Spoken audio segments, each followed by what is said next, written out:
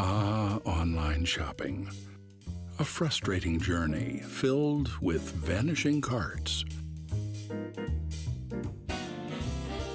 mobile unfriendly websites,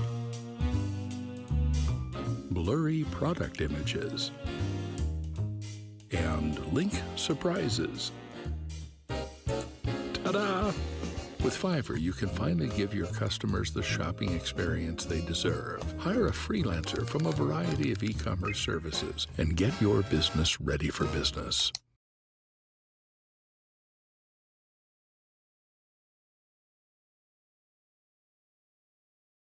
Let's add a little polish. Oof, I say a lot. Now make me sound professional as Hi team, I'm Sunny, delighted to share. That took like 3 minutes.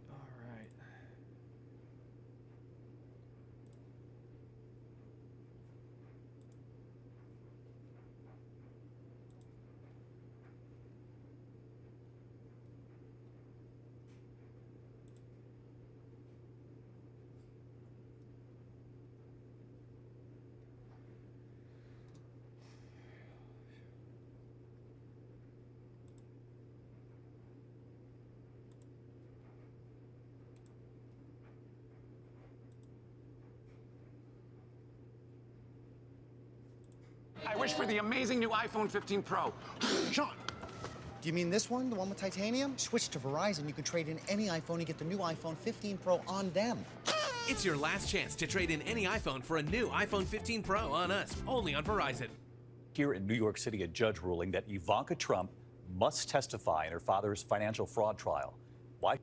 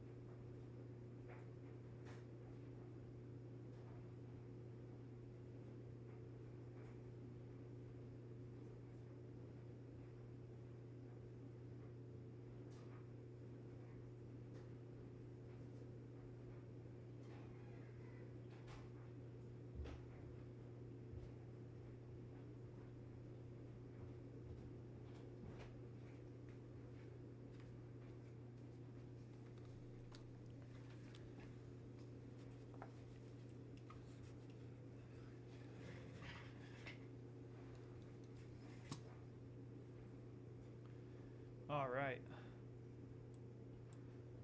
Let's listen Here to in New York City, a judge ruling that Ivanka Trump must testify in her father's financial fraud trial. Why she argued she shouldn't have to. Here's our senior investigative reporter, Aaron Katursky, tonight. Tonight, Ivanka Trump is on notice. She will have to testify next week in the civil fraud case that accuses her father, two of her brothers, and the Trump family real estate business of inflating the former president's net worth by as much as $2 billion. She tried to get out of it, but Judge Arthur Engoron said today he wants to see Ivanka Trump in person. Even though she's no longer a defendant in the case, New York Attorney General Letitia James said Ivanka Trump has personal knowledge of facts and remains financially and professionally intertwined with the Trump Organization. Her lawyers said the testimony was only meant to harass and burden President Trump's daughter, but the judge was not swayed. So she and her oldest brothers, Don Jr. and Eric Trump, are now expected to testify next week before former President Trump is called as the state's last witness. Today, Trump's lawyers paid $15,000 in fines the judge imposed after ruling Trump violated a gag order prohibiting disparaging public statements against the judge's staff. Ivanka Trump has shied away from public appearances with her father, David, since he left the White House. She did not attend the kickoff to his current campaign But the judge's decision here today briefly will return her to center stage in the legal dramas engulfing former President Trump. David? Our senior investigative reporter, Aaron Katersky, tonight. Aaron, thank you.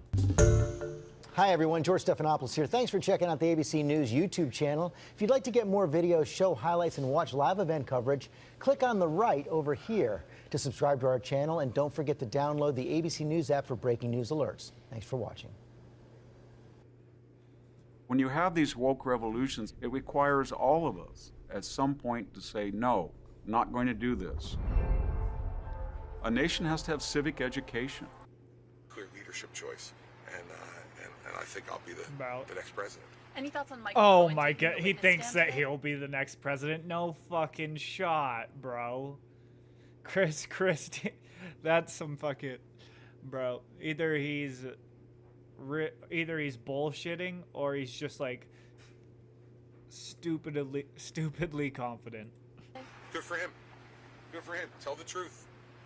Go up there and tell the truth. And if he tells the truth about Donald Trump, he'll bury him. He'll absolutely bury him. And he did yesterday.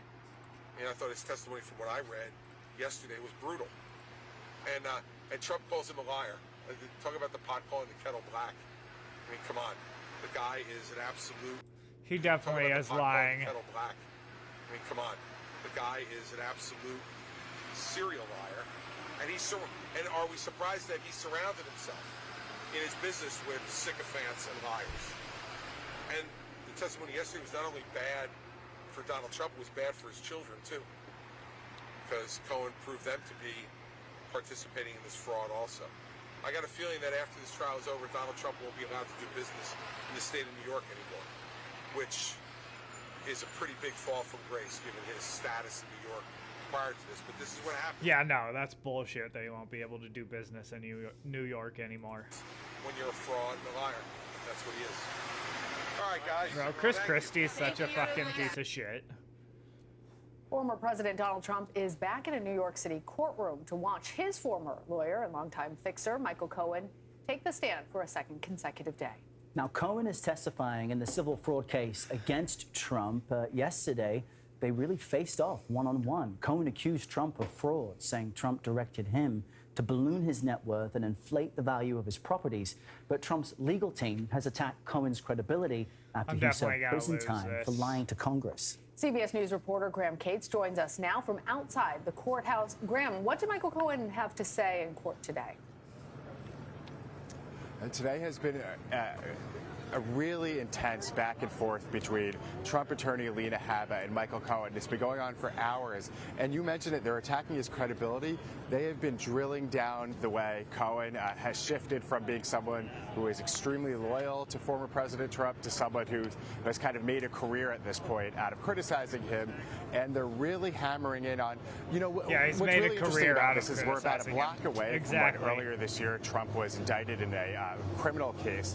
And Cohen is the key witness in both cases, and there were several times where the questioning seemed to target both cases to the point where a lawyer for the Attorney General actually objected at one point and said this questioning is bleeding into a parallel case. They talked about an attorney named Robert Costello, who was put forth to the criminal grand jury before Trump was indicted, and tried to discredit Cohen there. They talked about an LLC that Cohen founded that's central to the allegations in that criminal case. So they're not only trying to attack his credibility as it relates to this civil fraud case, but it seems like they're trying to get at a lot of the allegations in one of Trump's criminal cases just a block away from here.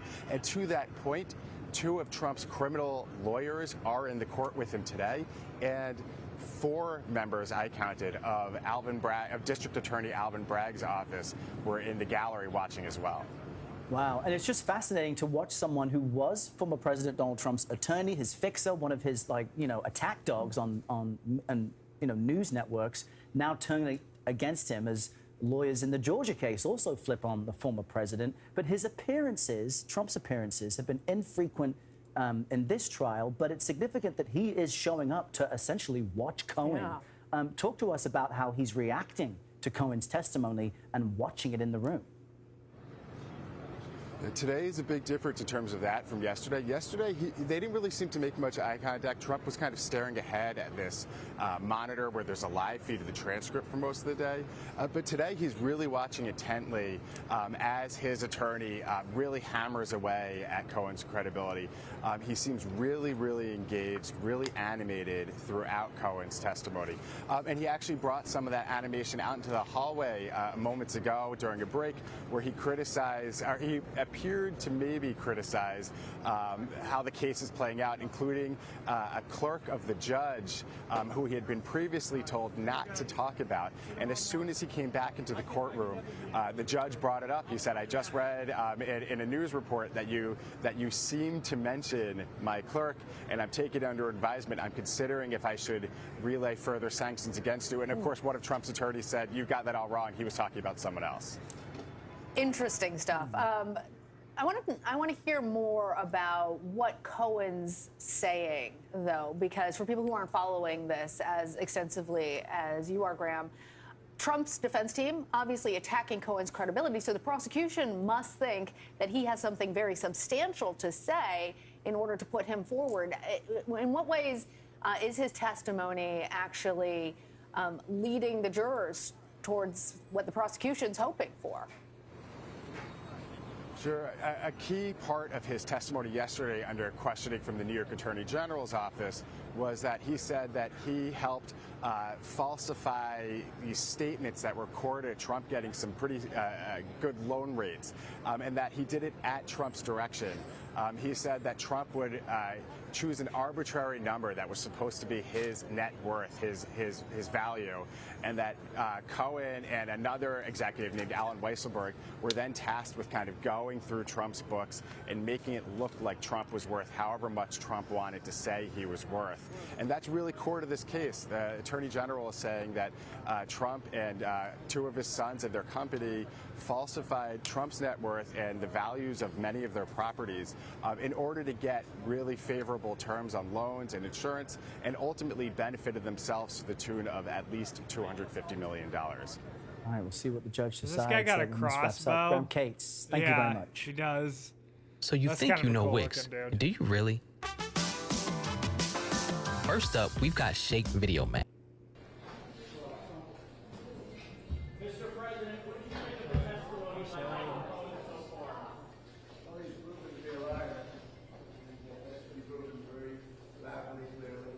Bro, my guys are badass looking. Felon, convicted felon for lying, went to jail for lying, and this is their only witness. When you think about it, it's pretty amazing. This was a trial should have never been brought, but if we had a jury, it would have been fair, at least, even if it was a somewhat negative jury, because no negative jury would go against it. Yeah. But this judge will, because this judge is a very partisan judge. It is so stupid that they took away his jury trial. Perhaps even much more partisan than he is.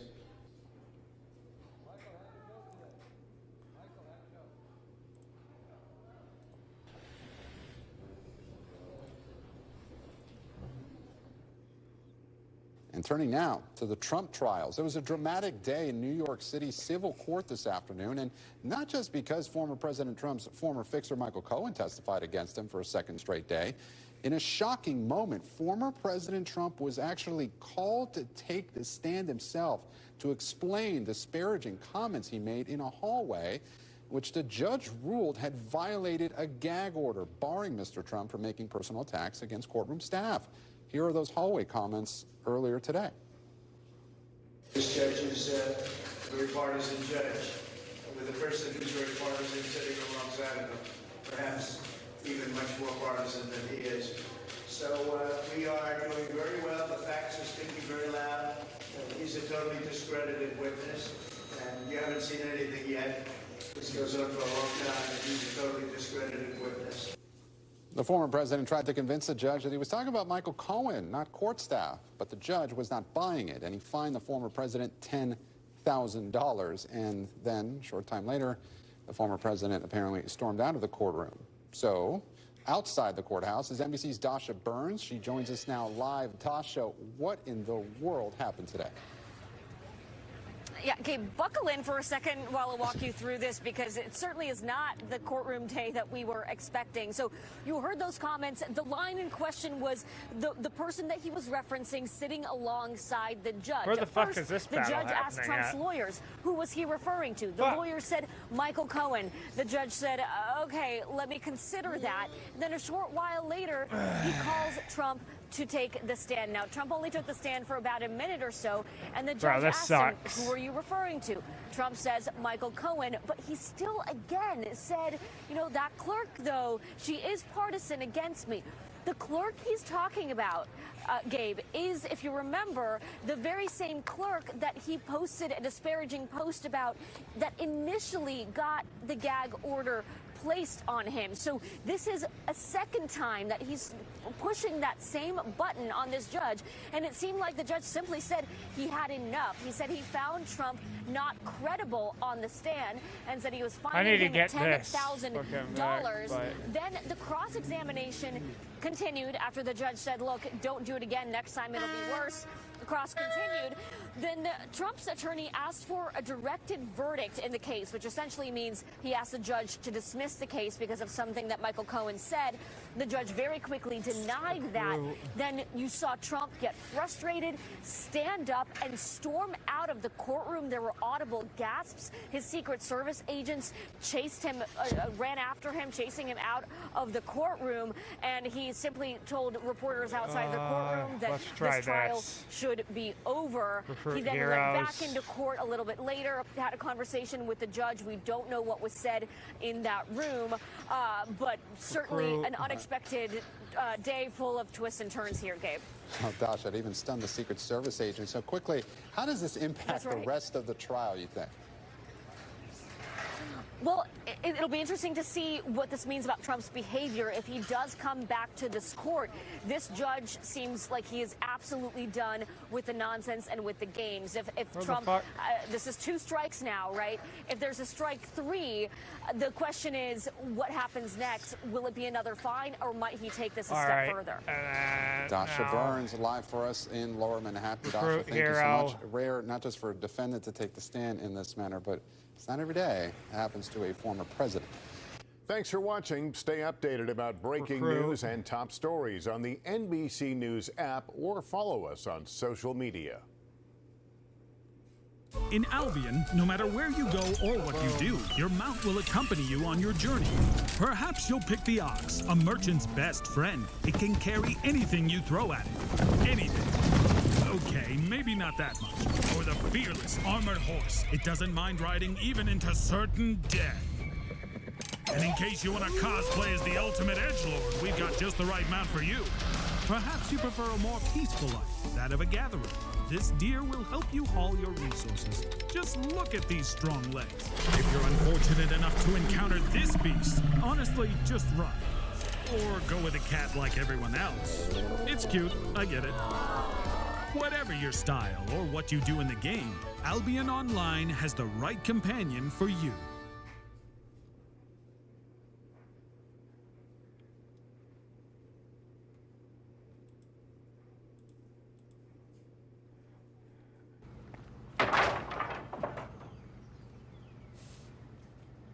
Not how you would have done it.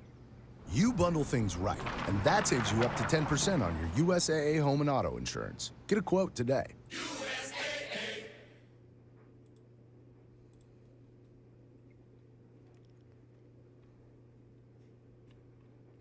Trump has been gagged multiple times by the court.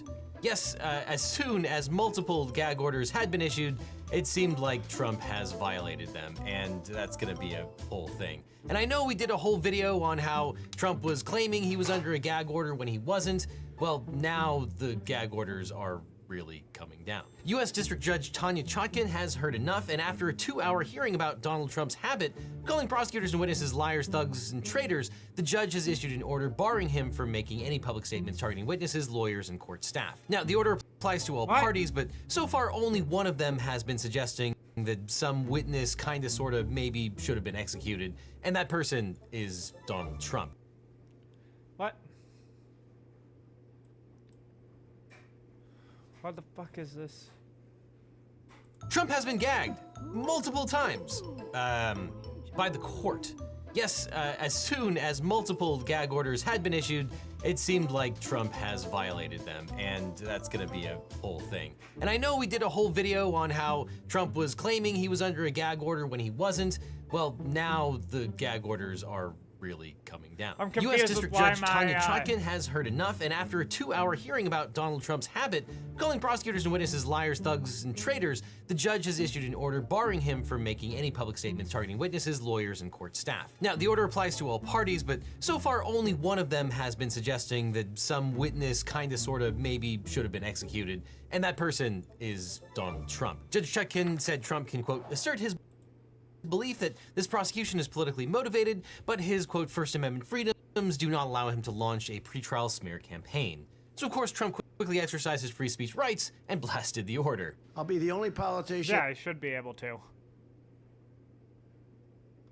in history that runs with a gag order where I'm not allowed to criticize people. Can you imagine this? Do you believe this? I'm not allowed to criticize people, so we'll see. We'll appeal it, and we'll see. We'll but appeal it's it. So unconstitutional. Now, after Why is this glitching so bad? After the Justice Department indicted Trump in DC, Trump vented on Truth Social, "If you go after me, I'm coming after you." Now, there are obviously many ways that you can interpret that statement. Trump did not identify anyone by name, nor was it even clear his comment was about the DC case. Bro, he could have been talking about piss me any the of fuck the off. people on his enemies list, such as Barack Obama, Hillary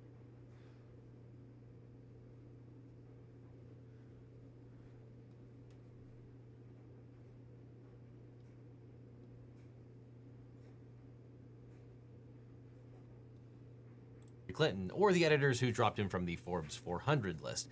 However, the government contends that Trump was obviously That's so talking fucking about the DC stupid that they dropped prosecution. him from the Special Forbes Counsel Jack 400 Smith said list. Trump subsequently, quote, made good on his threat by making inflammatory comments about the case on an almost daily basis. For example, Trump described Judge Chutkan as a biased Trump-hating judge who deserves a filthy and crime-ridden district that is over 95%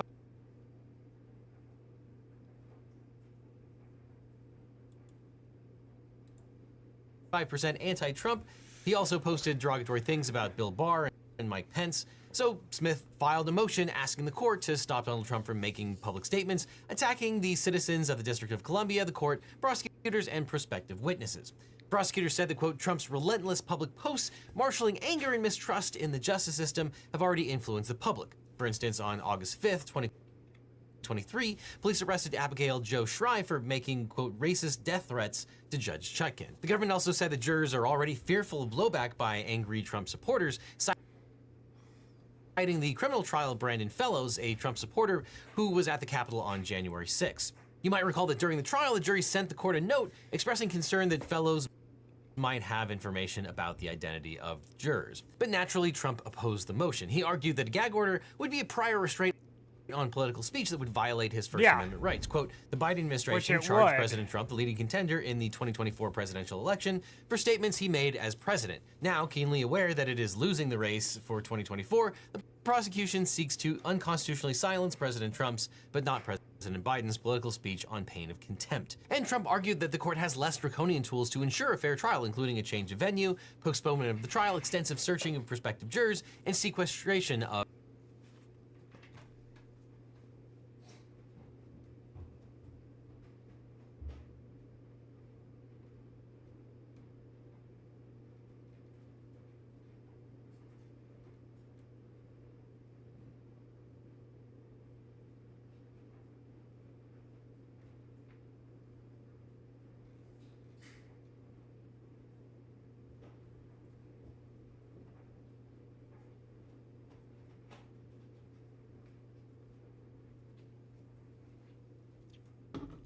Good thing I think I'm gonna win this, so. I was worried. Of the jurors as well. Sharpen your claws, spread your wings, polish your horns. Let's what the fuck? Those are arguably less restrictive options than the blanket protective order. Let's see these and guys Trump fighting wasn't close wrong. up. Americans have First Amendment rights to freedom of speech, and criminal defendants have a constitutional right to a fair trial. And you don't give up those rights even when you're accused of 90-something crimes. I got 99 problems, but a judge ain't one. Hit me. But there are scenarios where a person's right to a fair trial can be in conflict with someone else's free speech rights. If there is too much commentary about a case, it can taint the jury pool. Now, this is a fairly underdeveloped part of constitutional law because criminal defendants rarely have such a burning desire to make pre-trial statements, as well as the means to fight the court when they issue these types of orders. But the Supreme Court has held that judges can limit attorney speech when a lawyer's words have a substantial likelihood of materially prejudicing a proceeding. In Gentile versus State Bar of Nevada, the court said that attorneys aren't entitled to the same degree of protection as the media. But what if a person is making incendiary statements as a criminal defendant? Well, the Supreme Court has never explained which standard applies to the speech of a criminal defendant, let alone the standard that applies to a person running for president. In Trump's case, the government argued that the court should apply the standard articulated in Gentile versus State Bar of Nevada, while Trump argued that the Gentile standard only applies to lawyers. Trump contended any speech restrictions on defendants must survive strict scrutiny, meaning that the government must prove that any prohibited speech would constitute a clear and present danger to the administration of justice. At the hearing, Judge Chutkan announced that she would sidestep the issue of the proper standard. She said, quote, "I intend for any order I issue to meet to satisfy either test." Now, as you can probably tell, Trump is going to need a good lawyer to fight all these gag orders. But if you want a great lawyer, my firm, the Eagle Team, can help. If you've had an injury or death in the family, suffered a data breach, or were involved in a car crash, we can represent you or help find you the right attorney who can. Because during the discovery process. The order also prevents Trump team. You need the Eagle Team. Link is down below. Now back to all the gag orders. But different courts have different rules. In Trump's New York hush money case, Judge Juan Manuel Merkin issued a protective order preventing Trump from publicly discussing the evidence disclosed during the discovery process. The order also prevents Trump from receiving the names or other identifying information about people who work for prosecutor Alvin Bragg, other than prosecutors and law enforcement members, until the start of jury selection. However, Judge Merkin refused to characterize this as a gag order. He said he would not impose a gag order because, quote, "such restraints are the most serious and least tolerable on First Amendment rights." That does apply doubly to Mr. Trump because he is a candidate for the presidency of the United States.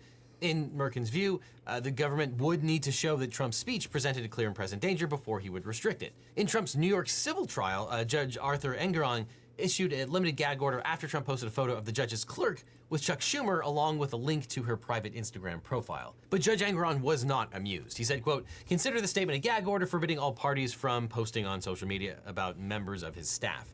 Judge Engoron did not limit Trump from speaking about the judge, though. In Washington, D.C., the local federal court rules are stricter. In order to avoid interfering with a fair trial or prejudicing the administration of justice, Rule 57.7 prohibits anyone from making a public statement about, quote, "the identity, testimony, or credibility of prospective witnesses, and any opinion as to the accused guilt or innocence, or as to the merits of the case or the evidence in the case." If the case is a widely publicized or sensational criminal case, the court, on motion of either party or its own motion, may issue a special order governing such matters as extrajudicial statements by parties, witnesses, and attorneys likely to interfere with the rights of the accused to a fair trial by an impartial jury, the seating and conduct in the courtroom of spectators and news media representatives, the management and sequestration of jurors and witnesses, and other matters which the court may deem appropriate for inclusion in such an order.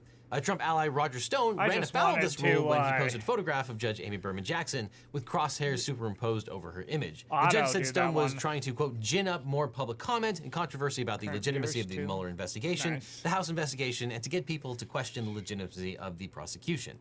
She concluded that Stone was acting in a manner that would pose a substantial likelihood of material prejudice. Fucking A, bro. Now, the gag order hearing in front of Judge Chutkan went about as well as you might expect. The judge went through several of Trump's statements, asking both sides to comment about whether Trump's comments interfered with a fair trial or prejudiced the administration of justice or the credibility of witnesses. Judge Chutkan was most concerned about whether Trump's statements about the judicial system and its employees violated local rules. She said she was aware of and did not care about what Trump said about her, but she was appalled by Trump's comments about Judge Engoron's clerk. She wanted to know if John Lauro, Trump's attorney, agreed that such statements were out of bounds. Lauro said he would advise Trump that such comments were a bad idea. They were he also funny. argued that, quote, "nothing has happened." Calling her Schumer's girlfriend, that was funny. Like that in this case, and nothing like that will happen. Judge Chutkan was skeptical. Laurel said there's no need for an order because when a judge or lawyer tells Trump to do something, he does it. Quote, because if Your Honor makes that kind of admonition, it will be followed, and it has been followed. Laurel really did say that, but without cameras in the courtroom, I don't know if he said that with his straight face. Judge Chutkan asked Laurel about the things that Trump said about Bill Barr and Mike Pence, and Trump posted a video attacking Barr for not helping him overturn the election and criticized Pence for not throwing out electoral votes. Why does Fox News constantly put on slow-thinking and lethargic Bill Barr, who didn't have the courage or stamina to fight the radical left lunatics? And she also... Twisted Tea is a refreshing, hard iced tea made with real brewed tea. Keep it twisted. I wanted Laurel to address Trump's September 22nd comment about Joint Chiefs of Staff General Mark Milley. Trump said, quote, this guy turned out to be a woke train wreck who, if the fake news reporting is correct, was actually dealing with China to give them a heads up on thinking of the President of the United States. This is an act so egregious that in times gone by, the punishment would have been death. How he Laurel said said that Trump's commentary about Milley, Pence, and Barr is acceptable because, quote, none of them have ever suggested that the criticism of President Trump has led to any diminution of their ability to do their jobs or testify or do whatever they want to do in terms of criticizing President Trump. Just the opposite, they give as good as they take. Judge Chutkan disagreed. Quote, that's right up to, would no one rid me of this meddlesome priest? If you suggest that someone is deserving of execution, that's not a far stretch to imagine a situation where one of the millions of followers of this person decides to go ahead and do that. Laura responded by saying she hit the nail on the head and brought up the time that a deranged Bernie Sanders supporter shot Steve Scalise, which... Well, he didn't just shoot. I think he shot multiple people, but Steve Scalise was one of the people who were at the baseball game. I mean, maybe... really is not exactly the point Maybe that he was trying to make there. Laura said that the gag order proposed by the government would mean that Trump couldn't truly campaign against Joe Biden, but even under the government's proposed order, the prosecutor conceded that Trump wouldn't be barred from attacking Joe Biden or Joe Biden's Justice Department. But the government didn't totally have its way during this hearing. The prosecution sought a very broad gag order that would have undermined Trump's ability to challenge the prosecutions as politically motivated. The DOJ wanted to bar Trump from making any derogatory statements about the Department of Justice or Merrick Garland. Judge Chutkan was reluctant to impose a restriction on Trump's ability to challenge his prosecution by the DOJ. Quote, it seems awfully close to his right to assert his innocence and criticize the government. And the Supreme Court emphasized in Gentile that speech critical of the exercise of the state's power lies at the very center of the First Amendment. Whoa. And while the government tried to persuade Judge Chutkan that Trump's attacks on the city would somehow prejudice the jury pool, she disagreed. Quote, this is not about whether I like the language Mr. Trump uses. This is about language that presents a danger to the administration of justice. So after a 2-hour hearing on the motion, Judge Chutkan issued an order granting the motion in part and denying the motion in part. Quote, in order to safeguard the integrity of the proceedings, it is necessary to impose certain restrictions on public statements by interested parties. Undisputed testimony cited by the government demonstrates that when defendant has publicly attacked individuals, including on matters related to this case, those individuals are consequently threatened and harassed. The judge found that Trump went beyond merely criticizing the judicial process. He crossed the line by stating that, quote, particular individuals involved in it are liars or thugs or deserve death. The court finds that such statements pose a significant and immediate risk that 1, witnesses will be intimidated or otherwise unduly influenced by the prospect of being themselves targeted for harassment or threats. 2, attorneys, public servants, and other court staff will themselves become targets for threats and harassment. And that risk is largely irreversible in the age of the internet. Once an individual is publicly targeted, even revoking the offending statement may not abate the subsequent threats, harassment, or other intimidating effects during the pretrial as well as trial stages of this case. The judge rejected Trump's contention that the court can't limit his speech because he's running for president. Quote, the bottom line is that equal justice under the law requires the equal treatment of criminal defendants. Defendants' presidential candidacy cannot excuse statements that would otherwise intolerably jeopardize these proceedings. And her order applies to all parties to the case, not just Donald Trump, though, in fairness, it's only going to affect one person.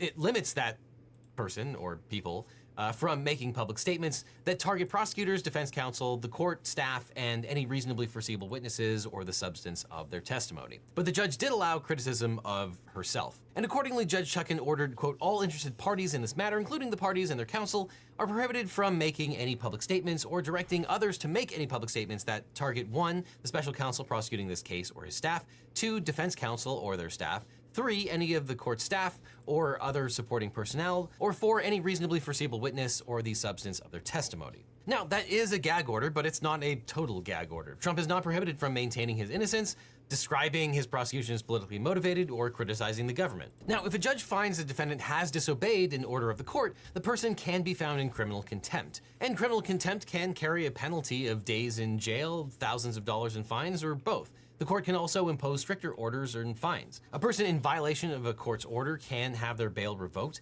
meaning that would put the person in custody until trial. That's what happened to Sam Bankman-Fried, who was under house arrest while awaiting trial. Prosecutors said that Bankman-Fried tried to intimidate former FTX CEO Caroline Ellison by publicly sharing her diaries. Listen, there's a good chance somebody's trying to hack your website right now. You gotta make sure you're covered. My website. And he allegedly also tried to contact FTX General Counsel Ryan Miller over email and the encrypted messaging platform Signal, which violated the judge's conditions of release. So the judge in that case revoked his bail. But if you're anticipating that Trump would be put behind bars for violating any of these gag orders, you probably should lower your expectations. Given the circumstances of these cases, I wouldn't expect that to happen unless it was the most extreme of circumstances.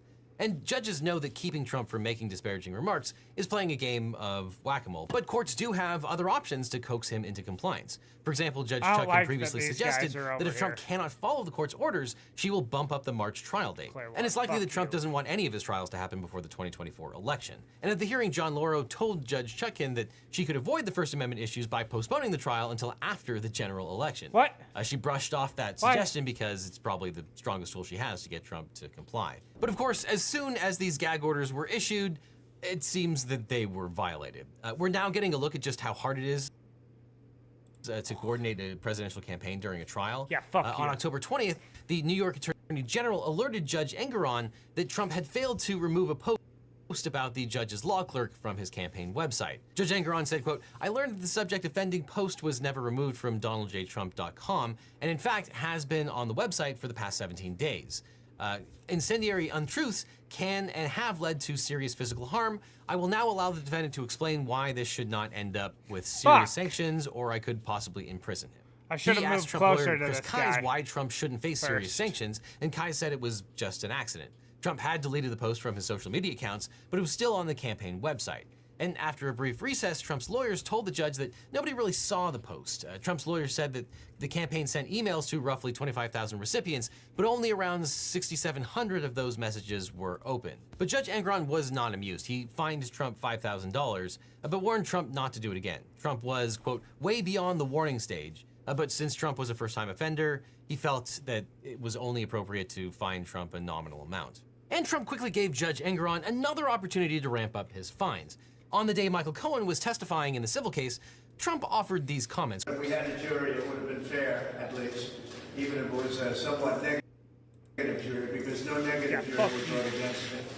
But this judge will, because this judge is a very partisan judge, with a person who's very partisan sitting alongside of him. When the judge found out about these remarks, he assumed they were directed at the judge's clerk, a clear violation of the order. Judge Engoron said, quote, "It's very easy for the public to know who that person is. I'm very protective of my staff, as I believe I should be. I don't want anybody to be killed." And then the judge asked Trump's lawyers why there should not be severe sanctions for this blatant, dangerous disavowal of a clear court order. Chris Kise said Trump was obviously talking about Michael Cohen, not the court clerk. Kise said that the context was that Cohen was partisan. This seemed dubious because Trump wasn't discussing the substance of Cohen's testimony and Cohen was not sitting next to him. It seemed clear Trump was referring to how the court was administering the case, that this is a bench trial instead of a jury trial, and that the judge and his clerk were Trump haters, and the clerk is the one that was sitting close to the judge. The judge tabled discussion of the matter until after the lunch break, when Trump agreed to take the witness stand where he was put under oath. Judge Engoron asked Trump who he was referring to, and Trump said, "You and Cohen." The judge said, quote, "First of all, my principal law clerk is very close to me. You and I can see each other, and we are close, but not as close. And there's a barrier between us, so wouldn't that at least be somewhat ambiguous as to whom you are referring?" Trump didn't back off of his claim that he was referring to Cohen, which was probably smart on his part. But the judge said, quote, "As the trier of fact, I find that the witness is not credible," and he fined Trump $10,000. Now, again, this fine is small in Trump's world, but the overall finding is a big deal. The judge, who's going to render a verdict in this case, found that Trump lied to his face. Other judges will probably take note, as will the special counsel. And speaking of Judge Chutkan's case, Trump appealed the gag order to the D.C. Circuit of Appeals, where he asked for an emergency stay pending appeal.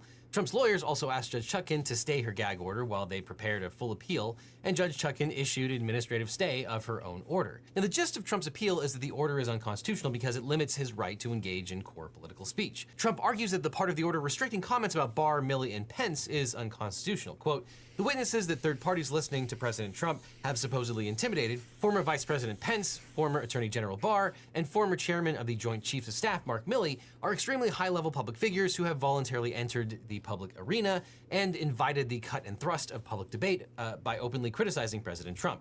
Thus, the prosecution's speculation that these witnesses will be, quote, intimidated by President Trump's criticism is non-credible on its face. And Trump claims that the government should have produced affidavits from these witnesses attesting that they've faced intimidation and harassment. And these are not crazy arguments. Trump got support from the ACLU, which probably hasn't happened all that many times before, which filed a brief supporting Trump. Anthony Romero, director of the Auto-resolve.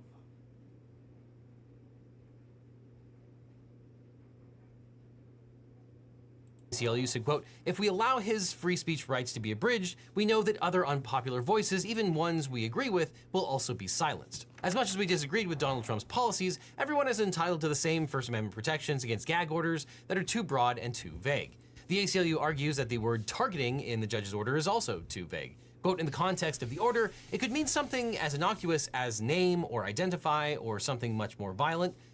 One could target another with respectful but vigorous political advocacy, or target them for physical violence or death. The ACLU agreed that there is a serious risk that Trump's words can inspire other people to violence, but it contends that the mere fact that others have threatened actions against trial participants after hearing defendants' words is not enough. Of course, surprising no one, after Judge Chutkan stayed the order, Trump wasted no time in resuming his commentary on witnesses and prosecutors. This is the story of an American college student, Michelle, and her two pals, Nathan and Isaac. At first glance, Michelle, Nathan, and Here he is describing Jack Smith as deranged in a way that would have violated the original order. In the same post, he attacked Anthony Pratt, an Australian businessman who says Trump shared classified information with him at Mar-a-Lago. And Trump also commented on Sidney Powell's guilty plea, clarifying that while she was never his attorney, she did a, quote, valiant job of representing a very unfairly treated and governmentally abused General Mike Flynn. Which is interesting because Powell took a plea deal and is now expected to offer testimony against Trump in the Fulton County case, and could be a witness in the case that Judge Chutkan is presiding over in Washington, D.C. So Judge Chutkan has a conundrum on her hands. Trump's team will brief the court on freedom of speech issues, and prosecutors will respond. But it's anyone's guess what will happen next. Judge Chutkan could invalidate the original gag order and issue a more narrowly tailored gag order, which could create a whole nother set of appeals, or maybe not, because it might be so narrowly tailored that it's not worth fighting over. Or she could let the original appeal play out. But Trump is wasting no time in issuing a ton of statements that probably violate the original now stayed gag order. Trump's comments include calling Jack Smith deranged. He comments on the substance of Mark Meadows' alleged testimony, and has been lashing out at cooperating witnesses as weaklings and cowards. But Trump's gag order has been covered extensively by more than 190 different news outlets, and 29% of the reporting is coming from the left and 21% is coming from the right. And if you compare the headlines, you'll start to see some interesting frames emerge. On the left, you have outlets using terminology like imposed, ordered, and prohibits with reference to the gag order, while on the right, you'll find outlets using words like slapped with or hits. Those word changes are subtle, but they play a big role in how readers perceive the story. The first set of words might imply authority and precedent, while the second set of words might imply something unfair or immature. And all this is possible thanks to today's sponsor, Ground News, a website and app developed by a former NASA engineer on a mission to give readers an easy, data-driven, objective way to read the news. At Ground News, every story comes with a quick visual breakdown of the political bias, factuality, and ownership of these sources' reporting, all backed by ratings by 3 independent news monitoring organizations. I especially like the Ground News comparison feature, which highlights specific differences between left and right reporting. For the story on Trump's gag order, you can see the left-leaning outlets tend to focus on Trump's legal team opposing the gag order, while the right focuses on statements by Trump calling the indictments election interference and a witch. AG1 is so much more than a greens powder. In one single scoop, it delivers daily multivitamins, pre- and probiotics, stress adaptogens, and yes, greens. It's AG1. Get yours today.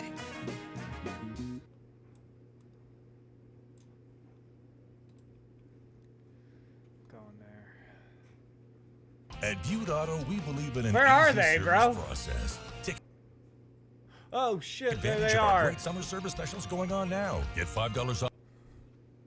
They're in there. He's got his own show now. It's Yeah, going I've great. seen it. He's had great guests on. He's been able to do something more aligned Yeah. with his purpose in life, which is what we were just talking about. They were just talking about George Janko leading Impulsive too. Yep. Whereas, you know, I'm not doing everything that I can be for the addiction community that I really owe that to, and I need to do a better job of. And he's doing a great job now of telling, you know, the story of Christianity and family. And Yeah, because that was a running joke that he was too Christian to be a part of the show. nah, that's just not the case. He just kept bringing it up at random ass times for no reason. It's kind of awkward. Okay. The entrance already. Yo, Adam, why?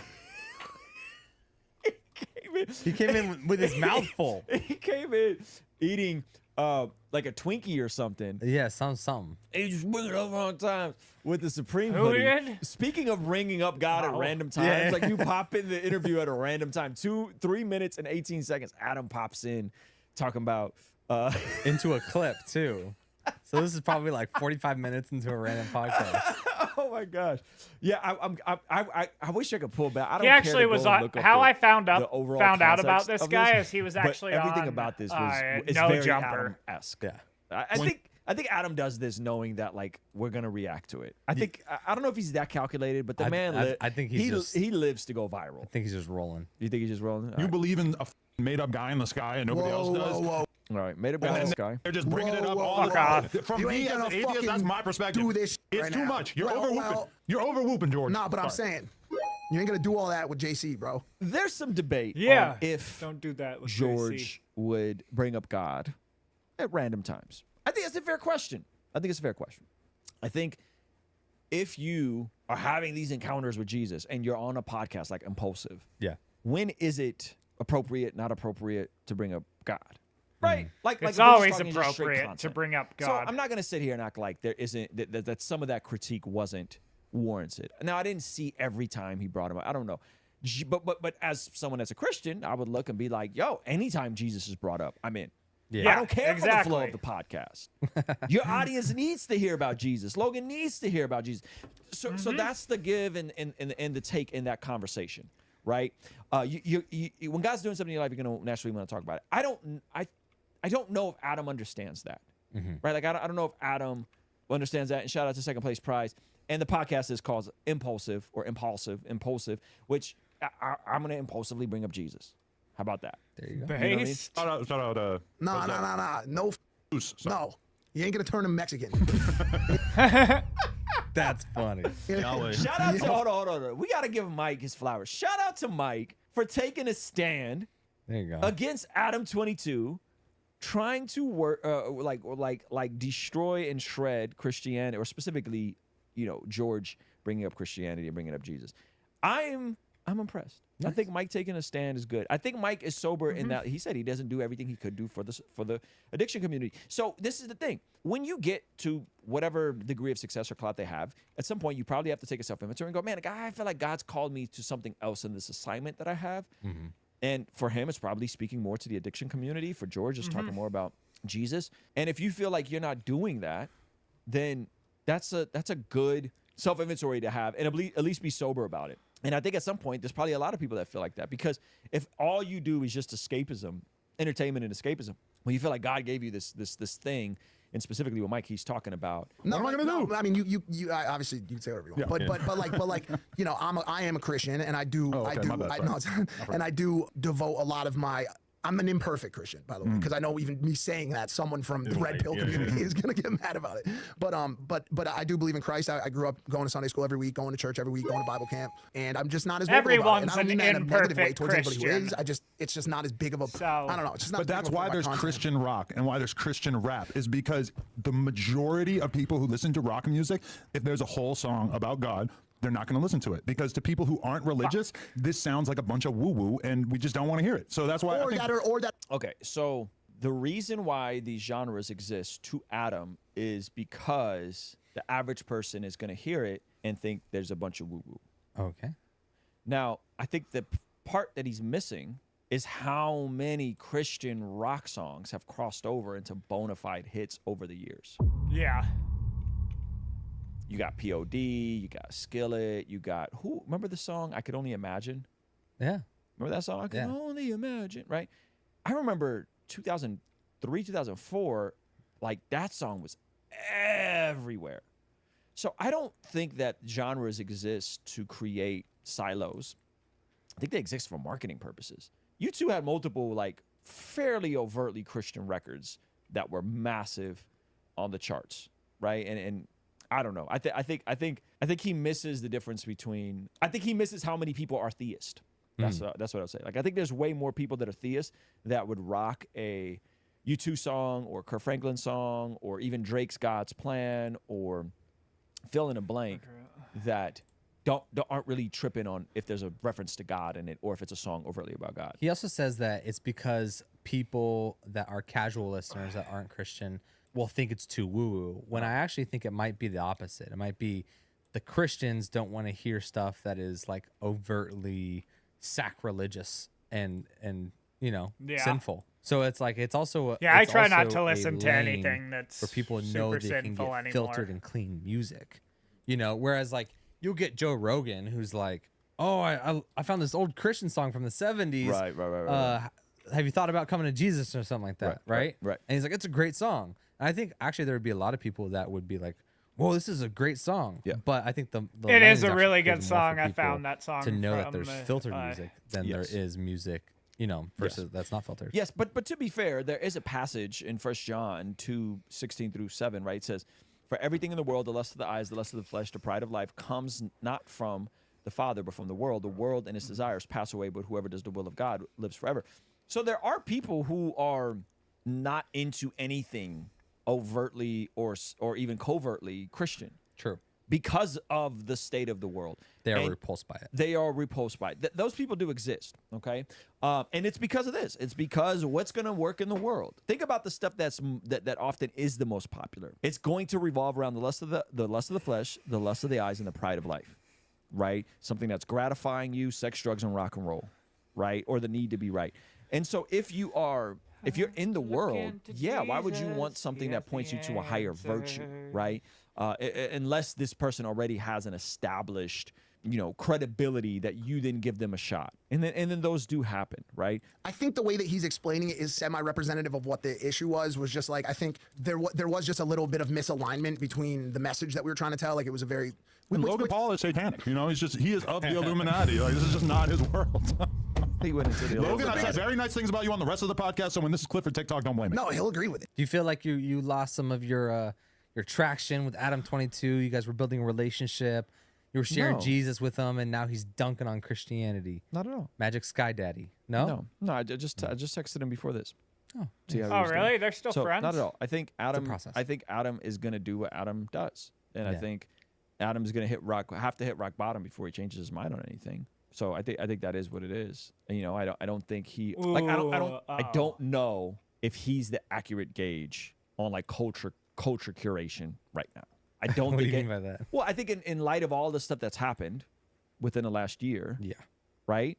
I don't think anyone's checking for Adam as like a cultural curator the way they were, at when he was breaking all these SoundCloud rappers years ago. I don't think that's what people are going to him for right now, personally. Because he got in a little bit of trouble. Because he got in quite a bit of trouble this year. Yeah. There's been quite a bit of controversies with regards to stuff, and so I think, I think there's that working against him, and I think that he's clearly hostile to the gospel, right? Yeah. But I think you keep praying for folks like that, right? Because oftentimes the folks that are most hostile, when they finally have that rock bottom moment, are the most likely, or can be the most likely to come to Jesus. And so I think like leaning into the hard conversations with him, I think is the pathway forward, Yep. And these little shots of Christianity, I'm not like offended by them. I'm like, Yeah. bro, Adam has done substantially more offensive things within the last year and said more offensive things to me in person. Your lifestyle is a shot at Christianity. Right? like than the words he said about Yeah. George Janko and Christianity. I don't find any offense to any of that stuff. You know, I do think that this narrative of Logan and them being the Illuminati is hilarious, and I think that I just think that's funny. We see according to the Bible that prayer is extremely important in terms of us being transformed from the inside out when we get aligned with God's will. For the Christians watching this channel, I want This you guy's guys to coming for implement here, these for spiritual sure. disciplines in your day-to-day life. And the only way I've been able to do this consistently is through writing down my prayers in a prayer journal that does a few things. One, it allows me to reflect and come to God humbly and ask him to move on my behalf. And two, it allows me to document my prayers, which ultimately help me remember the very things that I was praying for and see the hand of God. I want to see what he's talking about. Kick hates women. Let's add a little polish. Oof. I say a lot.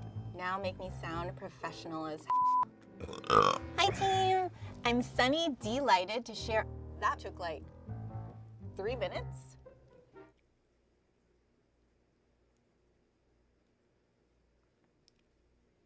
Sacrifice them. Move Free Ultra Triple Action has clinically tested type 2 collagen to help keep you moving with better mobility, flexibility, and comfort.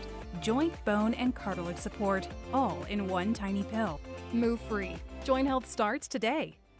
Someone made a really good point. She said she can't promote OnlyFans, but Aiden Ross can watch porn, which he did do.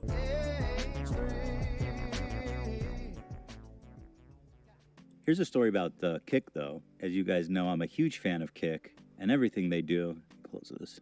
Kick, of course, is owned by an organized crime syndicate, in my opinion. It's just run on cryptocurrency backed. They made it so that because Twitch banned gambling sponsorships. Dan the Dangler leaks DMs sweet. from Kick staff after quitting sexist platform. I don't know who this is. Dan Dangler. Who is this? That's a lot of skin. I mean, it's TikTok, right? How bad can it be? If it's allowed on TikTok, it's allowed on YouTube, right? But I will say Kick really, they're giving deals to everybody, man. So she's doing like a whole kind of, okay, I see what she's doing. She's doing her thing. She's getting that paper, you know what I mean? She's getting guacked up. So here's what happened. OnlyFans model, the Dan Dangler, has leaked messages from Kick staff.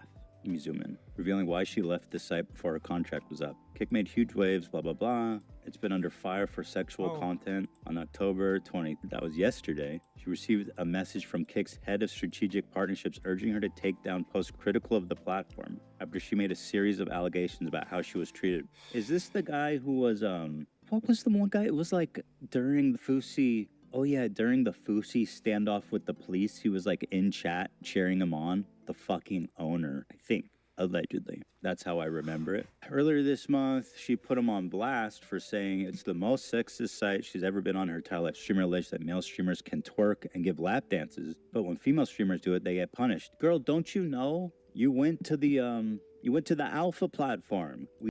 We don't like thoughts over on Kick. We kick them out. Fuck That is whores, really bro. those are the people there, though. Frankly, they hate OnlyFans girls. Here she is. Okay, so everybody's been asking me why I left Kick so a month early from my contract. Fuck these hoes, bro. Basically, it was a honeypot. It's the most sexist Get site outta I've here. ever been on. Get and off mine Kick, comes bro. from somebody Get the who's fuck in the outta here. sex We don't need industry any in thoughts. general. So you know I have faced a lot of backlash. The mods on there would just fuck with you. It's the most sexist place I've ever seen in my life. It goes back to like That's funny. 1920 with the way they treat women. It's absolutely disgusting. I doubt that so it's like I personally don't 1920. like them. If you want to promote your OnlyFans, I suggest you go onto one of the males sites or like Zerka, Jack Doherty, all those people. I suggest you go onto their site, their Kick channels if you want to promote it, because you're not allowed to promote your OnlyFans as a female. Hold on. So I personally don't like them. If you want to promote your OnlyFans, I suggest you go onto one of the males site or like Zerka, Jack Doherty, all those people. I don't get what the fuck she's saying. The biggest fucking pieces of shit in the world. site, their Kick channels if you want to promote it, because you're not allowed to promote your OnlyFans as a female, but you're allowed to twerk, give lap dances, do whatever you want on the male side of things. Because they're just kidding. We don't like thoughts here. We don't believe in OnlyFans. It's ruining women. Yes. Exactly. Kick is misogynist. If you think that's bad, you should hear what they do with cryptocurrency. If you think that's bad, you should see where their headquarters is located. I'm anxiously, Chrissy says, Where's I'm their anxiously waiting for an headquarters apology located at? for not getting love boba yesterday. Dude, I swear to God, I wasn't even aware. Wait, let me look this up. Where is Kick's headquarters? Not that, not that.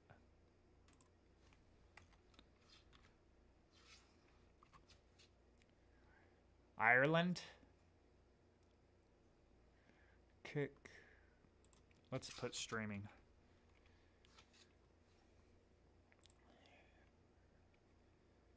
San Francisco?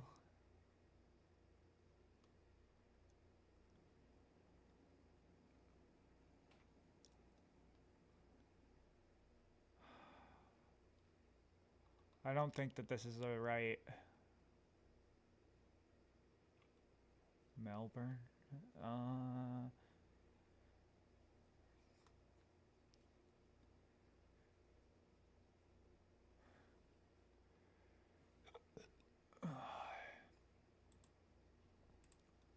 Of the boba calamity that was brewing behind the scenes.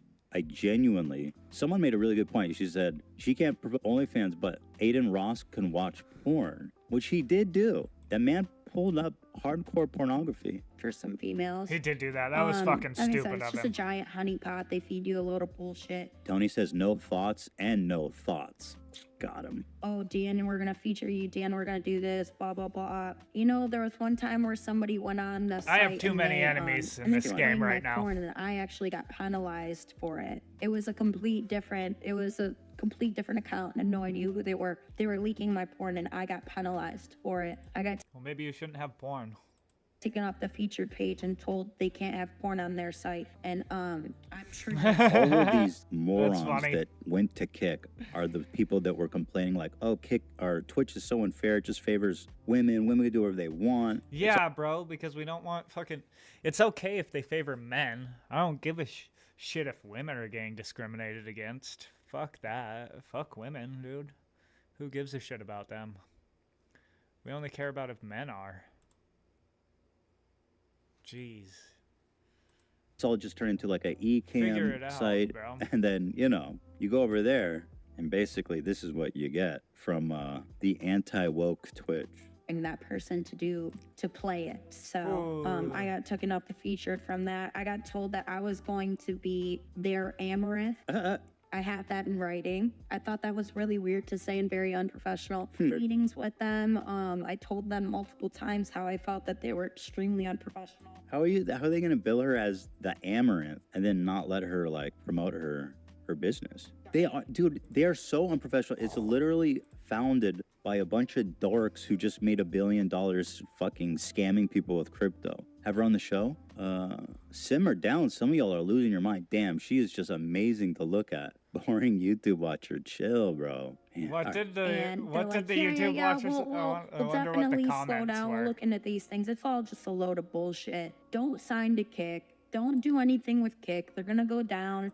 It's not a good site. It was horrible. And that's speaking from somebody who does porn. I've had some bad experiences, but by far the worst experience was on. It was horrible. You get treated like shit. I was actually told at one point to calm it down at certain times of the day because their mods are located all over the world, like in the Middle East, for example. When people, why do they care? Isn't that the whole idea of Kick? Is that like, hey, come over here, do whatever you want? So odd. be working here, they'll be working modding Kick in the Middle East, like, at 9 at night or whatever. And I was told that they're more sexist towards females, so during those times, you might get in more trouble. What the fuck kind of company says stuff like that? It blew my mind, so I literally That's just left funny. in the last month of my contract because I just saw what I thought it was, and what a joke of a... They are not a serious company. Your intuition is exactly correct. It's just literally, it's essentially some type of money laundering, it seems like to me, in my non-professional opinion. Let's see what's going on. Yeah, no, I don't I'm understand afraid how to they even make money. Open it up. No. Recommended. Oh, it's popping right now, you guys. Top channel has 400. This guy has 500 views. That's a lot. Not to be a hater, but wait, this is 100,000 people. Oh shit, no, there's lots of ones. This one is 74,000. Oh, what the hell? It's like an Arabic streaming channel. I guess they're serious. There's a lot of. Wow. Did they like found a niche in Arabic speaking countries? Huh. Does Twitch not have access to this market? How interesting. Dude, what the fuck? All the top ones are Arabic speaking. Or are they all playing together? No, they're different ones. This guy looks like he's sitting at the same table as, I don't know what's going on here. They're all Arabic speaking. All the top channels. What? Does anyone know what's happening here? Let's see, slots. Yeah, I is the have second noticed that. That's category, really of course. weird. Drake is live right now. This dumbass is live to 32,000 people. Drake. See it than not. That's our What? theory. Always, I don't know if you feel the same, but it's always Dude's not even playing. It's just on auto roll. like this organically without. I mean, Oh, I agree. like buying it feels like. I feel like the chances are way slimmer on a bonus buy Yeah, than they are on. Of course, and the potential gets lower. These guys are talking about the finer sides of bonus spinning. I have this full screen wanted like feeling today. I just haven't seen anybody really crack one in a while, you know? I see. Saving it for us. His balance 10 million. You guys see that? Dude, this is What? obscene. Here, let me move this. This is actually insane. Drake, why are you doing this, man? You're so fucking rich. God. It's Drake's birthday. Should I Drake gamble did this it? whole last video, remember? You know what? We're on kid. You know, gamble it. Oh yeah, God's Plan. He went and gave away $1 million. Only God's Plan music video. Damn, that's- Good vibes, happy people. This man is playing slots with $10 million fucking dollars right now. Drake is so hot. It's so funny What to the me fuck? that like people, I don't know. Drake is, in my opinion, the way his whole vibe is so damn goofy. What do you mean this For is real. all? This is live. It's a lie. I mean it's all. It's like one of the first games I was ever in. Oh yeah. I actually have a crazy story. I've only like when I first started with stake, Eddie was like, "Oh man, you should try something different. You know, like maybe like blackjack or whatever." So I'd pick this slot. Yeah. You don't think it's live? And I mean, I wouldn't be, I mean, listen, I don't think they would care about lying about it. I guess I don't think they would need to pre-record it. God has a gambling plan. This guy next to him is one of... Do you like that? No, it's. Okay, so even to make it even more hacky, the guy who's next to him is one of the biggest ex-Twitch streamers he was a gambler. He was one of the first people that moved to Kick. So it gets even hackier, frankly, for Drake. Yo. I mean, even if you're gonna get like free connecting like 3 verses, of course. even that can be massive. Yeah, massive. Because they're talking about a slot machine. You have no control over this. You're not even clicking the damn button. They're just watching the screen. The people in my channel ask me a lot, and as you know, I honestly do think that it's retarded how people act like you can be a good gambler when you're playing slots. Like, no, you can't. It's just all random. Like, you can be a good gambler if you're playing God scam. poker, but you can't be a good gambler They don't wanna get that deposit bonus of me. 150% for your first deposit. God scam. God scam. Sometimes I feel rich and sometimes I feel broke. Yeah. Sometimes I lose $10 million. Yeah, God scam. My uncle killed himself. He was a gambling addict. And so as a result, I want to get as many people addicted to God scam. God scam.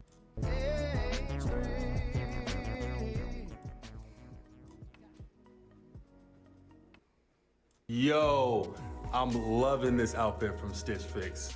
This look is definitely going to elevate my game. Oh, nah, these are awesome. Boom. First thing you have to do is fill out a style quiz. This Just will give the fuck 'em stylists up. everything they need to help shop the best clothes for you. And just like that, I get pieces that fit me great. My stylist Amy has shown me that she knows how to find my pieces that elevate my look, but in a way that feels natural. The Justice Department Special Counsel Jack Smith has been building on procedural wins and recruiting this new star witness to testify against defendant Trump at that trial, which is coming up in March. And so right now, I'm going to begin walking you through a lot of things that have just recently I changed. want to watch this, actually. Destiny I want to learn about stands at a Destiny. pinnacle, being one of the most important streamers still active today, from being among the first to stream full-time to being the first Twitch politics streamer. Seeing such a large resume, I've taken the liberty of cataloging some of his most notable dramas and interesting stories in an iceberg format. The iceberg goes from That way we most can get known this thing that's information fucking to least hitting known us. information. So without 'Cause further fuck ado, that guy. this is the definitive Destiny iceberg. Definitive.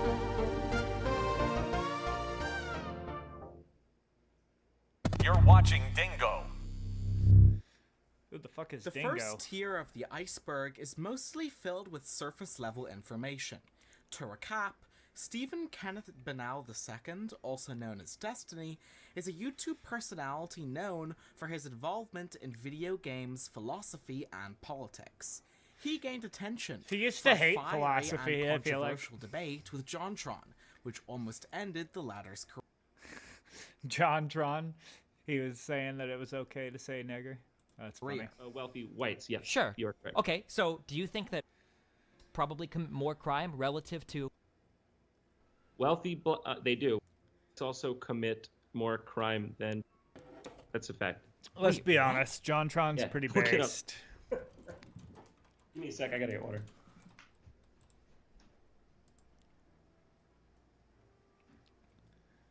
Does anybody have a source for that? When people make extreme claims, I don't even know how to. Like- Voter ID laws in North Carolina, or how do you? Bro, what's voter ID laws in North Carolina? Get out of here with that. Yeah. All What? right, Get out dude. of here with what? People like me are supposed to listen to people like you chatter on about this oppression in America. It doesn't exist, dude. For it doesn't real. Exist. There's What are no you talking oppression. about? JonTron. You don't think that there's No. any oppression in any party of the United States against any group of people ever? What do you want to do? Police people's thoughts?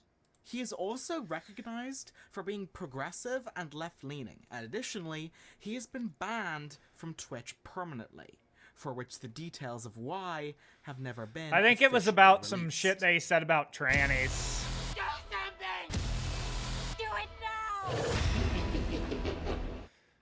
Are you Zillowing houses in the burbs near your parents? Well, now you can also Zillow an agent Get out. to get you that house. Or a condo in the city, where they'd have to call first. Oh man, this Tier is 2. What is an NFT? What is an NFT refers to an infamous Destiny clip that originated from a faux interview conducted on a Red Pill Andrew Tate clone channel titled Saint and the Sinner. The live stream initially presented itself Saint as an and the Sinner? interview with Destiny, What? but quickly took a deceptive turn, aiming to catch him off guard with a series of highly biased questions. One of these questions brought up a previous Destiny clip in which he criticized NFTs as a scam, despite later accepting a sponsorship from an NFT website. Yeah, that's pretty scummy. Months later. In response to Saint's question, Destiny challenged him to explain what an NFT actually was, and it quickly became apparent that Saint Non-fungible had token. no understanding of the topic, embarrassingly claiming that they were made on the command line, and to save face, effectively booting Destiny from his show. This incident sparked widespread curiosity among Destiny fans, prompting many to call into the show and try and solve the mystery of what an NFT actually was. You feel stupid right now because you didn't realize you're talking to a technologist. Okay, then let's see if you can answer the question. I'm excited. Go ahead. You asked, do I know what NFTs are? Not only do I know what NFTs are, is he playing music right now? He asked me a question I didn't want to hear the answer. This Were guy. you gonna tell me what an NFT is? Nope. Would you mind stop playing music? Were you gonna tell me what an NFT is? Long story short, I hosted That's a really conference. I rude. showed people how to create NFTs from scratch, from the command line, little buddy. From the And there were command two line? individuals- Please, can you Don't tell interrupt, me don't how? interrupt. I want to know how to No, create an no. NFT from the And not command only did line. we Which show command people- line? Okay, I'm curious. Does your audience realize that you don't know what an NFT is? Do you realize? I want to know what an NFT. I want to know. Can you guys ask him? I want to know. What is an NFT? Yeah, what does he mean by from the command line? That doesn't make any There's some sense. diversity in here. Here we go. Patrick, how are you? Patrick. Hey, how are you? What up, well. Patrick? Yeah, just sort of piggybacking off of the sort of homophobia discussion that you're having. Pro idea of homophobia as like an ideology instead of like trying to Homophobia be is like an actual based. friend and look out for me. And so I told him like enough tea, like enough tea, And like real quick, NFT, like can what you is an guys stop NFT? trying- What is an NFT? Real quick, can you guys stop trying to join the chat because it's full and it keeps on popping up in the others. So if you guys could remove, stop trying to join. It's kind of like blocking my view. That is kind of funny. I understand like the shit. Ready to actually discuss like the topic at hand, or are you like? I still am trying a to go back fan so of that you some can try trolling. To, like win like a small battle that's Even when it's them. Okay, I'm ready. I'm here to engage. Fantastic, fantastic. Go ahead. Like one time you're playing the piano and it's like sad. All the tactics are quite childish.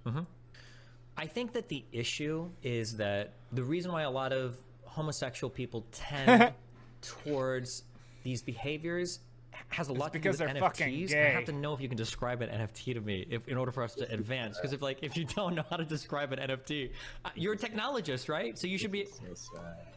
You put me in the back room. This is so sad.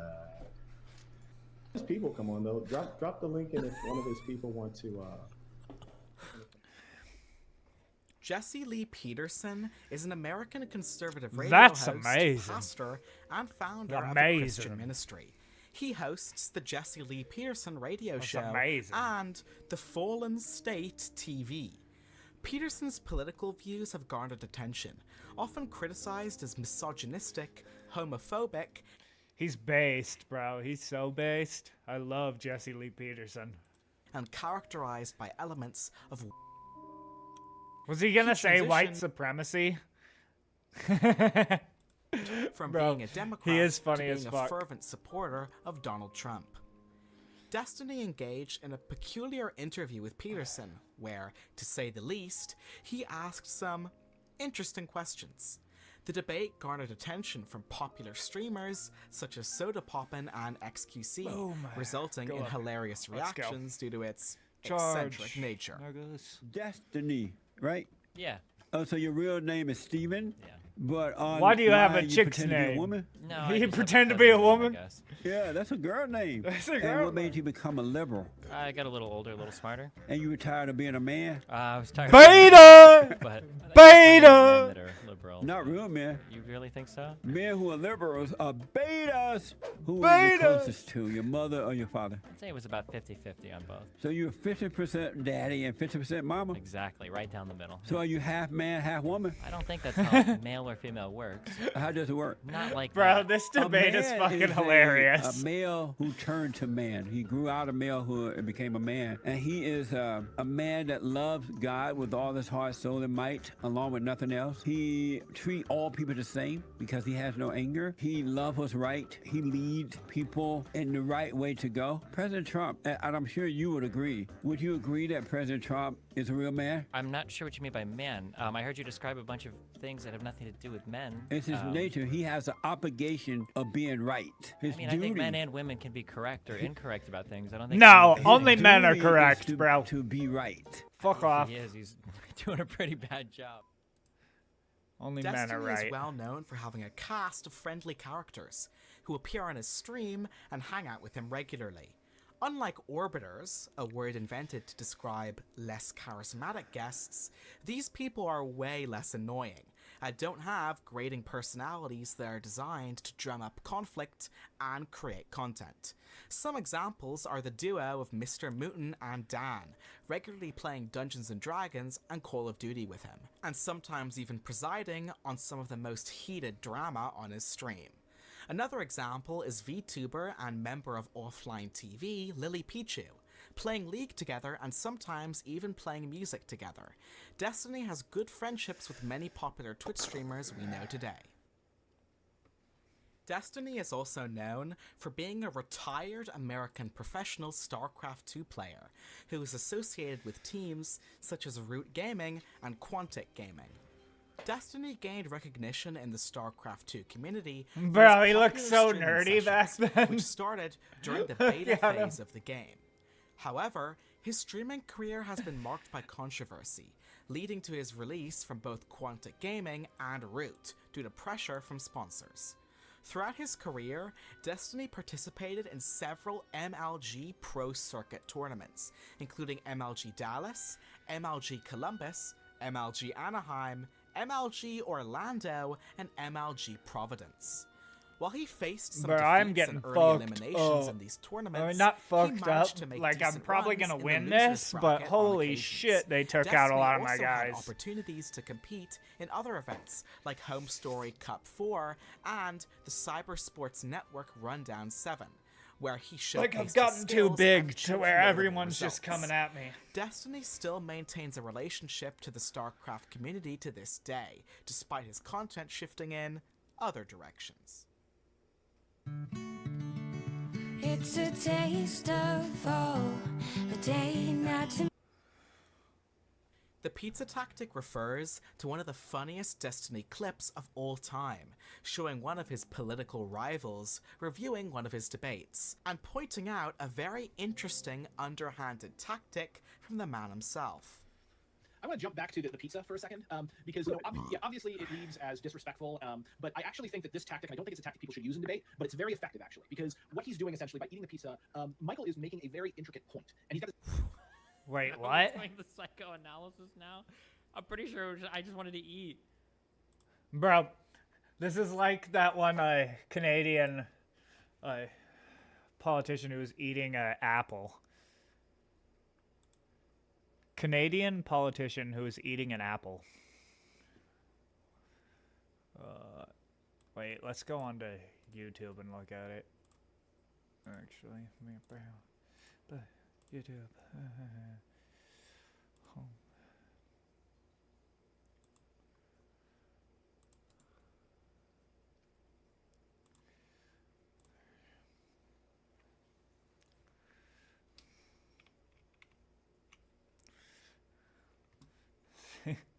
Like, all right. Let's see if this has it. After 8 years of this Prime Minister and his NDP Liberal government, we're starting to see the hard reality that inflation is the price you pay for all of the programs the government told you were free. Okay, here. Remember, the Prime Minister said he could double the debt, but don't... Let's go right Boy, here. oh boy, oh boy, oh boy, oh boy. This is probably one of the best and So you most got, like, efficient an inter- takedowns of a liberal media journalist that I've ever seen from a conservative. And the reason why I'm saying conservative in quotes is because we're not talking about an American conservative. No, we're he's talking about Canadian. a Canadian conservative, a conservative leader by the name of Pierre Poilievre, who is the leader of the opposition party to Trudeau's left-wing government, right? The Liberals. And polling in Canada indicates that more people seem to support the Conservative Party than the Liberal Party, and the tides are turning. Well, yeah, look at what the fuck has been happening to at least Canada, that's so, the hope. obviously. So, without further ado, I actually want to play this clip of Pierre Poilievre basically dismantling this reporter in a way that I've never seen before, and it is absolutely glorious because he's doing it all while eating an apple, right? Which again makes it even more fascinating. I want and to just see entertaining. the video. Okay, of so him eating an without apple. further ado, On the topic, I mean, in terms of your sort of strategy Well, currently, you're obviously taking the It's such a power move. He's not even like looking at him. He's just eating an populist apple. pathway. What does that mean? Well, appealing to people's more emotional levels, I would guess. I mean, What do you mean by that? certainly Give me an you tap very strong ideological language quite frequently. Like what? Left wing, this and that, right wing. I mean, it's that type of. So do you guys. I don't really talk about left But or right. anyways, a lot I of don't people really believe in that. Okay. a lot of people would say that you're simply taking a page out of the Donald Trump book. Like which people would say that? Well, I'm sure a great many Canadians, but like who? I don't know who, but well, you're the one who asked the question, so yeah. You must know somebody. Okay, I'm sure there's some out there, but anyways, the point of this question is, I mean, why should Canadians trust you with their vote, given, you know, not just the sort of ideological inclination in terms of taking the page out of Donald Trump's book, but what are you also talking about? What page? What page? Can you give me the page? Give me the page. You keep saying in terms of turning things quite dramatically in terms of Trudeau and the left wing and all of this. I mean, you I make do quite like a, how the guy just can't give any example. It's quite a play that you make on it. I don't really know So, anything I'm about sorry. this guy, though. I don't know what your question Okay, is. then forget that. Why should Canadians trust you with their vote? Yeah.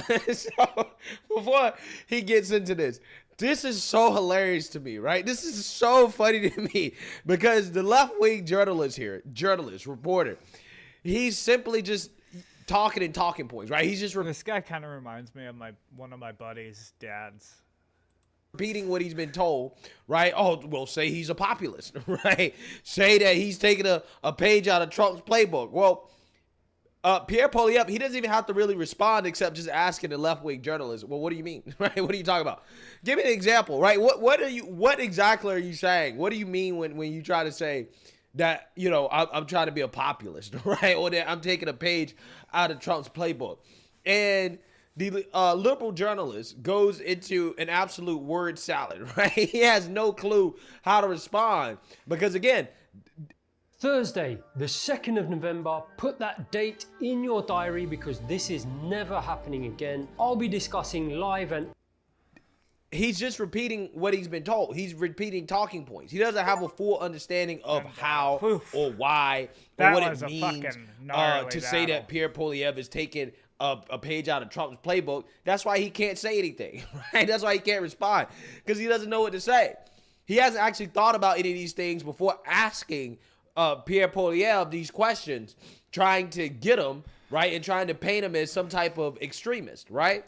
And again, he responds in like the best way that you can, which is just to expose the liberal journalist as nothing but a propagandist spewing canned talking points that have been fed to him instead of, this is amazing. Common sense.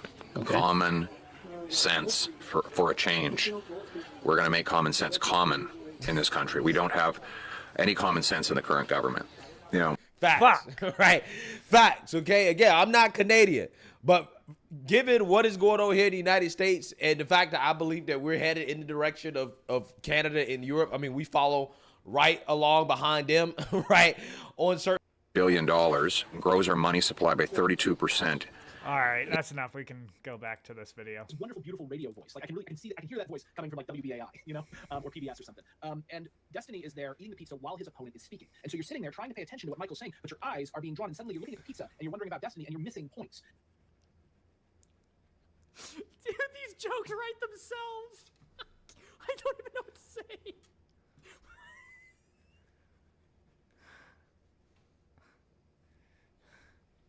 I'm just...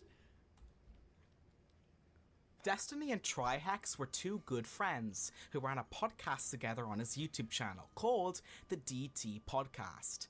Destiny later appeared on a live chat show called The Ravage Royale and had a controversial debate on the subject of private versus public language, including his penchant for edgy jokes, which led to Trihex and Destiny no longer being friends.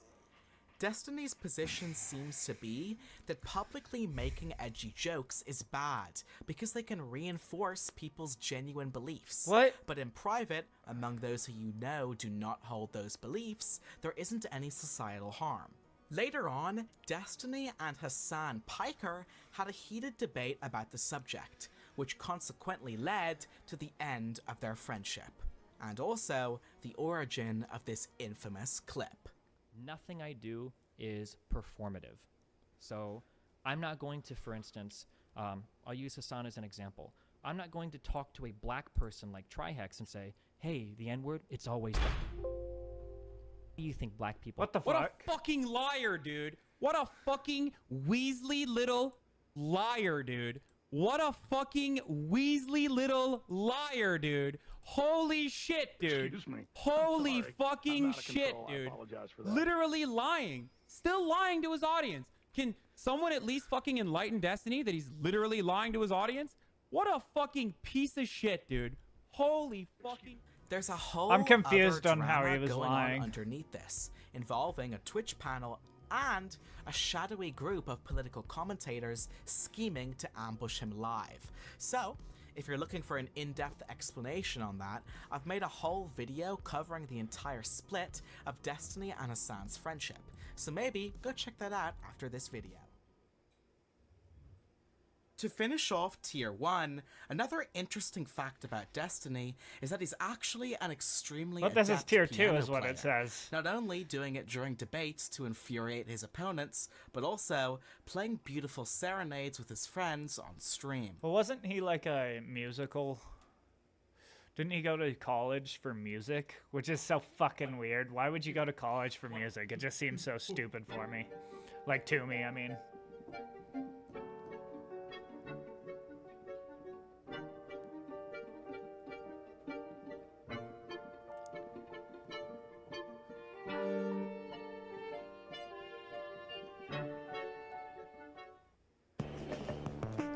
Are you Zillowing your boss's house to see what she paid? Awkward.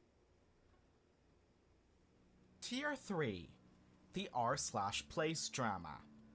Again, I've already covered this crazy situation in depth on my other excellent video, Destiny vs. Hassan. Excellent at video. Taylor Streams. I like how he's just So, giving I'll himself play a short props. He's clip like, here to excellent give you the video. rundown. r/place was an April Fool's collaborative project and social experiment hosted on the social networking site Reddit, once in 2017 and again in 2022. The experiment involved an that's online creepy. canvas What the located at a subreddit in which registered users could edit the canvas by changing the color of a single pixel with a replacement from a 16-color palette. This experiment naturally attracted Wait, and that's what communities people were able to from do all from over that? the internet, looking to leave their mark on internet history, including Destiny and Hassan's communities.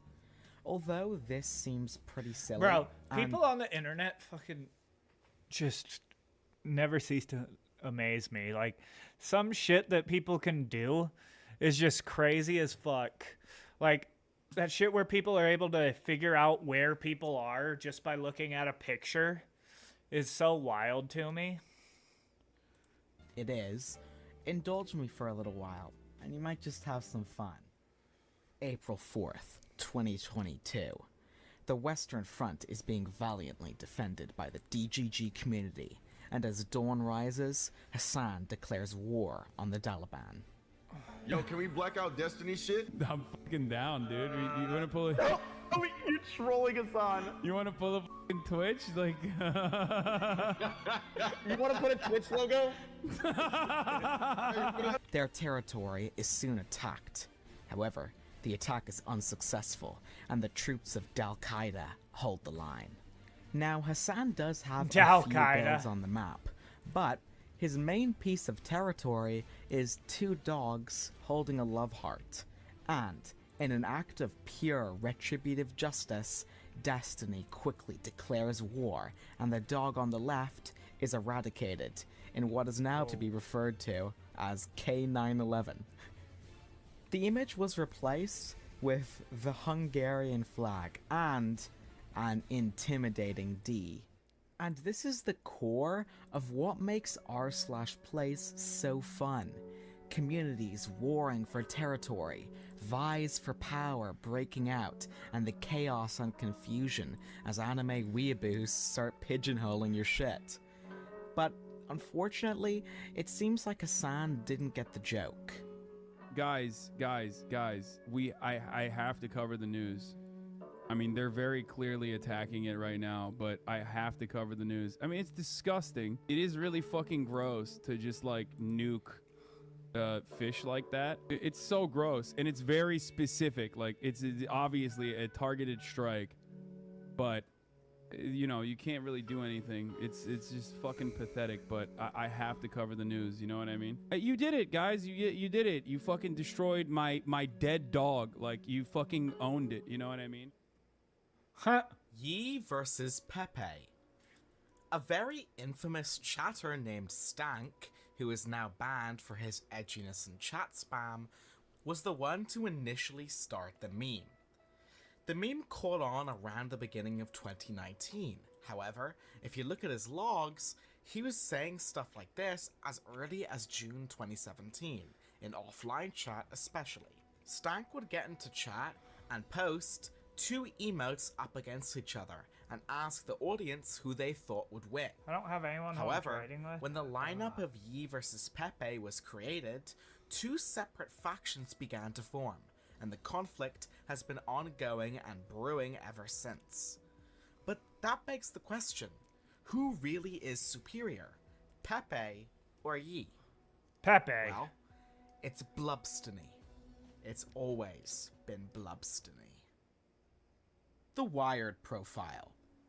This refers to a profile piece in the magazine Wired with the title, "Can This Notorious Troll Turn People Away from Extremism?"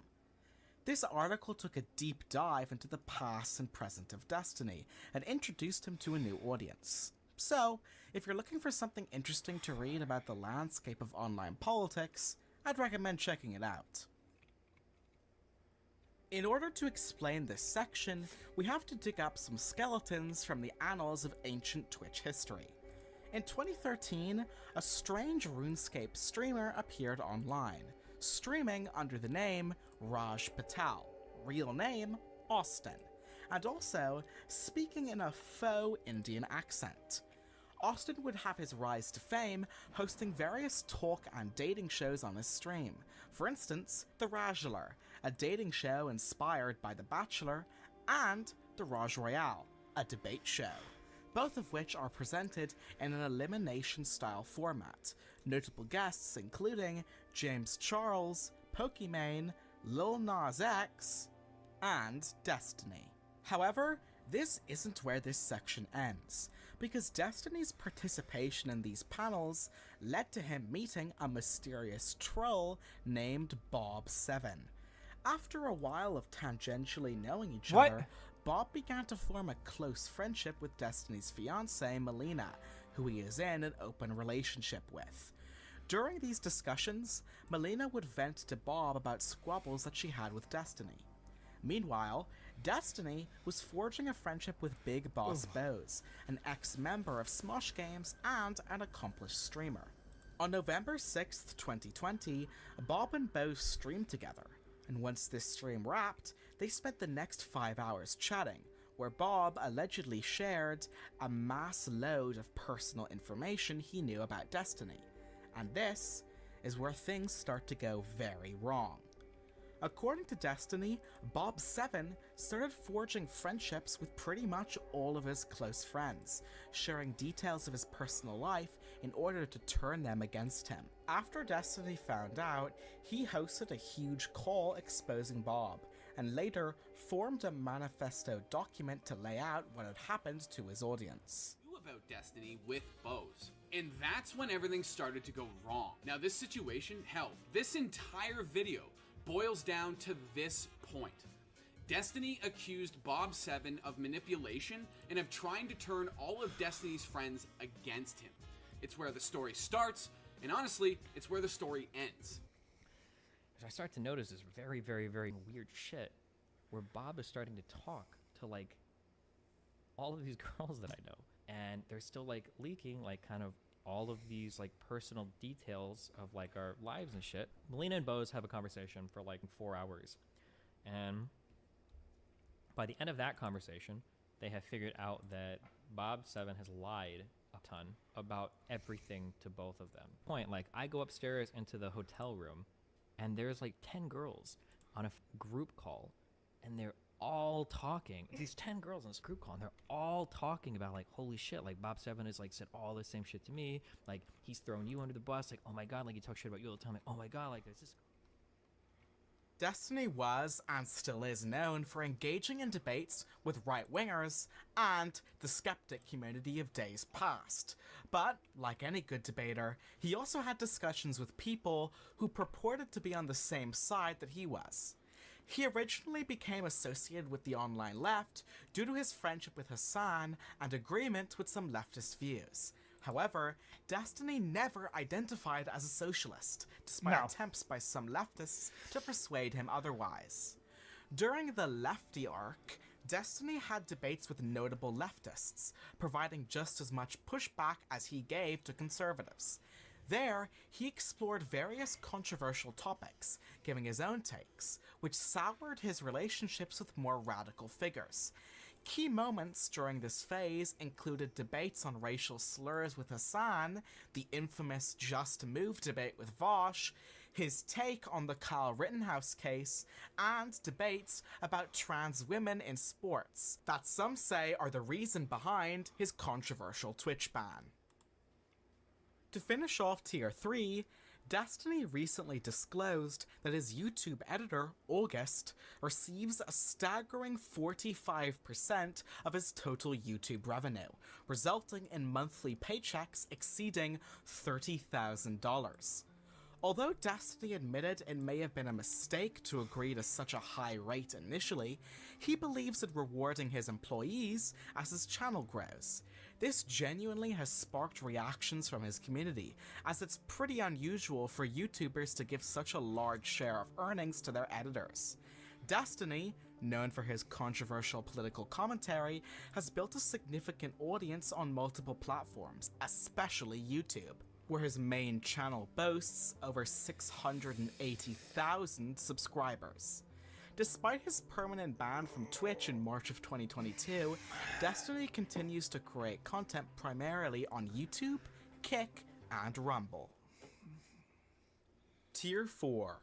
Xkillsme was a right-wing I think he also has a member of Destiny's community, but where Xkillsme leaned right-wing, Vosh, or Irish Laddie, was leaps and bounds away ideologically in the opposite Vosh direction. is so weird. On the 12th of January 2019, Destiny and Xkillsme began a conversation on whether taxation is theft. The conversation eventually moved over to criticisms of capitalism and whether another economic system would help society function better. This is where Vosh entered the conversation. While he's here whining about me dialoguing treating him, we're coming into this with him basically saying he would kill me under his political system. Okay, So, okay. All right, okay. For one, I didn't say I would do it. I'm lazy, okay? Let's not assign that responsibility to me. But would you be killed generally? Ooh, I don't know. You make a solid case every time you open your mouth. Yeah, I'm not ashamed of that statement at all. Right, but here's the problem is that I'm having a serious discussion here. I really believe capitalism is the best system for what you claim to care about. And here you are saying people like me get murdered?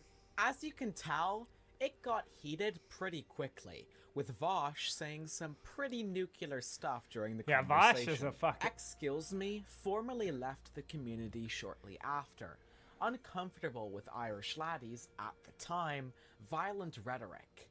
The past couple of weeks, I've reflected on my time in the DGG community over the years and weighed the pros and cons of continuing to participate. I like to debate, and arguing against Destiny is fun. What does DGG stand for?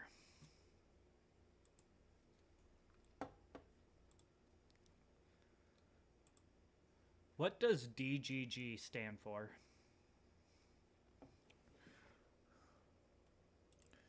Destiny GG. Community surrounding famous political commentary. Destiny also. Destiny.gg. Oh, okay.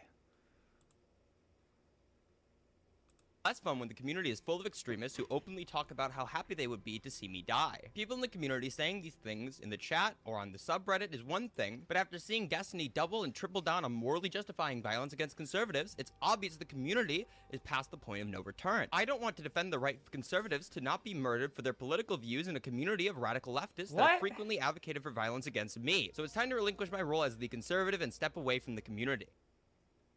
Firstly, some context. Who is Mr. Girl?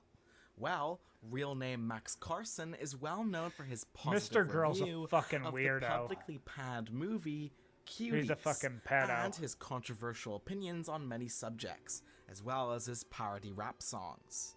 Lav. Lav is an OnlyFans model and musician who was once shouted out by Billie Eilish.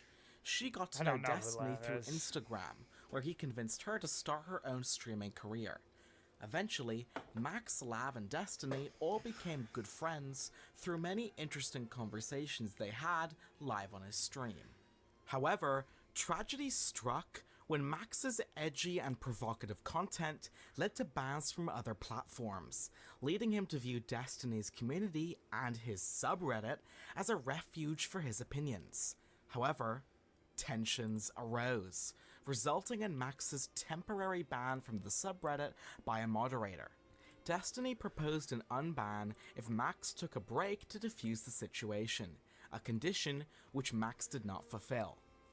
Max felt attacked by Destiny's community and believed he lacked protection from Destiny, and despite Destiny's efforts to support Max, including defending him from allegations, Max still felt vulnerable.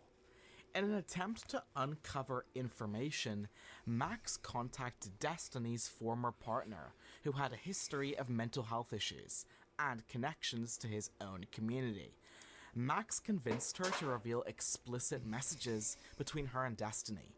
These messages indicated consensual, though Destiny had not publicly acknowledged his interactions with her. Max and Lav teamed up and continued their efforts by reaching out to an inordinately large number of women who had been involved with Destiny in the past.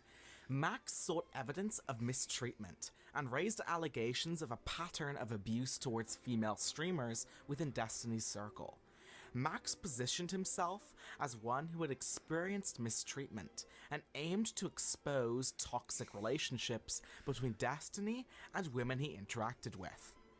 Destiny ended up figuring out about Max's deception and plan by being reached out to by many of the people who were being contacted, and checking Max's mutual friends to see it filled to the brim with names from Destiny's past. Destiny quickly booted up a stream discussing the deception, leading to a short but extremely funny confrontation with Max. You've been consistently with for a year. Me and don't have any problems. We're fine. You have been consistently with for a year. Max. Everything you say about her is a lie. Max, what have I said Yes. about her that's a lie? Tell me. That she stalked you. She did stalk me. That she locked. Okay, then why are you with her still? We're cool. We've been cool for a year, Max. Okay, so you acknowledge that you've been with her for a year. Yeah, we've had on and off, sure. Consistently, this entire time. I don't know what Entire consistently. time- Every single day, no. But Max, listen to me. Do you understand that we've been fine for a year? As of right now, Max's allegations lack concrete evidence and have been met with heavy skepticism, as no corroborating accounts from the claimed female victims have emerged. Months later, Max delivered on his promise and finally released his article, The Destiny Report. And despite being over 107,000 words long, longer than the first Harry Potter book, it was filled to the brim with asides and logical inconsistencies, leading to him being cast down to the history books as yet another failed orbiter of Stephen Bonnell II. Stephen Black Bonnell Lover II. refers to a fan-made song created for Destiny's stream, Fuck. named and modeled after his hilarious debate with Jesse Lee Peterson, which we covered earlier. Destiny was well known for setting up composition challenges for his viewers to create music for the stream, and this song appears to come from a long line of other equally well-produced tracks from other fans. I'll play a snippet of the song here. What the fuck?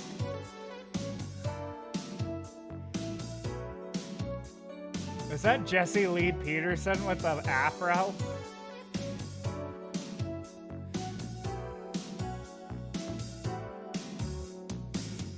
Destiny. Fuck me. That's a woman's name. You were raised by your daddy and mama.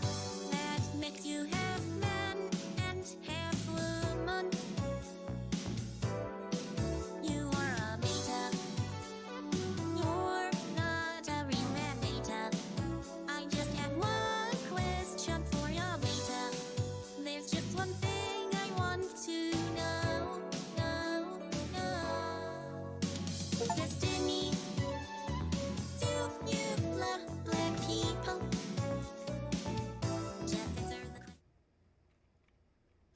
This part should be exhilarating. Delightful. And all will go down. So this is it. Let's go.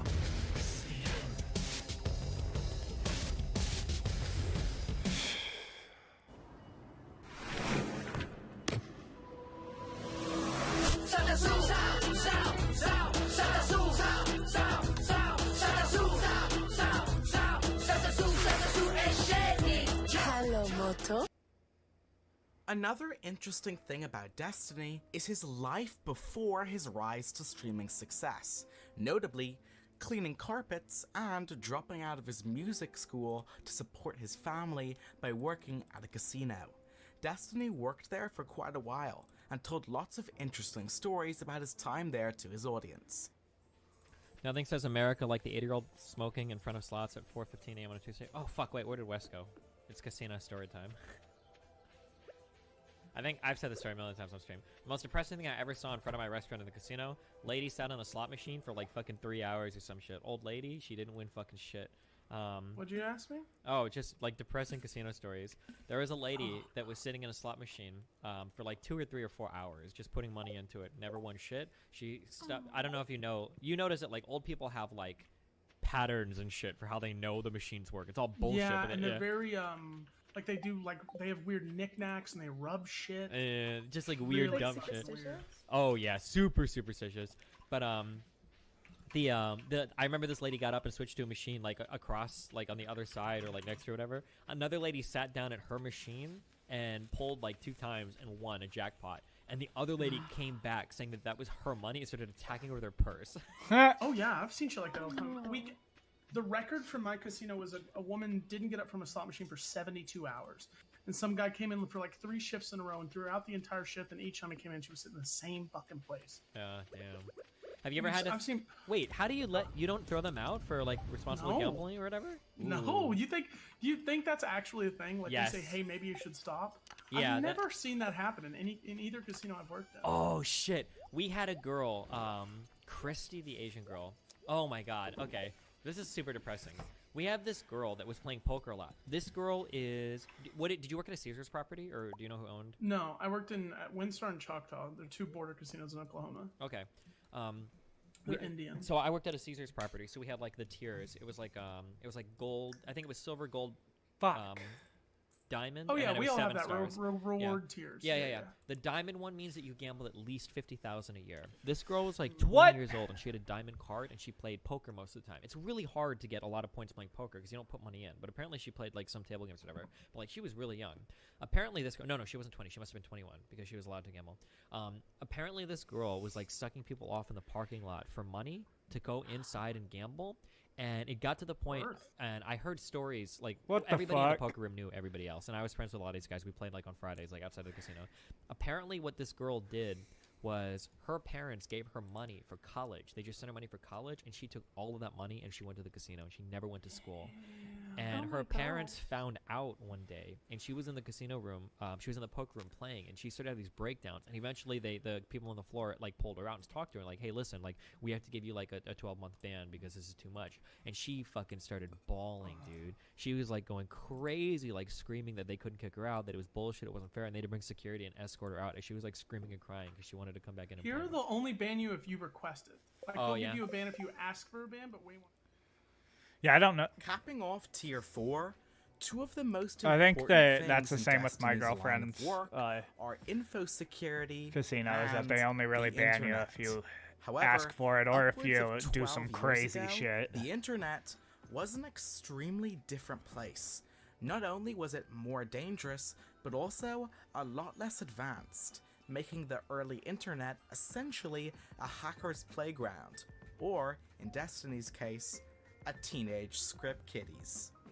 We open on 2 teenage friends, who, for whatever reason, have decided that because of their personal dislike of Destiny, they're gonna knock his stream offline by pulling his IP address through Skype, which at the time was as easy as pie, and if you relied on your internet for business, as devastating as an earthquake. This neutered him financially, And considering these kids could do it for as long as they wanted, it was downright disturbing. And although, over the course of the next few weeks, Bonnell will contact the FBI, the police, and even Judge Judy, it's clear Judge Judy? that nobody is going to help him, leaving him stranded with a Skype-shaped hole burning in his Wait, pocket. so is he on Until, that Judge is, Judy? he contacts the perpetrator's father. Wait, what? Is there a clip of him on Judge Judy? Because if there is, that's hilarious. Destiny on Judge Judy. No, not... Destiny on Judge Judy.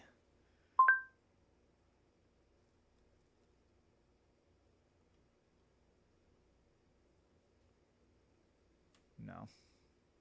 You'd think that would be like one of the first ones up. Alright.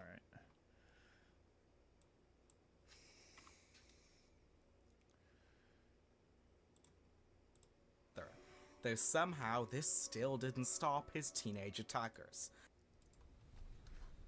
Okay, so while they were restoring quality story time, so that kid was DDoSing my line or whatever, right? Oh, pretty damn annoying. He's been my internet connection for like the past like 2 or 3 months. You guys notice like my stream will go down. I'm like, oh, my internet reset. I don't know if you remember when I was in Florida. I was having all sorts of Comcast problems with my modem. Internet kept resetting, super annoying. But I'm guessing I found out like the kid approached me on Skype a while ago, and he was like, I'm super hacker. I'm part of Blackade and block your lineup, blah blah blah. And so the kid's been DDoSing my connection. He has lots of fun. I hopped IPs a few times, blocked him off of Skype. Later found out that they can pull your IP from Justin TV's chat room, which is super cool. So yeah, that sounds like a stupid fucking way of doing it.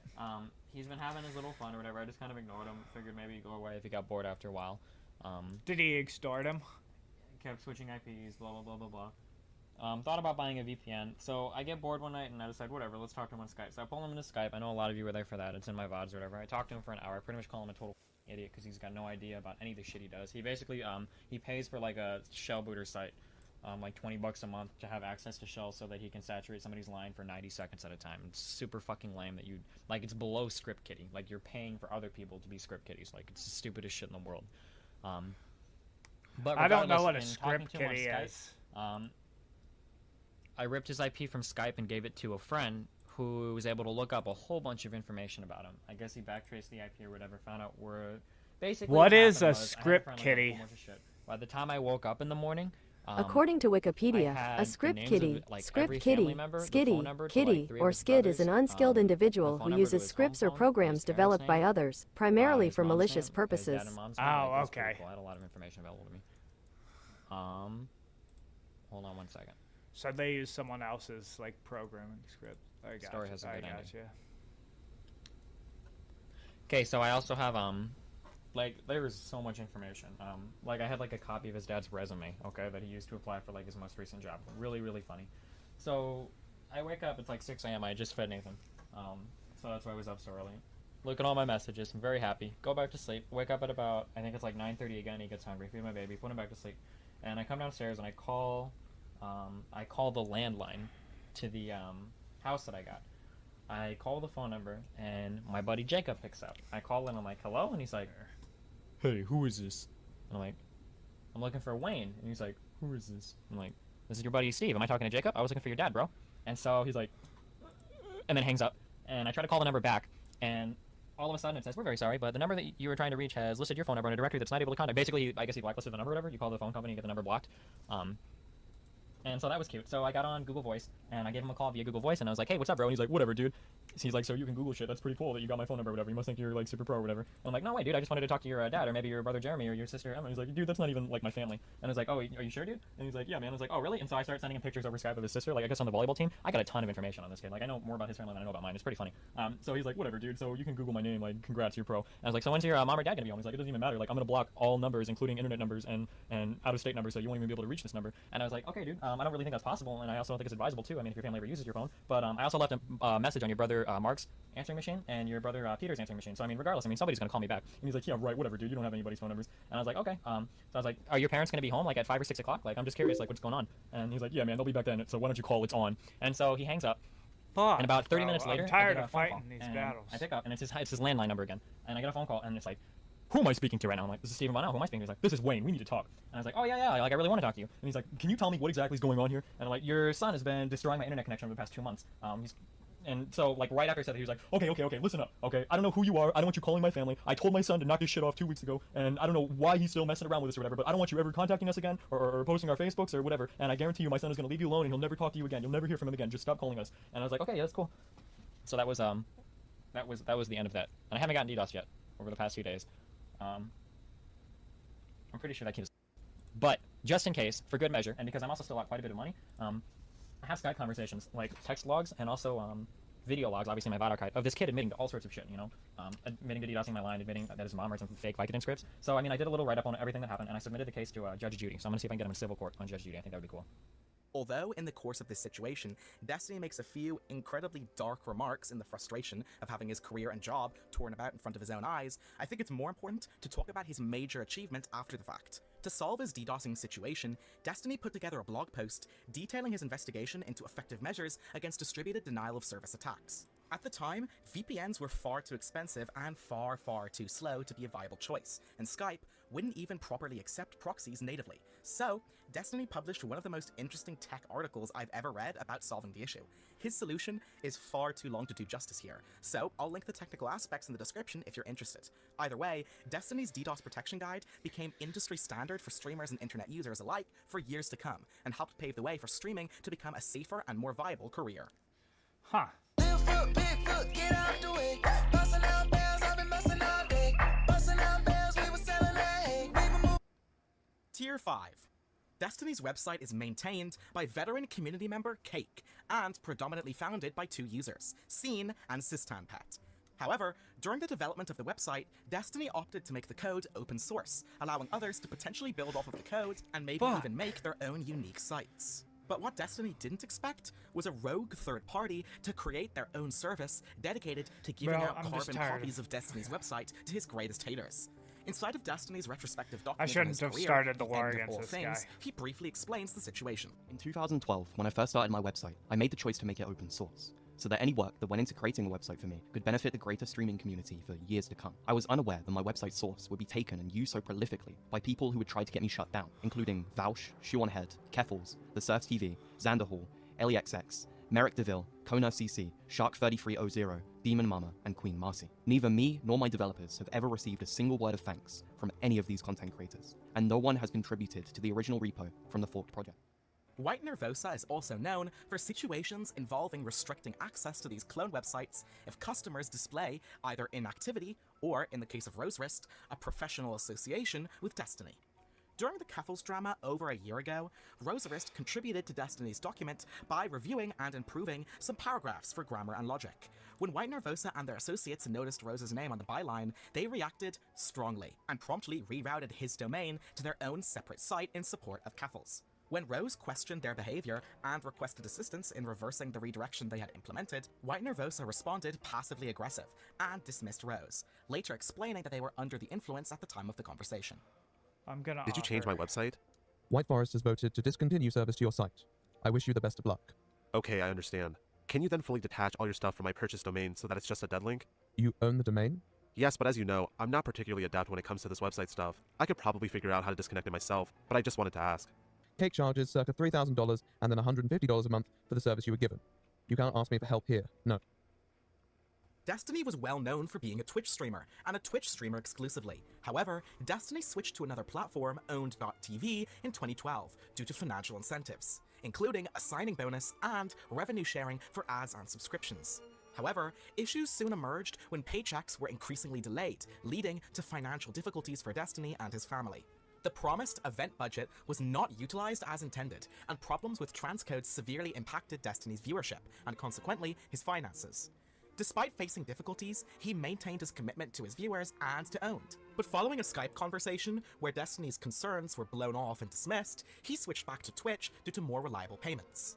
Destiny's relationship with Owned ended with a penalty for early contract termination, leading to disputes about owed payments. Despite assurances, Destiny's attempts to resolve these issues were met with silence. Destiny's experience with Owned prompted him to share his story, cautioning others about potential challenges with the platform. Denims and Little Fox are two streamers, who were both friends with Destiny and were initially supposed to stay at his house after TwitchCon. Atlas, another user, is a good friend of Destiny's who has appeared in multiple of his videos in the past. However, tensions arose between Melina and Little Fox during the event, and Destiny couldn't drive Denims to LA because his car was full. So, Denims took a ride with Atlas and arrived in Los Angeles before Destiny. Atlas was meant to drop off Denims at Destiny's place, but ended up entering the apartment with Denims before Destiny arrived. He assumed Atlas was just dropping Denims off quickly and allowed it, instructing Atlas to stay away from his computer. Unbeknownst to Destiny, Atlas continued to come and go from the apartment, spending time with Denims, multiple times before Destiny returned home. When he finally arrived, he found Atlas and Denims at the top of the stairs in a compromising position, leading to understandable upset and disgust from both Destiny and Melina. Denims provided conflicting information regarding whether she and Atlas had engaged in illicit activity on Destiny's bed, or how long Atlas had been at the apartment. Denims, Atlas, and Little Fox continued coming in and out of the apartment without Destiny and Melina fully understanding the situation. During a debate with Tree of Logic, Destiny asked Melina to take Denims and Little Fox out for breakfast. However, Denims and Little Fox returned to Destiny's place in the middle of the debate, and after he stopped streaming, a conversation ensued where he ultimately decided to kick out Denims and Little Fox. Following these events, Destiny released further information on his next stream, including leaked logs.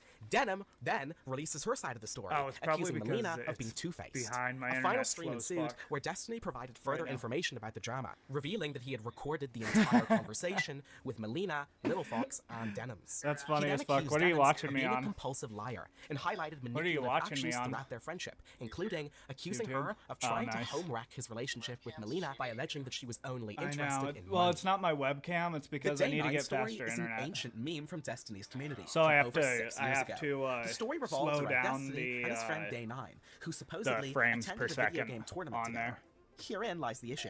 Yeah. On July 17th, 2016, Destiny held a live stream where he mentioned the Day9 story and claimed that he would never tell What? it, making viewers suspect something controversial had happened. It eventually became a Well, there's meme no in one chat on for right viewers now. to ask Destiny to tell the Day9 story. There's no one which on he, right of now. course, regularly decline. Oh, However, damn. On March 19th, 2019, Oh, almost damn, 4 I didn't years even later, see that Destiny one. decided to tell the real story. But here's the thing. Many viewers don't know that this is actually the real story due to how I usually look at my Some Kick even chat, offering so Destiny because flight that's where benefits most if they beat people the talk game to in me fight. on. Pretty crazy stuff, but extremely on Yeah. brand for Destiny. It's called You mean the Day9 story? I told the Day9 story. Did you miss it? It's so Warhammer. dumb. It's so Total disappointing. War I'm glad I Warhammer. finally got it out though. The death of a meme. Dude, I'm getting fucked Yeah, up. okay. I Trying to got go way to this. I too don't many even know why enemies this is a thing, because I just and I like don't know why this is decide drawn to out so declare much, war but I'm on putting it in. everyone. I'm putting an end to the big meme right now, okay? Yeah. Never mind. Because I was real big, so I was You know like, what? I'm gonna fuck leave it, it bro. up to I'm just gonna start attacking. I got some everyone. tours in the chat. And now I'm getting Well, I don't know. A lot of people are saying I shouldn't tell it. straight up Yeah, the it's like a lot more than I ass. thought. They were saying no. Joaquin was just so incredible. I'm not built like other men. I cast Joaquin.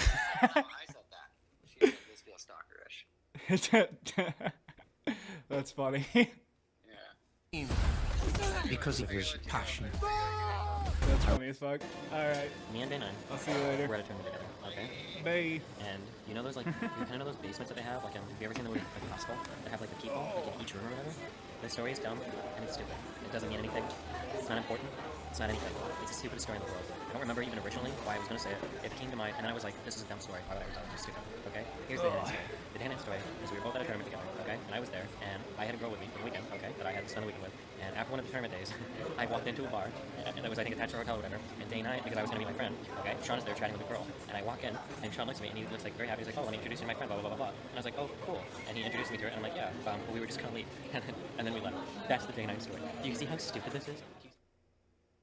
Before Destiny made it big and moved to the big city, and aside from intermittent DDoSing, he was dealing with one of the most annoying internet server providers on the American market, appropriately called Cox. When Destiny Cox. wasn't desperately trying to create content with a bizarrely throttled connection, he was spamming them on Twitter with some of the funniest customer interaction tweets that have ever made their way onto the internet. Wonder how many thousands lost in streaming revenue, not to mention just hours of life wasted in this third world shitty, quote, business life. 210 a month, at Coxcom business customer line right here. Amazing. I would pay so much money to resolve IP addresses to physical ones to your worthless shit up at Coxcom. Or can you post public addresses to your third world tier nodes so I can go on the offices and make you replace them at Coxcom? Do you guys accept donations somewhere so we can pay for you to fix your horrible infrastructure? To end Tier 5, as we mentioned previously, Destiny was well known for being a StarCraft 2 professional player. But a little known fact is his application to join the North American StarCraft League. In a video posted by one of his oldest clippers and edited to a scene from Pokemon Indigo League, this video gives us an interesting insight into Destiny's outlook on content creation over 12 years ago. How long have you been playing? For StarCraft 2 or StarCraft Brood War? In general, both. When did we start StarCraft Brood War, Kyle? Was it in 5th grade? Something like that. That sounds about right. Bro, So, like, why 10 is years? it So fucking... did you start playing with StarCraft 2 the beta then? Yep. We got Pokemon. our keys from GameStop because they had the pre-order thing. What the fuck? When did you start streaming? Pretty much as soon as I started playing StarCraft 2. Like, what motivated you to do that? I don't know. I'm kind of an This attention is whore. I don't weird. know. I just thought it'd be cool. My computer can handle it. It looked like it'd be fun. Did we win? Are we done? No. I really can't think of a way to rephrase this question other than, do you honestly think you're good enough to be in the ASL? Ouch. Which one? No, just, do you think you are? Hopefully by the time the NASL rolls around, I will be. Okay, so you think you can compete with everybody in there, like Idra and Bro, his fucking wife is such a whore. Huck and... Hopefully. When does the NASL start, Kyle? I don't know. Such confidence, man. I think watching a lot of the higher level people play, I think that given enough time, especially being a part of Root with people like Huck, or I'm sorry, with people like Kiwikaki and Cats available to me, kind of brainstorm with and practice with, I think I can be good enough to be competitive by the time the NASL rolls around. So do you think that your, whatever it is that you do that's different is going to work? Like your creativity with strats? Like, for example, your investor play, like I don't see people in the GSL use investors like you do.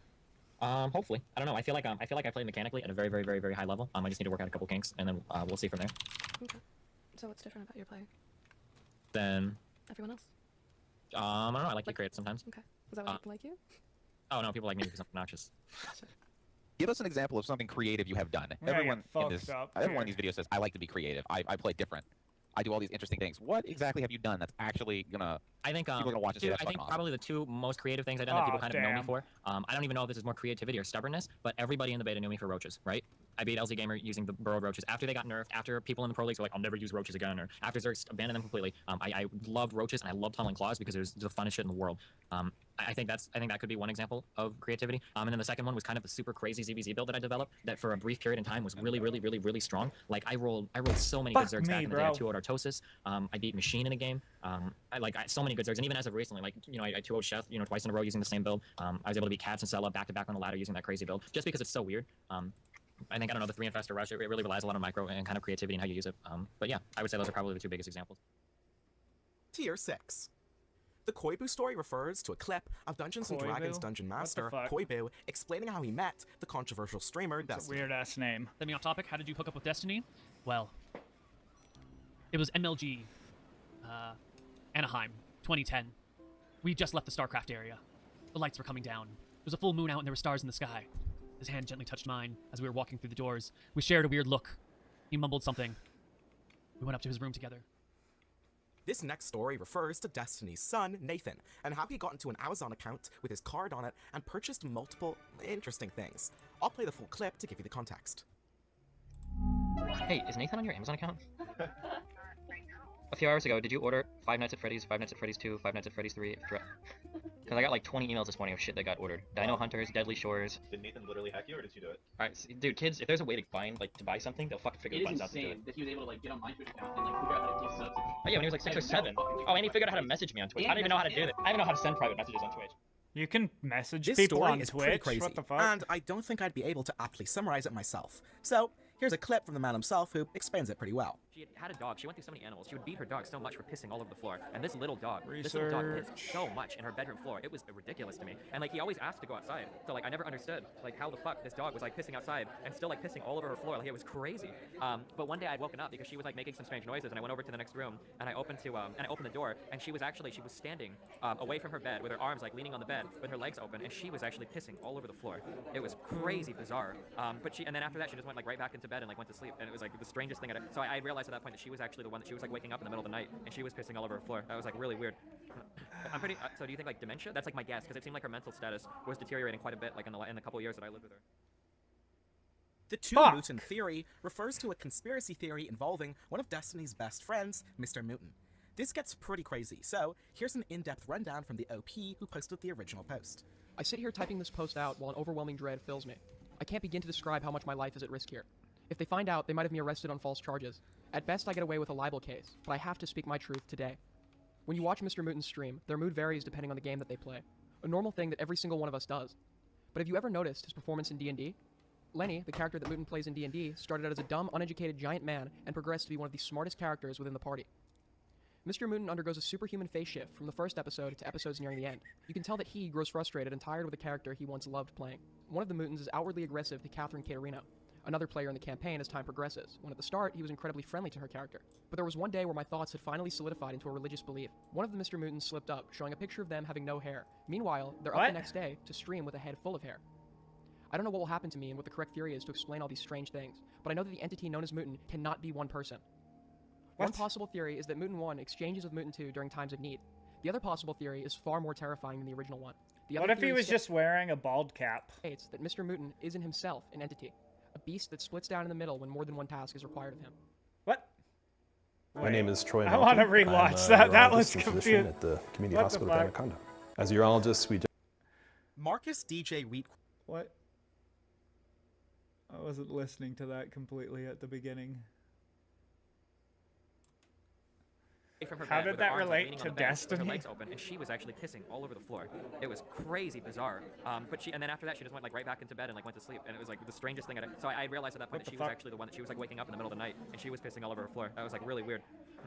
I'm pretty. So do you think like dementia? That's like my guess, because it seemed like her mental status was deteriorating quite a bit, like in the couple years that I lived with her. The two Mutin theory refers to a conspiracy theory involving one of Destiny's best friends, Mr. Oh. Mutin. This gets pretty crazy, It's one of so his best here's friends. an in-depth rundown Okay. from the OP who posted the original post. I sit here typing this post out while an overwhelming dread fills me. I can't begin to describe how much my life is at risk here. If they find out, they might have me arrested. My on false life charges. is a- bro, At is best, this I get guy away with a libel schizophrenic? case, but I have to speak my truth today. When you watch Just Mr. got Mutin's some stream, their mood paranoid varies depending on the game that delusions they play. about that he's a normal thing that his every single life one of is us at does. risk, But or have if you he's, ever or noticed is he his just performance in D&D? joking? Lenny, the character that Mutin plays in D&D, started out as a dumb, uneducated giant man and progressed to be one of the smartest characters within the party.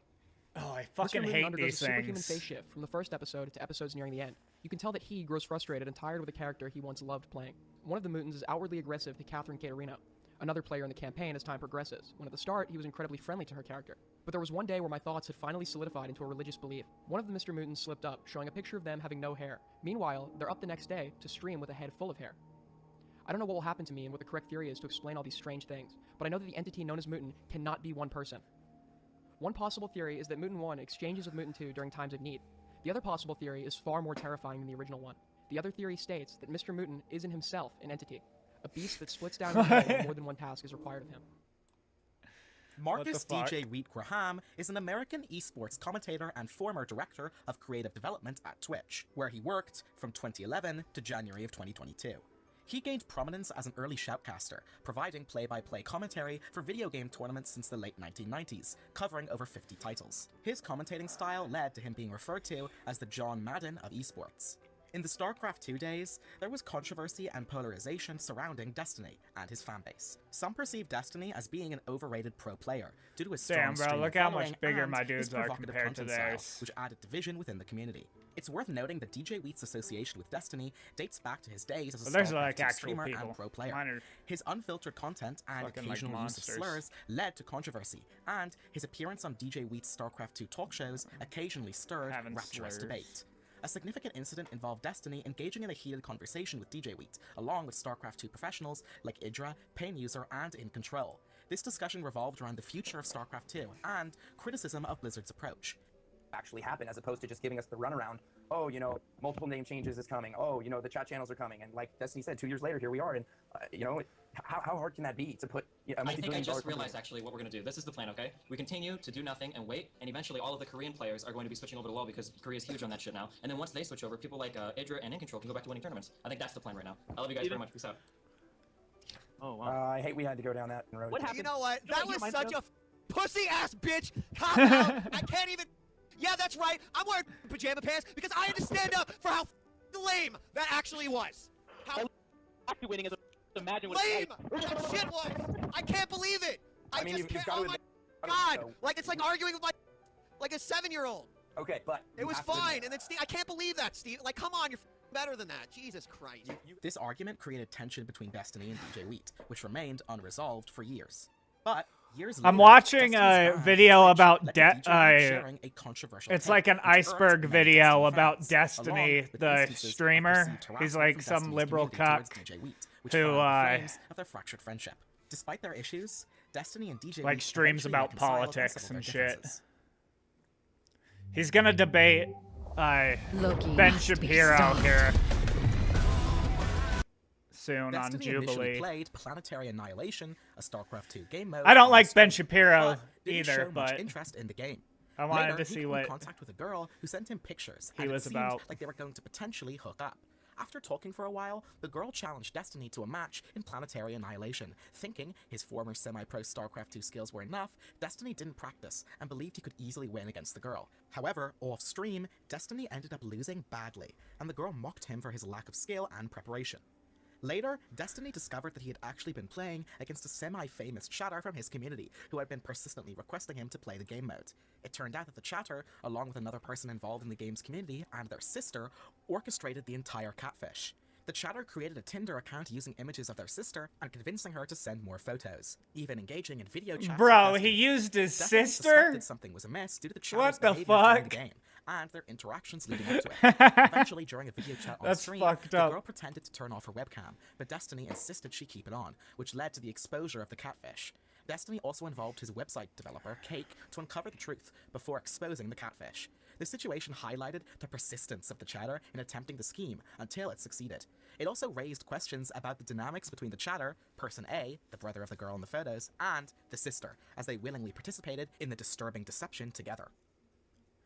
Yeah, I don't know why, but my made about YouTube Destiny, this is the longest, stream and for a good is reason. way After delayed almost a compared to year my of reviewing Kick scalding stream. hot takes and delving into some of the internet's most petty drama, I wanted to make something that was a little more soulful, and I had a great time researching with friends and putting together a time capsule of some of Destiny's most interesting moments as a creator. Not only as a fan, but as a creator in my own right, it's been so great starting off my YouTube journey like this, and I kinda owe it all to the man himself. It's difficult to say for me whether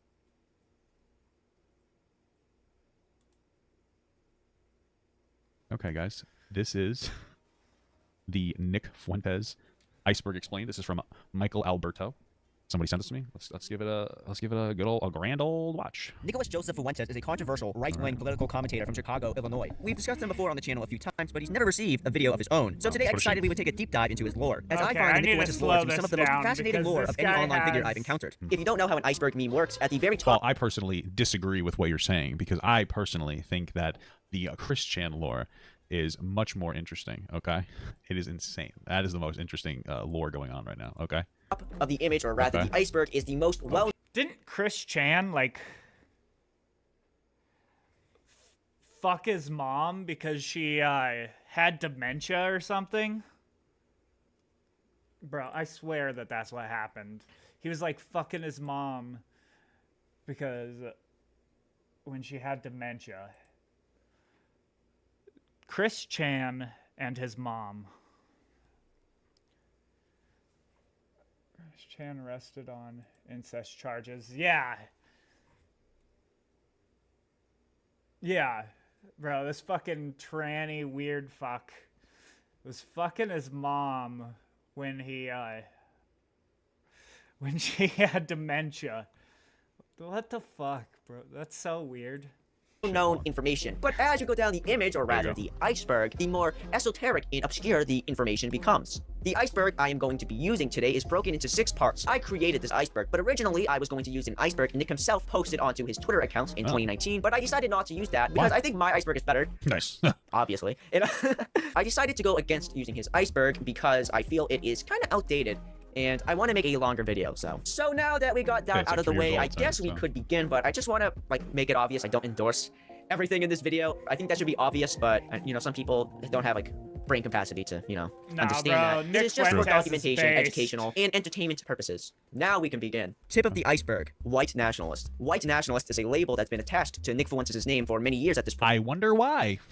It's so attached to him, you would think that's what he calls himself at this point, although it's just an accusation that he denies. Nick has always described I mean, I feel like I don't think that it's undeniable that he's like a white nationalist. He's certainly very racist and very sexist, and he doesn't really think that we should take immigrants into the country. So, like, yeah, I mean, I don't think white nationalist is a bad. I don't think that's an unfair description. Well, he's white Described and he's a himself as either nationalist. a conservative, so. a paleo But I don't conservative, which is know. just an old school conservative, or a more extreme conservative, or as an American nationalist. Other Well, it's also a conservative who doesn't think that we should be interfering with other countries too.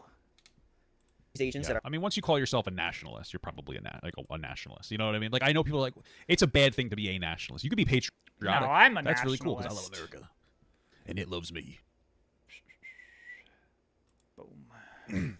But a nationalist? Come on, bro. Stop it. Okay. that are thrown Nick's way that are similar to the white nationalist claim are white supremacist, neo-Nazi, and alt-right. The white nationalist label started being closely associated with Nick and really started sticking with him after an article was published by Right Wing Watch in May 2018 called Nick Fuentes Denies Being a White Nationalist by explaining that he's a white nationalist. Nice. The article highlights a stream appearance by Nick Fuentes on a show hosted by a guy named JF, in which he was joined by white nationalist Richard Spencer, who is famous for creating the alt-right as we know it today. Nick voices his frustration what an accomplishment.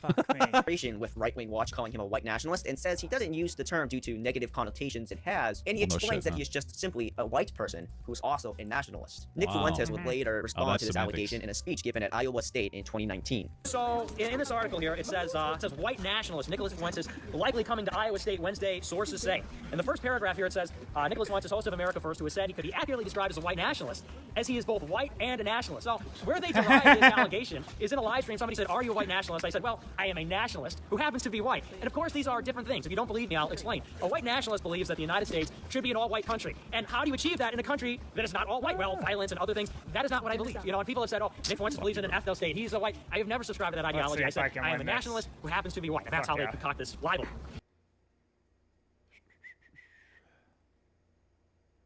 AI controlled. Let's fight. Now, they later say in the article, Yeah, so what is your version of nationalism? I'm a nationalist as opposed to a white nationalist. As a nationalist, I simply believe that Is the this interests of you, American Dylan? citizens should be put first. Cookie joke. So Bro, listen. I also think that. I think that we should put our interests one first, who's like, in the generally kick speaking. chat, But is usually that when people you? say that, when people, the lisp is contagious. Sorry. I assume so. Usually when people say it like that. Yeah, or say see, it's something like way that, faster usually, of a- like, it's a camouflage for having like a racist belief, right? And knowing Nick well Yeah, enough well- through this fucking insane shit, like, yeah, I don't think it's an come on. unfair thing. Fuck! I'm a white nationalist, but okay.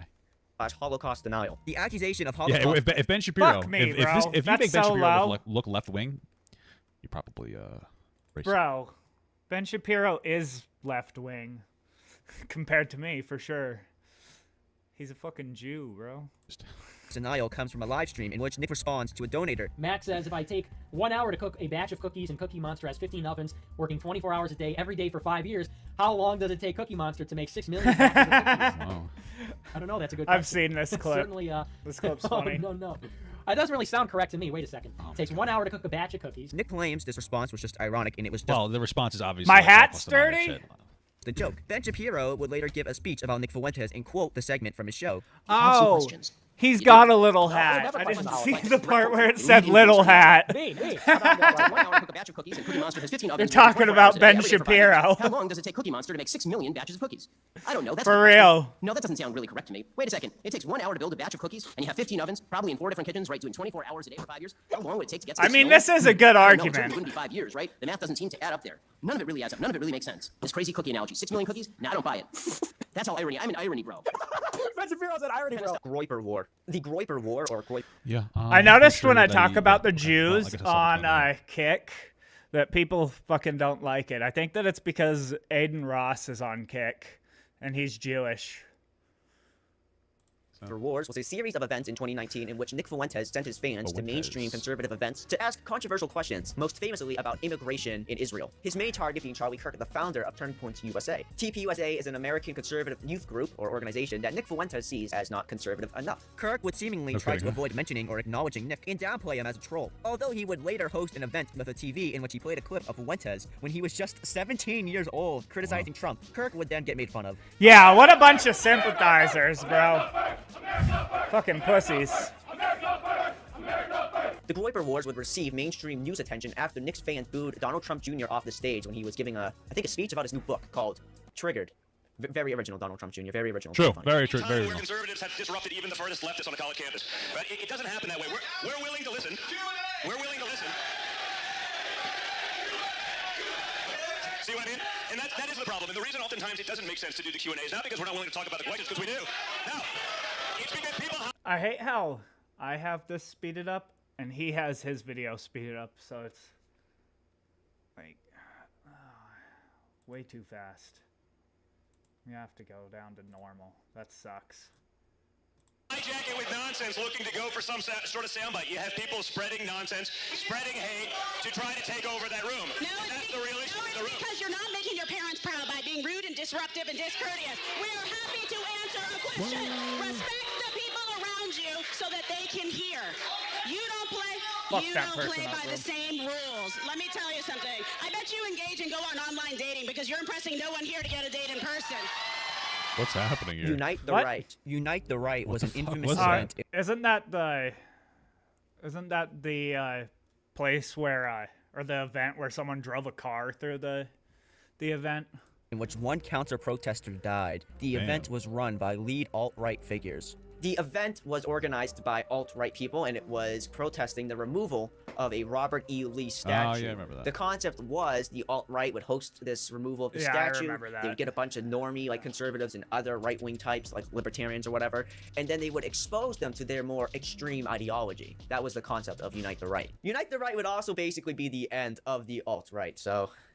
Didn't go as planned. Good. Nick I would don't know, arrive Nick in Charlottesville Fuentes the is day bigger after than the he Tiki Torch March. He would go ever there has to meet been. up with business affiliates, James Alsop, and also meet other people All like right. It's unfortunate somebody died, but like it's a good thing that the alt like I didn't realize that was like when the alt right lost traction so good because they're a bunch of dumb fucking idiots.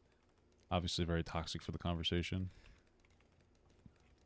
Alaska. When he returned from Unite the Right, he would receive death threats and would drop out of Boston University. This is where Nick would originally gain his mainstream attention as he did interviews with the Associated Press and with the Today Show. I need to go Alongside take a that, piss. he also had a Time magazine article written about him. Members of Congress. Multiple members of Congress or former members of Congress have been affiliated or associated with Nick Fuentes. Most famously or infamously being Paul Gosar, an Arizona representative in the House of Representatives. Paul would go as far as skipping voting to go to a Nick Fuentes event to speak at. Other members who have associated with Nick Fuentes being Senator Wendy Rogers and also former Representative Steve King. Paul Gosar has generated the most controversy due to his association with Nicholas Fuentes. When he posted an anime meme that AOC got mad at, she claimed he fundraises with neo-Nazis, which isn't true because one, Nick isn't a neo-Nazi, and also it appears the fundraising event she is referring to never actually happened. Stop the Steal. Nick Fuentes was a prominent speaker at Stop the Steal events leading up to the trespassing of the U.S. Capitol. He was also present the day that it happened on January 6th, but he did not go inside despite what viral tweets say. Incel. Nicholas Fuentes is a self-identified incel, although it appears to be mostly tongue-in-cheek to a degree. Nick is more of a volcel than an incel. Well, yeah, he's a voluntary celibate because he's saving himself for after he's married. That's definitely dedicated. So I mean, like all clowning around, Nick probably could have fucking sex. Like he doesn't look like. I mean, maybe he'd have a problem because he doesn't respect women, so that might actually be an issue. But it seems like people would fuck him. To be honest with you, you know what I mean. Just being honest here. He's not like a super unattractive looking guy. So. Incel is somebody who can't get into a relationship. That's his ancestry due to the fact that he is Italian, which is Mediterranean. And sorry, I fucked up. Protesting the removal of a Robert Edge encounter. In fact, he left the until I made a TikTok that went viral. Multiple members of Congress or former members of Congress have been affiliated or associated with Nick Fuentes. I accidentally pressed the wrong fucking button. Most famously or infamously being I'm back. Paul Gosar, an Arizona representative. How far in were we? The House of Representatives. Associated with Nick Fuentes. Oh, narrated shit, the most I won. She got mad at. Fucking Also, it appears sick. the fundraising event. The prominent speaker at that it had. No, Nicholas Fuentes is more of a volcel than an There we go. incel. Sorry. An incel is somebody who can't get into a relationship despite wanting to because there's something wrong with them. Either they're disabled or they are ugly. Although Nick. Well, I don't. Okay. Wait, who's disabled I and don't know. ugly? I mean, I don't know if that's. What do you mean by disabled? Like, most incels are just like pieces of shit that don't like shower. I wouldn't call somebody disabled like unable to get into a relationship because people who are disabled can still get into relationships. You know, they have a better shot than people Well, who he aren't seems disabled. Isn't that disabled incredible? Like for fucking sure. actual incest. That's why he's saying this. Nick appears to just not want to be in a relationship, so that means he's voluntarily celibate rather than True. involuntarily Goodness. celibate. I hope I said that right. I fucking suck at Oh, pronouncing my L's. I didn't even know I was notice saying that my he L's has wrong the my whole same life background until I as made a Nick TikTok that went viral and Fuentes people pointed it out to me. until Take the just Alberto. right now. It, but Fuck. I still struggle a little bit. You just got to bear with me, bitch. Nick is also a self-admitted virgin. This is because he is Catholic and he sees sex before marriage as a sin. A lot of He's people not have gay. made fun of Nick for this, although you will never see these people making fun of a Muslim or a Jew for doing the same thing when they're religious. True that. Sounds a little bit in defense of Nick here. Oh, you do you, brother. It's just a little bizarre. Okay. I think it's the context. Like most people who are like devout, like I don't know. Oh, dude, are you fucking serious? If I lose this, I'm gonna Fuck lose me. my shit. Oh, you fucking asshole. Okay. Bro, I'm gonna light myself on fire. Don't tell anybody I'm fucking taking the continue. I'm fucking farming too much. Religion requires it. Really weird. Quote-unquote respected Boston University alum. Nick Fuentes being a self-proclaimed quote-unquote respected Boston University alum is a tongue-in-cheek description of himself he put on his Twitter bio. It refers to the fact he left Boston University due to safety concerns after receiving death threats. Below the surface. Ben Shapiro encounter. In December 2019, following the Groyper Wars, Nick Fuentes would run into Ben Shapiro in public. I don't really while know Ben what the Shapiro was with his Groyper wife and Wars kids. is. Nick would question Ben Shapiro about the speech he gave that we talked about previously. Afterwards, Nick would joke about Ben using his family as a human shield and then I'm joke really about how getting Ben doesn't like that fucked when here. the Palestinians do that. This is pretty It's like that obviously a meme reference to with the the Israel white chick and and all those Palestinian black conflict in dudes. Western I'm just, Asia like, that Ben has surrounded taken and the side getting of the fucked Israelis on. Nick and Ben's encounter would be recorded and it would gain mainstream attention, with Nick trending on Twitter and him also Yeah, didn't he do like a whole thing where he pretended to run him over in like Grand Theft Auto or something? being Yeah, put where on he was Fox running over News, or black Fox dudes? Business to be exact. Christmas Eve 2019 was the date that Fox Business would run this segment about Nick and Ben Shapiro's encounter. During this segment, commentator Trish Reagan would say Nick Fuentes deserved to get punched in the face for, Probably.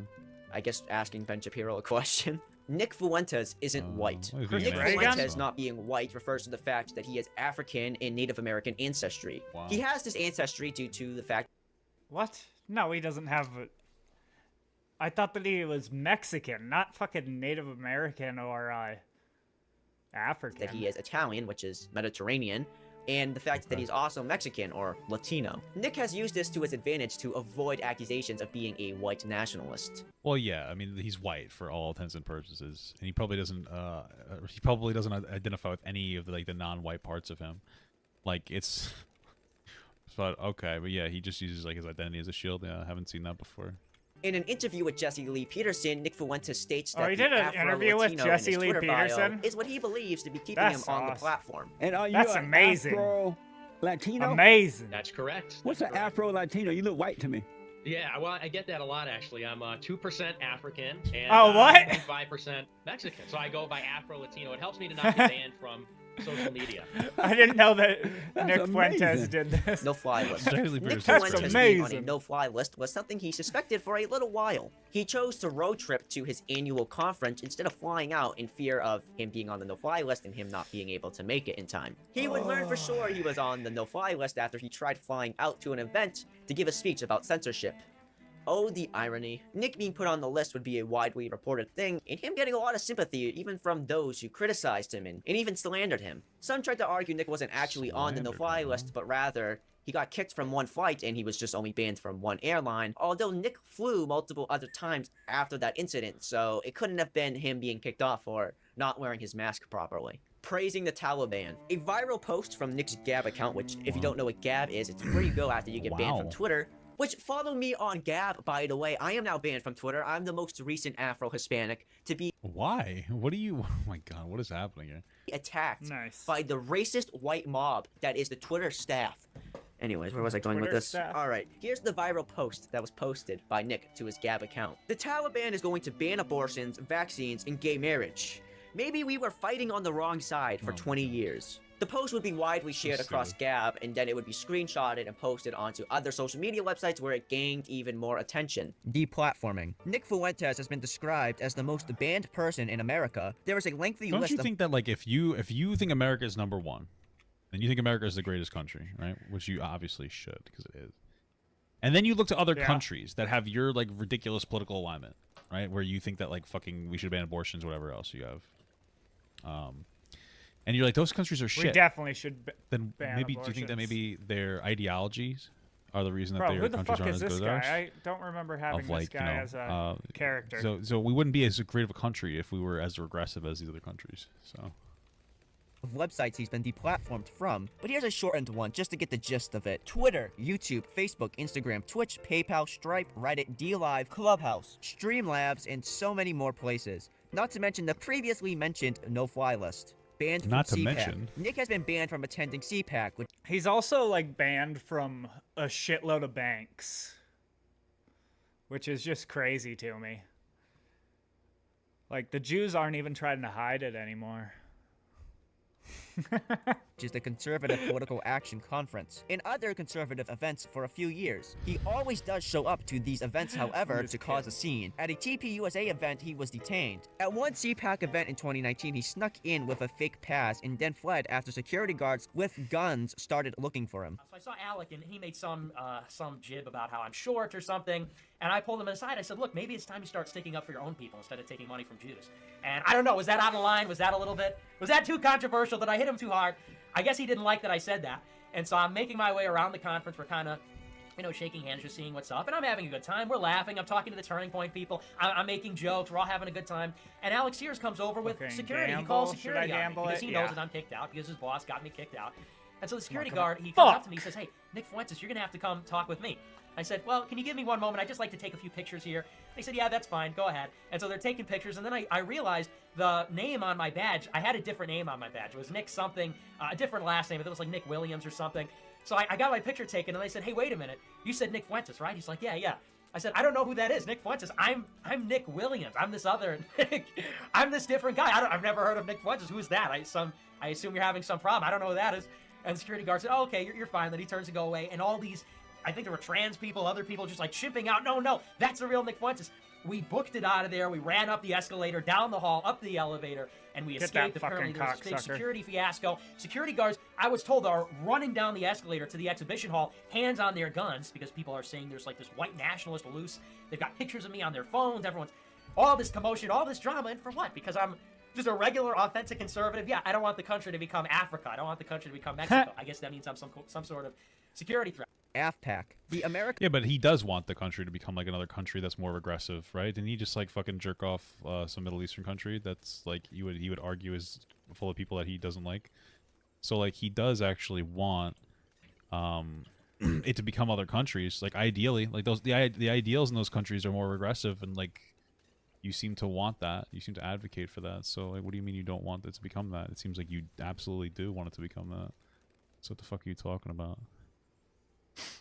First Political Action Conference is a rival to CPAC that Nick hosts. Many of Nick's opponents have praised Nick for the professionalism of these events and with the impressive guest list. Maybe you shouldn't have burned that bridge, Nick. Holy shit. I thought you were like a little bit more politically effective. That's really sad. Well, I hope that you guys make up in the future. Maybe it'll help you boost your channel a We little already bit did more. make up. I had him on my show a couple of months ago. Oh shit. You should try to get some help from him so that you could be a little bit more of a relevant voice on the internet rather than like Yeah, the no, last like you're, hour call in, the you're pretty desperation relevant move, and we don't fucking do anything with it. Here's a question. Can you think of a single lefty on the internet that has been as politically effective as Nick Fuentes?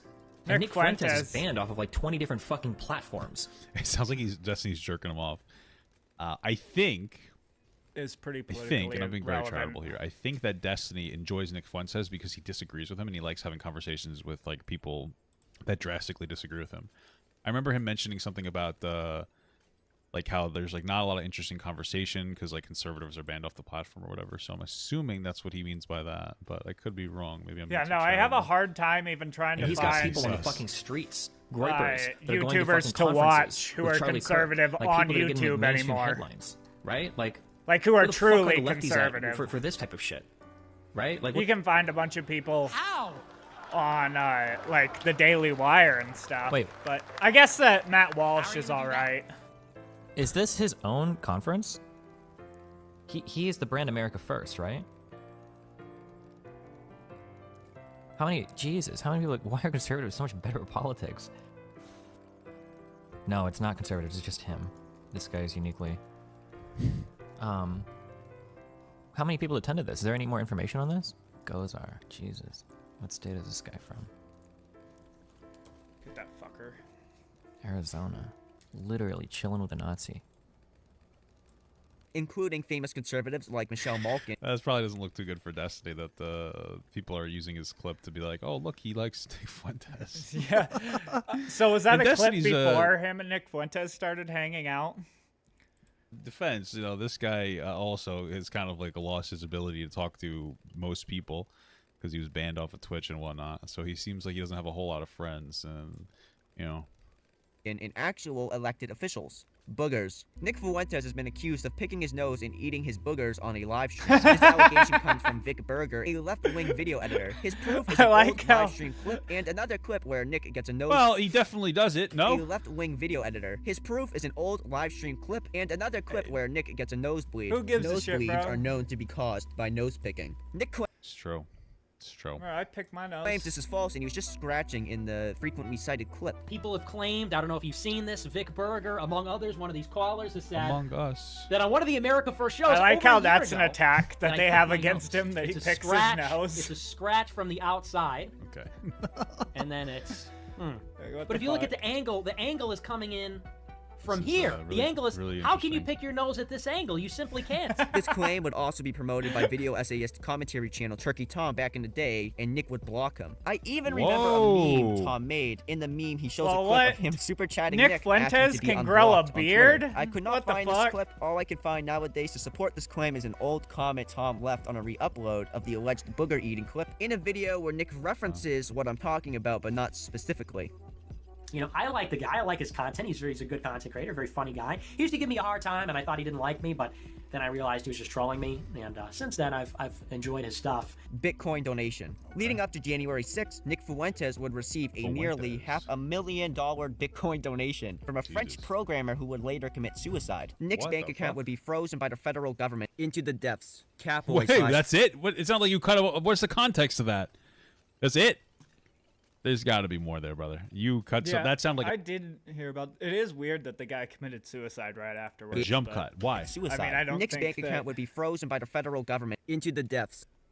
What if the guy got killed by like the CIA after donating to Nick Fuentes? It's like he had to take that out for some reason. Okay, well. Catboy/gay conspiracy. Nick Fuentes secretly being gay and having a fetish for catboys or femboys Probably is a does. long-running conspiracy. It would stay mostly underground and It's only known probably among real. right-wing circles who didn't like Nick. That was Okay. until rising leftist streamer Vosh caught wind of this and blasted all the evidence to a more mainstream audience that they had collected. I assume he got this information. I mean, from that a seems poll like a thread, Oh, good as deal they for refu- me. Doogie here just Hey, thanks for the resub, 2 brother. months. Sup, papa. Mwah. What's up, brother? Used to believe Vosh even spends even Yeah, more than an except- hour researching a topic. Like, you really think he spends hours watching archive.org re-uploads of Nick until he found a Vosh- segment the he could Vosh show to slander. promote this Oh my conspiracy goodness. theory. He also couldn't have could used you? Kiwi Farms to obtain this information, Bro, Vosh as this is video such a predates Nick's goofy-looking Kiwi thread motherfucker. by 4 days. The case against Did I Nick just is give the up this following. game? A Catboy channel on his Discord server. Bro, I'm fucking like lost in the farm. I gotta stop. Honestly, I I gotta have no stop. idea Like, I don't if even he's need this much money actually- for 13 rounds. I'm fucking golden. I'm sitting here farming the fuck out of this game for like no fucking reason. Fuck.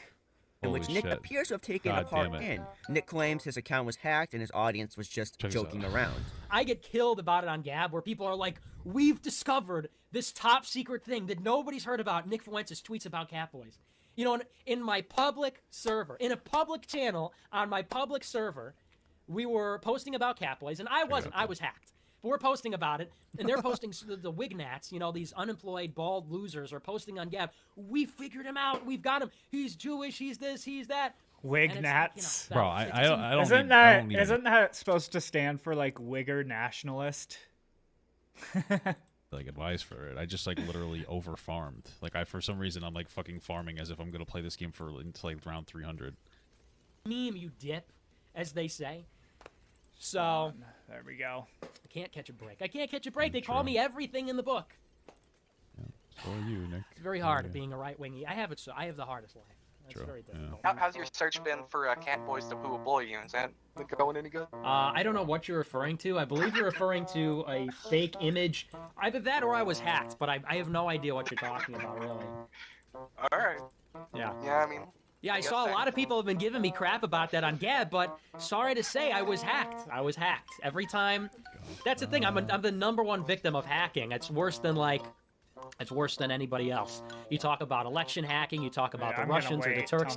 I'm the #1 victim of hacking. Not only do they hack my Twitter and they post lewd things about Catboys, but also every time there's a picture of me, people edit it to make it look like I'm much shorter and smaller than I am. I'm actually 6'9". Him awkwardly somewhat defending femboys. 6'9"? No fucking way. Are traps gay? Yeah, There's traps no are gay. fucking way that he's Traps admitting are that he. gay, of course. You have sex with a man, it's gay. There's no getting around that. Did he say 6'9"? I don't know where I was hacked, but I have no idea what you're talking about, really. Alright. Yeah. Yeah, I mean...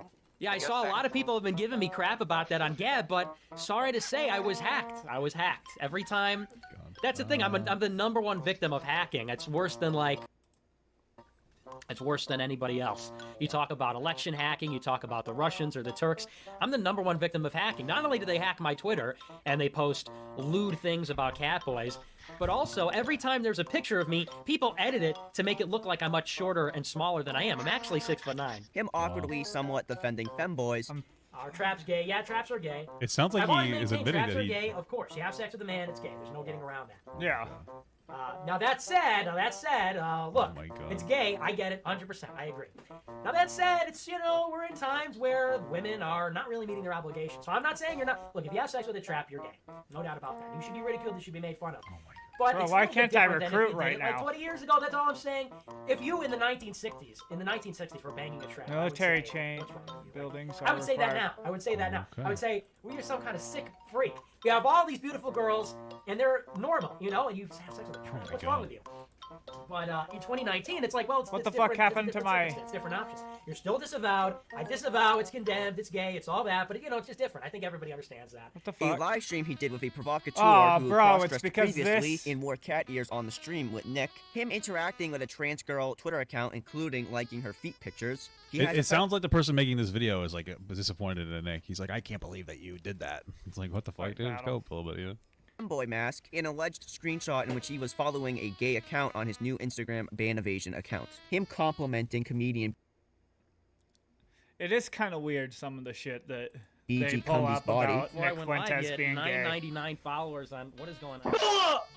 Oh boy, I saw you're at 999 on Twitter. You're about to get the patented Fuentes bump on Twitter. So you got a good. Why does physique. this I guy will say not I have a watched shirt on? Your video where you defended Amy Schumer, and I was like, I thought you were. Yeah, it sounds like Nick is a little gay. Okay. I mean, it's fine, except I guess it kind of goes against his values, huh? Just ironic, but you actually had a good physique, and I was like, what? Like there was a dissonance about that, because usually you look at Sam Hyde, you look at these other characters, and it's a little bit sloppy. But I will say, I do appreciate the physique. By the way, are you Catholic? An anime opinion we will discuss later. All And right, I while can I was speed making this this up video, now. he hosted a segment on his show defending his virginity. What, people calling me gay because I've never had a girlfriend? I think if anything, it makes me less gay. If anything, it makes me not gay, as opposed to less. True, gay, not because girls fuck guys, and then if you fuck the girl, by association, you fuck every guy she had sex with. Which is why it's less gay to have sex with a guy, because they usually fuck with more girls. A straight guy. Boom. Logic just completely destroys you there. If there's any gay, but it makes me not gay. Well, because think about it this way. You know, Oops, I didn't mean a to do gay person, gay people do date girls all the time. Real. And when I said on Elijah Schaefer's show, when they said, Like "Have you ever had a closeted romantic gays. relationship? Have you ever had sex with a girl?" And I said, no. If you name search me on Twitter, as I always do, all these gay people are coming out and saying, I've had more girlfriends than Nick. I've had sex with more girls than Nick. So like I said last week, not only is that thinking flawed, but actually it's the Oh, reverse. shit, That actually there's makes more. me Let's keep really going. Fuck it. more heterosexual than anybody. If we're being Incredible. if we're really Yeah, being Makes honest, perfect sense. never having a girlfriend, Makes never having sex with a perfect woman, fucking sense. really makes you Holy more shit. heterosexual. Face, Because that's honestly, dating women is gay. True. Having sex with women is gay. True. And having sex with men is gay. And it's all gay. And if you want to know the truth, the only really straight heterosexual position is to be an asexual incel. That's it. That's all there is. Being a MGTOW asexual incel is really the straightest position. You that you can't can really argue with the logic here, guys. It's so having it's sex so in itself powerful. is gay. True, yeah. I think that it's really a gay act to begin with. True. Think about it this I way: what's agree. gayer than being like, I need cuddles, I need kisses, I need it's all very sus to me. Yeah, true. He's know? got a good point. I need to spend time with a woman. That's a little sus. True, yeah. I agree little with bit that. sus. Little sus, yeah. So I think Completely really, true. I think really, That's real unlike, and true right you know, there. the straightest guy that ever lived, probably. Probably. Nick denies the allegations or accusations or whatever word is more semantically accurate. Trainwrecks. In 2019, Nick Fuentes would be a part of a huge debate panel run by streamer Trainwrecks. He would be joined by Sargon of Akkad, Hassan Piker, Destiny, and Osmogold. This was a very popular debate that currently has over Hassan 1 million views Piker on had YouTube. a The debate panel was with originally hosted live Nick on Twitch, Fuentes? and Nick would be I banned from wouldn't Twitch think that shortly after Hassan the panel. Piker would Based want to upon even it. Below associate extra- Why? Nick Why didn't you Fuentes. explain why he got banned, bro? What the fuck? Because he doesn't even What is want this to biased associate bullshit, dude? with What are you doing here, bro? You gotta give us the Destiny, fucking. so- You gotta give us the deets, dude. You can't just lay that on us and then be like, oh, he would get banned later, bro. You gotta give us the full accurate shit. Department is/was a popular snow clone made popular by Nick Fuentes. You can find it being used by people who hate Nick, like Vosh. Nick is even credited with this on Know Your Meme. Anti-race mixing. A controversial and some would say hypocritical position of Nick's is that he is against race mixing. One of these statements comes from a leaked video. Would you say that me having sex with my dog is the same thing as me having sex with a black man? No. But they're both degenerate. Kathy Zhu. Kathy What? Zhu was once a very popular Chinese. Why aren't you going in? Like, what's your perspective? How do you feel about that? Do you think that it's fuck, I keep doing that. Do you think that it's bad, or are you like okay with it? Like, what the fuck's happening here? It's concerning. Okay, very concerning. Very sussy, like a character from the popular video game Among Us. American conservative, although she's fallen out of the public eye in recent times. Her rise to prominence was due to her title of Miss Michigan Beauty Queen being stripped from her due to her conservative views in 2019. At her peak, she was verified on Instagram and had well over 100,000 Twitter followers. Well, at some point, she started hanging out with Nick Fuentes. I believe this photo in what appears to be September 2019. I mean, did she get banned for being a conservative, or did she get banned for being like some kind of a fucking Nazi? And then the question comes down to like, okay, well, if she got banned for just being conservative, and there was nothing more to that. Well, then that they means that her call ban probably anyone let her down who's what we would call the conservative alt-right pipeline to nowadays more like extreme a values, fucking since only people on the right would be left to like Nazi. embrace her. Or she was just banned because she like was a fucking, I don't know, like fucking some kind of a racist or something, and they banned her off the platform. I guess we'll never know. I guess we'll never know, guys, because I'm not gonna do the research. Was where this young love started to bloom. A lot of people would meme about this relationship. Nick was famous for hating on e-girls and telling his audience to stay away while also being anti-race mixing. But was Nick the Knife about to fall head over heels in love with a beautiful Eastern lady? The answer being Nick and Kathy would post. Well, a lot of conservatives will say that Asian people are just they're just white plus, okay? That's it. They're just white plus, all right? About each other, but this would not last long. Kathy got upset over Nick's fans making fun of her, some of them were being racist, and got really Damn, bro, upset what with a him. She surprise. then got even more upset when he refused to tell his fans to stop, saying he Why? didn't want to look like a cringe simp. Nick defended himself and his fans by saying he did the quote-unquote eyes to her, and she laughed. that's pretty Apparently, true. she was also upset with him because she learned his stance on race mixing. It was forbidden love. Kathy and Nick's relationship would become an ongoing meme on his show. Just marry Kathy Zhu and let her teach you martial arts. That's proof that he really is an incel, bro. He really is a fucking incel. That's crazy. I mean, if he turned down a girl he was probably attracted to just because his audience told him not to do it, like that. Well, I mean, incel technically means that you're involuntarily celibate, but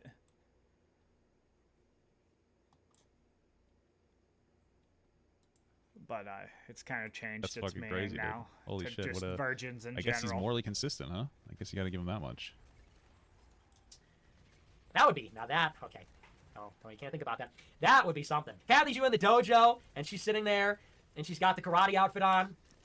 Teach me the ways, Kathy. Kathy Zhu would be like, "Aw." Kathy Zhu, man, she'd be kicking my ass up and down International Boulevard in Orlando, Florida. Karate chop me in the back of the head. She's a threat. She's a threat. That's why I had to make amends with her at CPAC. I was like, she's dangerous, man. She's gonna chop me in half. What the She's fuck? gonna chop me in half. Apparently, So he's being racist on the one hand, but then he's also being anti-sexist by suggesting a girl could actually beat him up. So how do I interact with this? Is this good or bad? How do we do this? I don't understand. Contacting him during Stop the Steal, but I don't think anything came from that. Internet Blood Sports. Internet Blood Sports was a series of political debate streams where right-wing e-celebrities would have autistic pissing matches amongst each other, and Nick Fuentes was somewhat popular in this crowd. Pyman did a whole video on it. It's 3 hours long. I have an 8-minute segment in it, so go check it out. I would just like to say I don't endorse everything Pyman says in this video. The only thing I fully endorse in that video is my section, which if you don't want to watch his video, which I think you should, but if you just want to see my section, it's also on my YouTube channel. America First Media Fallout. America First Media was a company Nick Fuentes owned alongside at the time popular right-wing YouTuber James Allsup and someone named Matt. The company would fall apart, and a public fallout would occur. It would start with Nick hosting a Periscope stream where he accused Allsup of being unprofessional and lazy. Not only that, he would also accuse Allsup of basically doxing or being complicit in the doxing of his sister. James would then ban Nick from the Discord You think server. that Nick's sister's as hot as Abby Shapiro? You know what I mean? Like these conservatives, bro. Oh, Nick is basically like a never little bit more of a mind. feminine, maybe more masculine Ben Shapiro. So you never know. You know what I'm saying? Think my computer's gonna explode because this is getting fucking nutty. They ran, and then Nick was kicked from his own company. that he owns. James would then make his own video about the situation, which is now lost to time. All I could find that lives on from it are quotes in an article from a website called angrywhitemen.org, which is a pretty dumb name because right now they're talking about beef among a Mexican and an Asian, or a Hapa to be exact. Angry White Men? What? James accuses Nick of lying and claims his sister's docs have been public on poll for a while. Then Nick and James would go on the Kill Stream, a once popular internet blood sport stream, in which they fight some more and talk about lawsuits. Well, I mean, like, even if it was. Him and the guy on the from the Kill Stream. Also, Nick claims James stole from him. And then actually, here's even the most charming thing. One of my fans, a great fan, loved the guy, solid guy. He was a mutual friend of both of ours. He sent me a Christmas gift, but the P.O. box was in Washington, where you live, and you have seized it. You refused to send it to me, even though he has pleaded with you. Please, it was a very special gift I wanted to give to Nick, and you've stolen it because you refused to send it to me. You're being very. But it just goes to illustrate how low you are. It just goes to illustrate how low that you go. That you want to that is ongoing litigation, Nick. It serves to illustrate that when you're litigating, right, you don't just start mailing people things. You don't start mailing the opposition things. Right. It's sitting around. You'll get it back, Nick. You'll get it back. You just gotta be a little bit. You'll be a little bit patient. Yeah, we'll see what happens. We'll see what happens. I just really, I think you ought to be ashamed of yourself. I think you ought to be ashamed of yourself. I hope you're really pleased with the choices you made. I absolutely am. This drama would even reach Keemstar. Destiny. Crossbow Master? Crazy. Wait, what did Well, Keemstar isn't say? Keemstar and the guy from the Kill Stream friends? This drama would even reach I will judge. Oh, I see. Keemstar. Destiny. Destiny is a popular liberal streamer Nick Fuentes has had many debates with, many of which are very popular and have a lot of views on YouTube. Nick has somewhat That's what recently popular become means. convinced Destiny is becoming a groiper due to controversial statements Destiny has made on topics like transgenderism. Women shouldn't say bad words. Women What his topic on trans women is that like trans women are women, but my understanding is trans women are women. They just shouldn't play in sports because they'll displace cis women. That's it. I don't think there's anything hot topic there unless there's something that's changed. I don't know about. Shouldn't say bad words, retweet if you agree, was a tweet that Nick made in which he got ratioed into oblivion. He got ratioed so hard, articles were written by non-political news sites covering it. Deeper than thought possible. He Will Not Divide Us. He Will Not Divide Us was a failed art project run by Shia LaBeouf. The idea was it was a live stream where Trump protesters could voice their frustrations. It would be overtaken and shut down by right-wingers. A lot of people forget Nick Fuentes would actually make an appearance on the stream, although no one really cared as Nick wasn't popular. Is that the one where he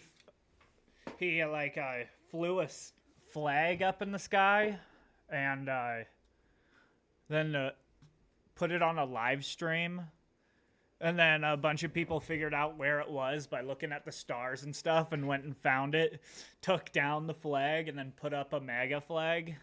Or no, it was a Pepe flag, I'm fairly sure. At the time, nor did he do anything noteworthy. Sam Hyde collaboration. Nick Fuentes would meet Sam Hyde at He Will Not Divide Us. A few years later, Nick Fuentes would join Sam Hyde in a surprise collaboration called QAnon Exposed by Sam Hyde. This collaboration was to advertise Sam's new Twitter account, @Wigger. Beef with journalists. Most people don't... Incredible. I haven't heard that term since like the Jamie Kennedy experiment or whatever, like the fucking Jamie Kennedy or Malibu's Most Wanted. That's like the last time I heard that. Holy fuck. Jesus Christ.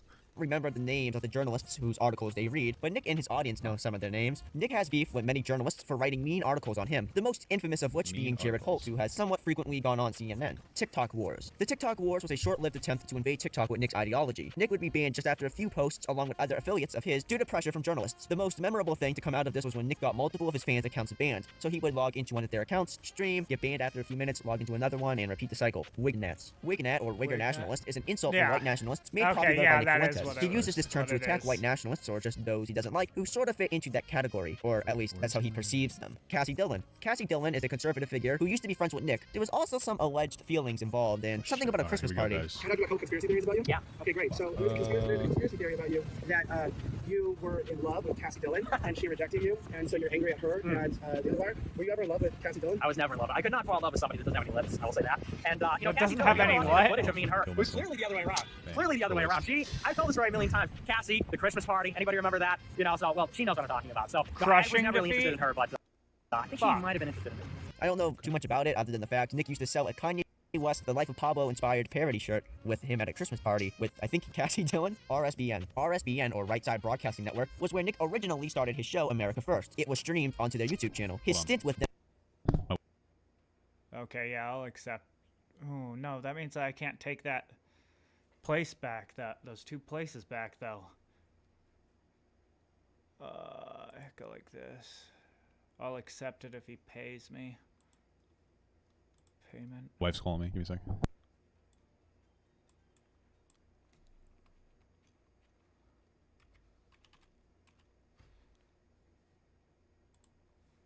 Fucking A, dude.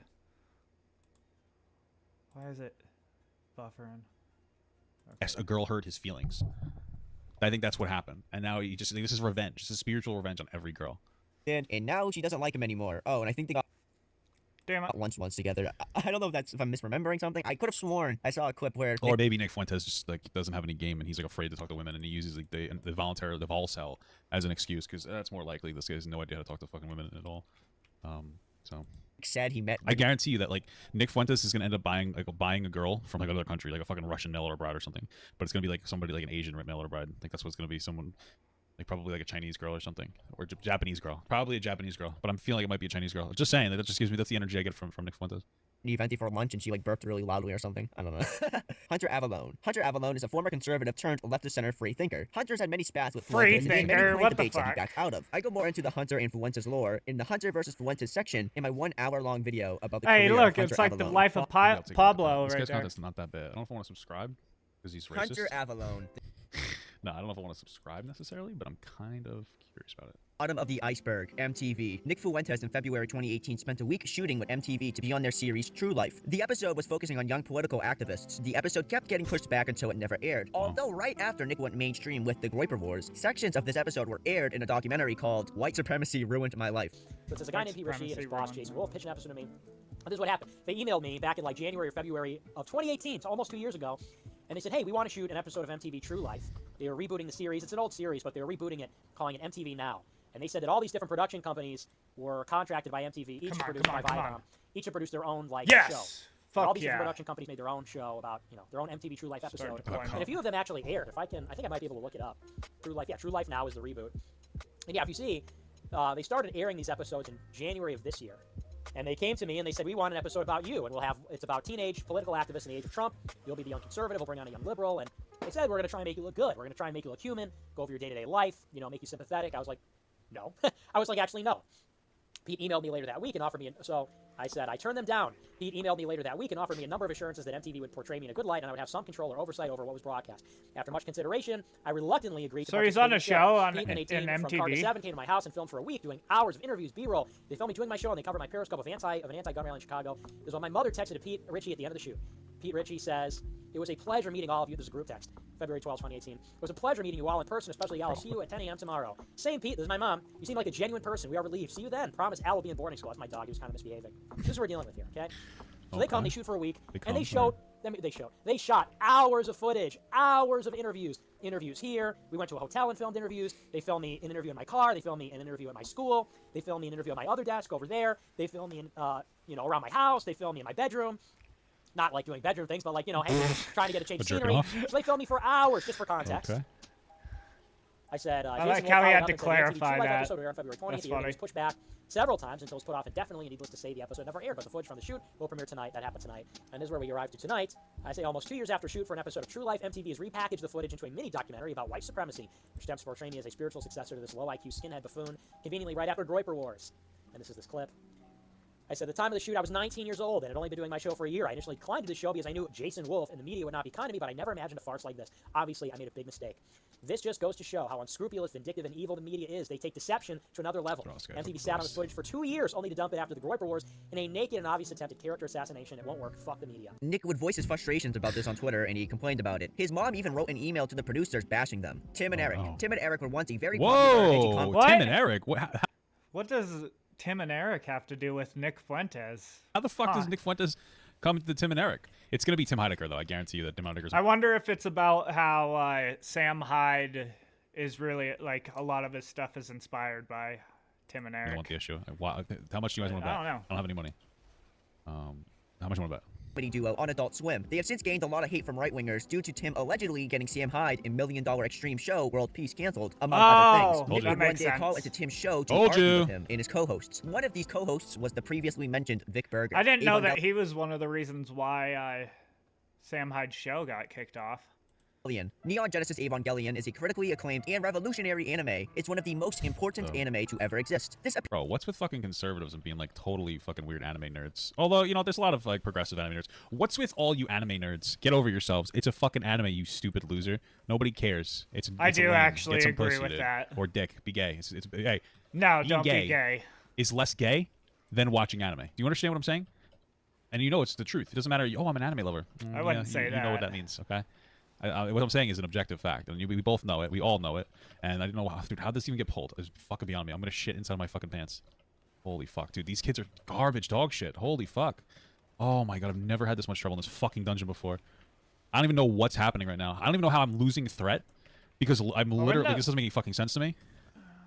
Oh, you're fucking me. It doesn't even make sense to me. Hold on, we're doing like a fucking pro move right here. Woo. All right, sorry guys. I know that I just said anime people are nerds. It's still true, even though I'm a fucking WoW nerd. So fuck you.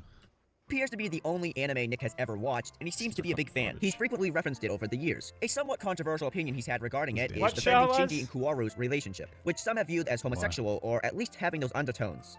James, to say Nick, kind of unrelated, but was hoping you could please clarify one of your views for me. On last night's show, you said you were a Rei fag. Can you please explain why you put Rei above What the Asuka and fuck is Misato? Rei fag? Well, and I explained this last night. If you like Misato or Asuka, you have mental illness. Because Asuka and Misato are crazy. You know, the whole appeal of Asian women, for aside from aesthetic reasons, is their femininity compared to Western women. Asuka is German, is she not? And, am I right in that or am I wrong? I don't know. I haven't watched it in a long time. In any case, Misato is not very feminine. She's very boisterous and aggressive and domineering and, you know, Wait, so this guy's homophobic unless women are too loud. Then he likes gay people more than women. That's fucking insane. What a belief system that you have. for that reason, I'm out. For that reason. And he likes femboy. It seems like Nick Fuentes desires femininity over women. Nick Fuentes, like, legitimately probably would probably suck a dick, honestly. I think that he would suck a dick as long as it was in a masculine way. Incredible. I mean, you do you, brother. You do you. Every time. Rei was, when she was told to get in the robot, did she carry on and she bitch and moan or anything? She said, okay, I'll do it. She's bloody and bashed. She's on the stretcher. Okay, you got to get in the robot because Shinji doesn't want to. Okay. Yeah, he's gay. That makes sense. That's why he's celibate, because like he can't fuck, bro. It's like the Ben Shapiro. Ben Shapiro's like, oh, gay people are fine. You just can't act on it if you want to be religious. Like, just basically saying it's not fun to be gay. Like, you can have the thoughts, you just can't act on it. Okay. That's Ben Shapiro. That's what Ben Shapiro says. This Nick Fuentes is living that. He's living that that is shit. true. That's fucking crazy. He's probably gay. He probably has sussy thoughts. And so he just doesn't have sex. I fucking figured it out, dude. I figured it out. Just did it. Or he's I'm gonna just give another- Catholic What I and he used to doesn't say, have about sex. NGE is that the real red pill choice is Kaworu. I used to say the real red pill choice is that, but in light of the Catboy thing, I can't make jokes like that anymore because then people are like, oh, well, really? Well, Nick said Kaworu was best girl in NGE, so I can't even make jokes like that. But hey, excuse me, Jeb, excuse me. But, and here's what I will say, excuse me, Vosh, excuse me. What I will say in defense of Kaworu is this. There is something to be said. Not about, I have no idea not about this. homosexuality. I'm not defending that. But there is something to be said, because it wasn't homosexual. Not until Rebuild 3, the Rebuild movie, the third one, did it get a little bit weird. It was a little weird in the series. I but it have wasn't no as idea explicitly about this anime, so. What I will say is that there is something to, and I'm going to get myself in trouble once again, but I only tell the truth, obviously. Okay, I only tell the truth. There is something about the male bond. Now, obviously, Democrats and Jews and homosexuals themselves, this is an important point, have made an attempt to take all male bonding and male relationships and create this gay I do get what paranoia, he's this gay saying. suspicion. And what this does is it I actually undermines- do know what he's talking about. Like, Bert and Ernie are supposedly gay and all this shit. The ability of men to form They say that friendships and bond with each anytime, other. This is like in real, TV okay? shows, Now, some people might that say this is a cult or something, but this is- someone we all that know. like We two all know that they undermine- friends, like two male friends, are together in like a kid show, they're like, oh, they're gay. I have noticed that. Like the Boy Scouts, for example. They undermine all male spaces. They undermine male friendship all What? the time with that kind of stuff. It's very legitimate. You can't play What the fuck are you talking about? There's some fucking sexual bullshit in the Boy Scouts. Nobody's undermining except for fucking people who molest children. I'm a fucking Eagle Scout, so I can talk on this with absolute fucking certainty. Okay? All these kids are so fucking annoying with the direction that they want to go. But like I can say that with absolute fucking certainty, okay? That's the truth. That's the truth of the matter. But how the fuck does it make it like gay? Like people, like the reason people like meme on the fucking Boy Scouts is because of the suspicious shit that was going on with like some of the fucking some of the male troop leaders molesting fucking young boys. Fuck, the fuck? bro, am I actually And gonna by the lose way, this? that doesn't mean that you're taking it soft on like I am. on gay people, but it does mean that you have to understand that what is necessary for society is for male spaces, for the so-called manner bond, for strong male friendships. Now, the red pill there with Kaworu is to say Kaworu, in some ways, understood Shinji better than Misato, better than Asuka. Now, Rei and Shinji have a complement. Kind of makes me feel like traditional relationships were about like being with a woman and then just not being their friend. like not be like you had a wife, but you didn't like talk to them. You just fucked them and then you raised their kids. You helped raise their kids. And when I say raise your kids, you basically just like paid for the kids because you didn't have like any real involvement in their life. What the fuck? That sounds kind of gay. What the fuck? That's so weird. I don't know. I mean, my wife's my best friend. Maybe I'm just biased, but what the fuck? Complementarity in being a boy and a girl, and Rey obviously has this thing where she is descended from... Damn it, bro. What is it? She comes from Shinji's She comes. mom, and I don't remember all the esoteric stuff. She's from Lilith, or what, this thing, the first collision. I don't remember all the details, but she's from Five Nights at there is Freddy's. the complementarity, the esoteric complementarity in the movie, but the complementarity between Rey and Shinji as boy and girl, which is intrinsic, but in some ways, Kaworu understands Shinji in a different way, and you might say a better way, because they're men. Now, that doesn't mean that there was any funny business in the series. In the rebuild, the third rebuild movie, it got a little bit uncomfortable, but now that's the red pill there. And I used to say this. It was uncontroversial, and then the Catboy Cammy thing came out, and then it's like, oh, now you can't make any jokes. Now you can't make jokes, even if there's a point to it, even if there's a very prescient point to be made there. Okay. In any case. Oh, So- it sounds like you weren't really joking based on this. Fuck. So, okay. That's Neon Genesis Evangelion. That's, in case you don't know, that's an anime series. That's the only anime I've ever watched. I'm not even an anime guy. I don't even like anime that much. But in You college, love my this one, friend was apparently. like, you gotta watch this, it'll change your life. And he totally oversold it. I mean, it was good, but he was like, you have to watch this now. My friend had a mental breakdown because it was so good. And I was like, really? He was like, dude, yeah. And this is one of my best friends. I was like, okay, I'll give it a try. And Hey, you know, it wasn't that good. It's the only anime I've ever watched, and I'm so in depth with the fucking lore that I'm gonna have like these fucking nuanced conversations about how like the gay relationship is the best relationship, and I'm gonna apply it to my real life. I'm gonna find real life like value in this show. Like I'm gonna identify with it to that degree. But it wasn't that good. What are you fucking talking about, Nick? Just say you're fucking anime cuck and just move on. Like it's okay. You loved this show more than you like love like your mother. It's fine. But why do you gotta hide that? Don't hide it. Just fucking just flaunt it. I'm like 20 episodes in, and he's like, fuck, I just I'm fucked like, up. yeah, I mean, it's good. It's not like melting my mind. And he's like, well, you gotta wait until episode 21. No, wait, actually 22. No, 23. No, you gotta wait until, now you gotta watch the movie at the end. And I'm like, okay, well, it's good, but it's a TV show. I mean, it's a good TV show, but let's not get ahead of ourselves. This is not like a life-altering experience. Anyway, guess for your that's the only friend it was. anime I've ever watched. So don't get the impression if you don't watch the show very much that I'm like this weeb or anything. I'm not. Boss Baby Incel. Boss Baby Incel, or Boss Baby Incel with a number after it, was a series of ban evading accounts on Instagram. He's seemingly given up. Hey, what's up, Curly? How you doing, brother? Subscribed for 21 months. How you doing, brother? Haven't seen you in a while. How you doing, man? On making them, though. Patrick Casey fallout. Patrick Casey was an associate of Nyx for many years. He was once the leader of Identity Europa?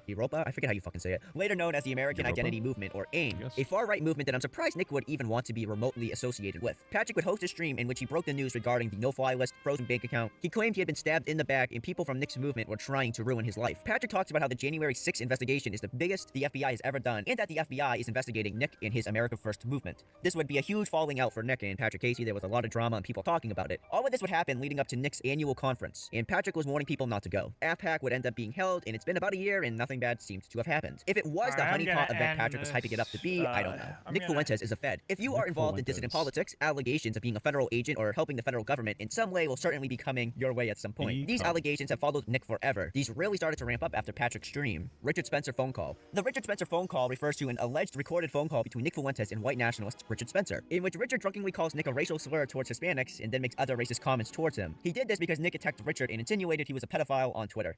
They were doing these streams, and Oh yeah, he got outed and he got fucked over. I know you're he talked about like child porn. Yeah, He yeah, said, yeah. like, Well, he was like, oh, like, yeah. for some people, like, and I don't want to relitigate that, but he said that, and I said, I implied like that he was pro-pedophile, and and he called me, and I didn't. Well, actually, you know what's really funny? What was it, like a Vosh take? Like, what was his take on the fucking pedophile shit? I wonder.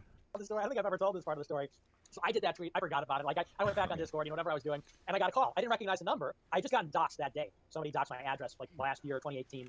And so I was kind of on edge. So an unknown number called me. It wasn't unknown, but it was a number that I didn't recognize. And I was like, oh, like, who is this? So I answered it, and I didn't say anything because I was waiting to like hear the other person say hello or like whatever, maybe say my name. And Rich Spencer was like, hello? And I didn't recognize the voice. So then he just hung up. I texted and I said, Ooh, no. who is this? And he was like, it's Richard Spencer. And I said, like, There's the voice. I think I said, well, I said, oh, sorry. Like, I'm a little on edge because I got doxxed. Like, yeah, I'll call you back. So I called him. And it was so funny because I was just so casual. I had no idea. I forgot about the tweet. I was like, hey, Rich, what's up? And he goes, you fucking, like, piece of shit. I was like, hey, Rich, like, what's up? And I was just like, I was so caught off guard. I was like, oh, like, why are you mad at me? Like, what? Like, okay, like, what's your problem? He's like, that tweet, you called me a pedophile. And then I just started laughing. And I was like, fuck you, like, you're done. Like, the movement doesn't belong to you anymore. You're going to hell. Like, fuck you. Like, we got into it. It was just like a screaming match. And then he was like, you're a spick. And then the next time I see you, I'm gonna beat the shit out of you. He said, at one point he goes, how hollow and wicked you are. It was so, he did an impression. He's like, oh, Mr. Spencer. No. Mr. Spencer, no. no. wasn't even mad. I was just dying because it was so funny. As deep as we can go, trip to Israel. Early in Nick's career, he claims he was offered a trip to Israel by people in Conservative Inc., presumably to make a business deal, although he didn't take it. The original simp. The original simp refers to one of Nick's former high school friends who claimed he stopped hanging out with Nick due to a girl he was dating. So I've been simp pilled before I was red pilled than anything else. When I was in high school, my best friend was a simp. My best friend. Like, 'cause he dated my somebody? best friend. My best friend was a He was simp. also my best friend. Freshman, sophomore year of high school, and we hung out all the time. We were neighbors. We never even knew we were neighbors. He lived a block away from me my whole life, and I never knew because he was in Catholic school and I was in public school. But we met in high school, and we were in Model UN together, and we were some of the best kids on the team. And he was bright and funny guy, good guy, and we became fast friends. And we hung out all the time. We were at each other's houses, and really had a close and fruitful friendship. And then what happened is, sophomore year at the turnaround dance, he got asked to go to the dance by this girl who I never cared for, who I never liked. I never even thought she was that. Bro, stop telling me to focus my camera. It's your fucking shitty internet. Shut the fuck up. Like, Jesus Christ. Was it the second time you've done that? Hey, stop being poor, okay, bitch? Stop being fucking poor. Loser, all right? You motherfucker. Pretty. She was well. She wasn't gross. She was okay. She had big boobs, if you want to know the truth. And that was She had big She had man boobs. hands, and her face wasn't even that great. Anyway, this is not important. She was kind of stocky too. She was like one of these women who has like a really like solid. She was build. too masculine, okay? If it was a feminine male, he would have been all over that shit. But this girl was too masculine. If you're too masculine as a person, that's bad. If you're a feminine person, he wants to suck the fuck out of you. Actually, it seems like he likes feminine men more than anything, or feminine boys, I guess.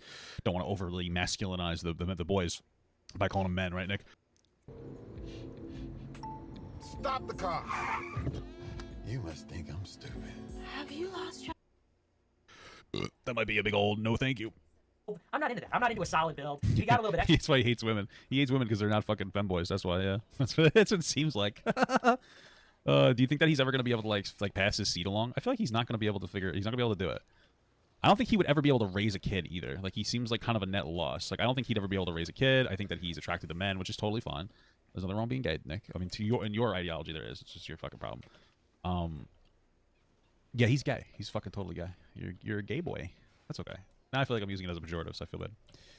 What up, nerds? Extra, but I really kind of prefer. Well, and I don't want to get too much into that. But she was, she had like one feature going for her, and I'm not, anyway. What's that? So this Her boobs? girl asked him to the turnaround dance, and from then on he was smitten, and all of a sudden, and we had a little friend group, but we were probably the best friends in there. Well, maybe, I don't know if that was true. That's how I felt. But yeah, suddenly he didn't want to hang out with us. Whoa, Didn't want wait. Nick Fuentes just admitted he was a simp, but for boys. He's like, we had a friend group, we were best friends. Well, at least that's how I felt. Basically implying that may not necessarily be how everybody felt. Now, what does that mean? Well, that means that the other person didn't think that they were best friends, which means he was simping for a man. Bro, what are you doing, Nick? What the hell's the matter with you, bro? I what the don't fuck think are you that that's what you that can't, means. You can't be homophobic and then be gay. It doesn't work like that, dude. What are you doing? hang out. He was nowhere to be found, MIA. We didn't see him for the rest of the high school, really. Never really hung out with us. And even when he did, he was always texting her, and he was also always flexing his girlfriend. We would, like, beat him in Monopoly, and he would be like, oh, well, I have a girlfriend. It's like, oh, congratulations. It's like, oh, well, I have sex with my girlfriend. Oh, congratulations, you know, what do you want us to say? This guy, do you really need that? You know, it's like, you got your ass kicked in Monopoly, now you're going to flex, oh, you, like, have sex with your girlfriend? Yeah, congratulations, right? Anyway. But wow, that makes sense as to why Nick really attached himself to, like, conservatism, right? Like, I mean, he would play Monopoly with his friend and he would win, but the friend would flex his girlfriend. So Nick was like, you know what? You're a simp. I'm going to hate women, and then I'm going to base my entire philosophy on capitalism because I'm good at Monopoly. And I identify with that. Shit, dude. Holy fuck. Dude, Nick Fuentes, his entire person, his political ideology is completely shaped by the fact that he simped for a guy that didn't really like him as a best friend, and he was good, but he was good at Monopoly. What the fuck, Nick? How the fuck is your political ideology rooted in the fact that a guy chose a girl over you? That's crazy. That's crazy, dude. Holy shit. Nick Fuentes is fucking nutty. But that's like a stupid thing that would, you know, dumb detail. But and she never liked me, and she didn't like me because I was conservative, and she was always undermining me, and you know. She didn't like you because you're an asshole. Do you ever think about that? This is somebody who now won't even talk to me, block me on everything because liberal girlfriend doesn't like me. And that's the first simp. I'm damaged. I'm damaged because of it. You know, when people ask me, years into the future, people ask me, why do you hate simps so much? And you'll have one of these flashback moments. Flashback. Because what do he you have was against one. them? Who hurt you? You know, and it'll flash back. Nick in high school, best friend, turns into a simp. No time for his friends. In a lot of cases like that. In a lot of cases where it's the same thing.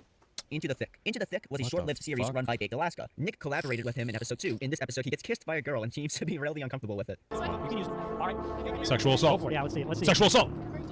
Everything sexual assault. Wow. Are you a dancer? I am a dancer. Oh my god. Oh my god. Can I have a hug? No, you cannot. Why? Because I do bones. You do bones? This is a separate. Okay, is that the same thing? Is that the same thing? Actually, it's a lot more. Really? Try it again. Eminem's my husband. Really? Different personalities. Kiss me on the cheek. All right, that's interesting. Is Baked Alaska still in jail? No, I actually think he How's got your relationship out. with your father? Dude, this is Nick Fuentes? Oh my god. I swear I saw him at a gay bar one time. I swear to Jesus Christ Almighty. I saw this motherfucker at a gay bar. Look at the way that this dude's dressed. Are you fucking kidding me?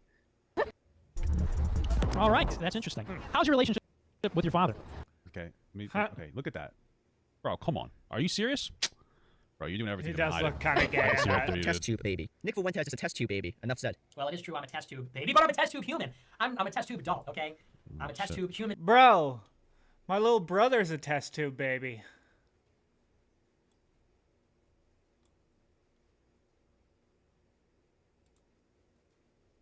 Baby. Damn, he was a test tube baby. They genetically engineered Nick Fuentes just for him to be a fucking gay conservative. What the hell's that? I'm just kidding.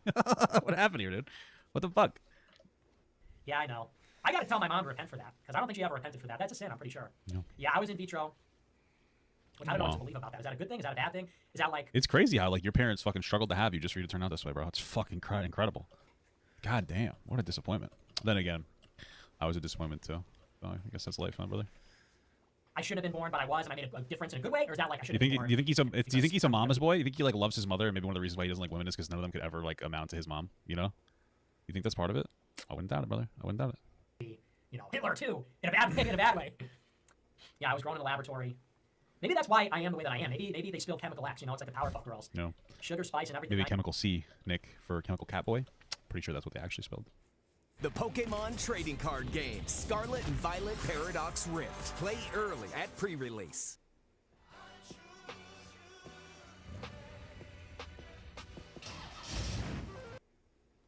Uh-oh, there goes the Fuck, did I get racism. rude There goes the here? anti-Semitism sauce. There goes, oh shit, we I poured love all his that racism spell. in the mix. Incredible. Damn it. Little B. Little B the Based God is an American rapper who created the word based that Nick Fuentes likes to use. Little B has also reposted Nick Fuentes memes onto his Twitter accounts. And finally, Nick Fuentes is a figment of my imagination, refers to a super chat Nick received. Wait, so Little B actually is a conservative? I didn't know if he was or not. Gotta run. Bye. Bye. In which a fan was happy to meet him in real life and to finally know the truth that Nick Fuentes is real and not psychosis-induced. Epic Rocket Man saw you after your YouTube ban. Glad you turned out to be definitely real and not psychosis-induced. Yeah, I guess that's good. I hope that you're real. Sometimes I think to myself, sometimes I'm like, I swear on my life that I think about this all the time. Like, I hope that everything that's happening to me is real and not like a really convincing Bro, I've fucking had that exact same thought so many times where I'm just like, man, what if like everything that's going on in my life, I'm just like crazy. Just like, you're just crazy and nothing that you actually think is real. You're just like sitting there talking to some fucking white wall. Don't even know it. Holy fuck, bro.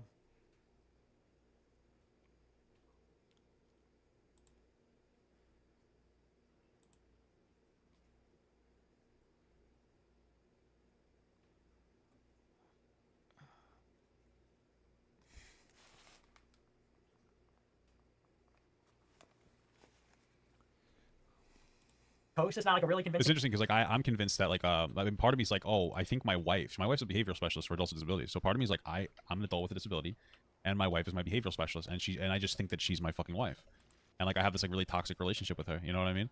Like that's the way that I look at it. You know, you never know, dude. Maybe my brain is playing tricks on me. I have no fucking idea, dude. I really do not know. Delusion. Sometimes I think to myself that I'm really just in like I'm in the basement now, but sometimes I think to myself that I'm like in the basement and I'm like mentally challenged, and in my head I've got this universe going on where I'm like hosting this big stream. I've got all this stuff going on, and like, oh, everyone's watching my show, and I'm leading this movement. But in reality, it's like I'm you know, I'm playing with Power Ranger figurines or something. I'm like, Mom, I'm going on tour, and you know, my mom's like, wow, that's really nice, you know, and then she's like crying because I'm totally not going on tour. I like can't even. I'm you know, seeing a physical therapist so that I can like, you know, go grocery shopping. I'm seeing like some kind of specialist so that I can live like a somewhat normal life, you know, in like some kind of assisted living situation. I think that all the time. I'm like, what if none of it is real? What if it's all just like this elaborate delusion? And outside of my brain, I just sound like a retard. I just sound like some dabbling retard, and everyone's just humoring me. You know what I'm saying? I think you do sound like that though, Nick. That's probably very accurate. So you know, yeah. So I hope that's not the case, but I do think about that a lot. Every now and again, I'm like, but how can you really know? How can you really know? You know, in my brain, I'm sounding like super smart. I've got it all figured out and everything. But then everyone's looking at me and they're like, I'm like drooling. I'm on one of those like rubber cushions and I'm bouncing up and down. You know, I hope that's not true. And that concludes the Nick Fuentes iceberg for now. I know there are some things that didn't make the cut, like the Groyper War Prophecy, Kanye, Jada McNeil. Perhaps I'll make a sequel in the future, or maybe make a Lost Fragments video or a TikTok series where I go over topics that didn't make it into this video. If you want extra content and want to throw a couple shekels. Well, that was a good video. I gotta get the fuck out of here. I'm literally on fire, dude. It's so hot. It's fucking so hot in this room. I need look a fucking at air conditioning. obviously. Have a good one, guys. Take fucking care. hot. I gotta get He's the fuck fat out of as here. I'm gonna fuck. fucking die.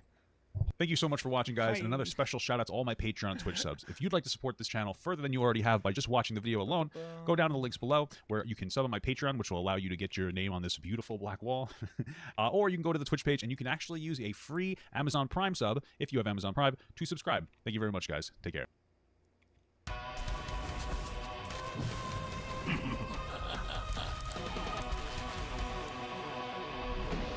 I still know a few tricks up my sleeve.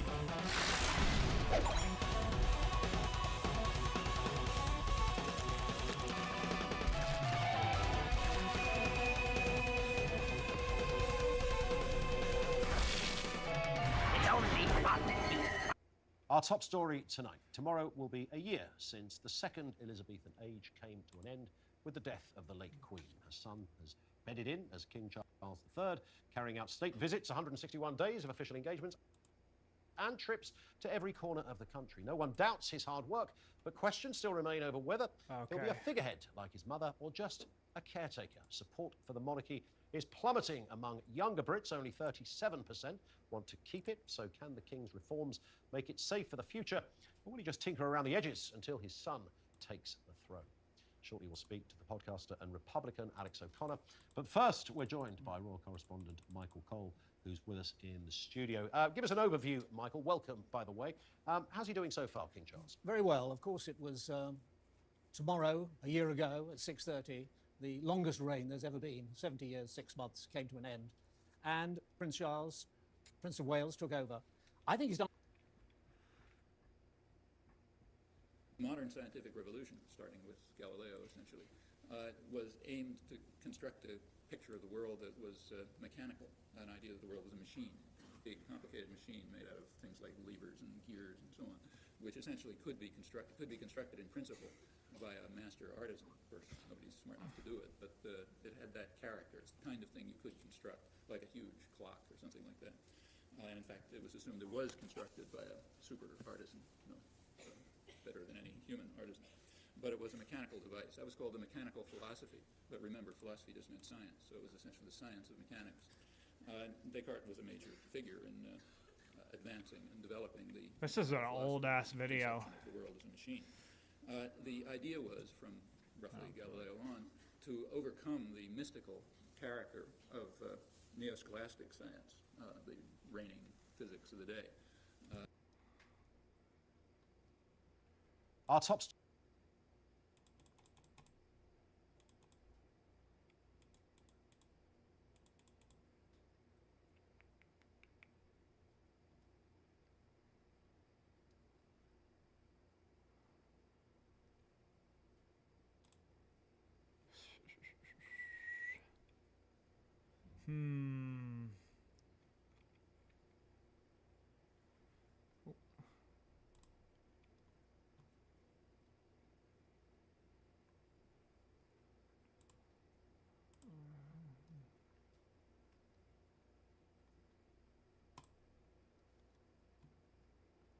However, an existential crisis triggered by financial struggles can also serve as an opportunity for reflection and growth. Exploring personal values beyond material wealth, seeking emotional support from friends and family, and identifying alternative sources of happiness can be essential steps in navigating such a crisis.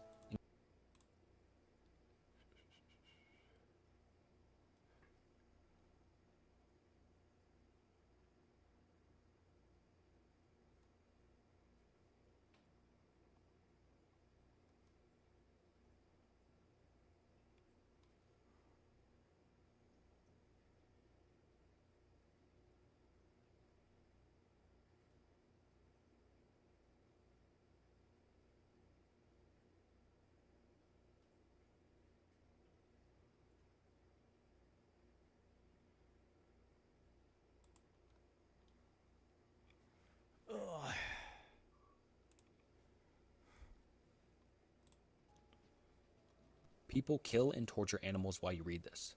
And it's similar to the last one, but it's just as simple as that. And people are doing horrible things to animals and people alike all over right now, the world, while you're watching this. And so, another pretty morbid topic. Is it better to die before or after your loved ones? Another pretty interesting question that always makes me think.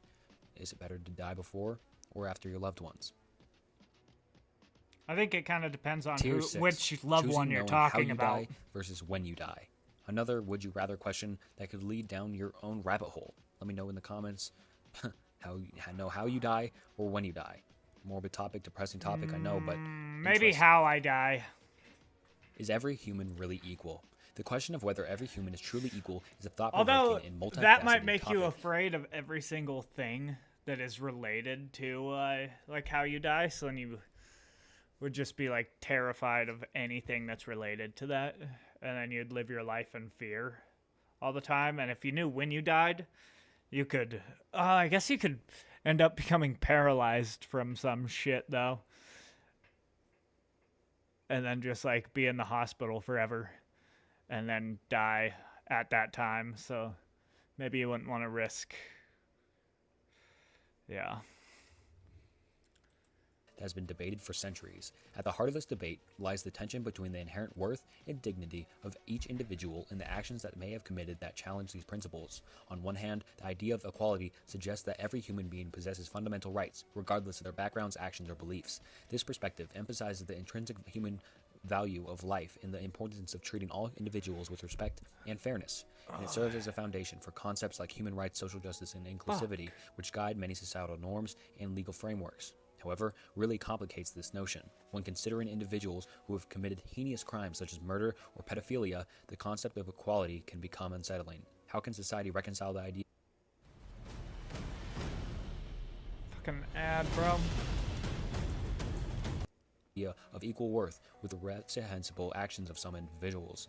This is where the ethical and moral dimensions of the question come into play. One viewpoint acknowledges that every human individual may have equal inherent worth. Their actions and choices can certainly differentiate them in terms of accountability and consequences, and in a legal sense, individuals who have committed crimes must face the repercussions of their actions, which can include imprisonment, rehabilitation, or other forms of punishment. This approach maintains the balance between recognizing the inherent value of human life while holding individuals accountable for their choices. Moreover, discussions around this question often touch on the distinction between judging actions versus judging the worth of an individual. It's possible to condemn actions while still acknowledging the complex factors that may have contributed to an individual's behavior, Am I gonna such as have any, upbringing, mental health, or societal backup coming up? influences. This understanding Fuck. does not excuse criminal behavior, but it does encourage empathy and a more comprehensive perspective on the factors at play. So what do you think? Are every human equal, or should every person be kind of judged on what actions they've made in their life? I think that not every human is equal, but they should be treated equally under the law.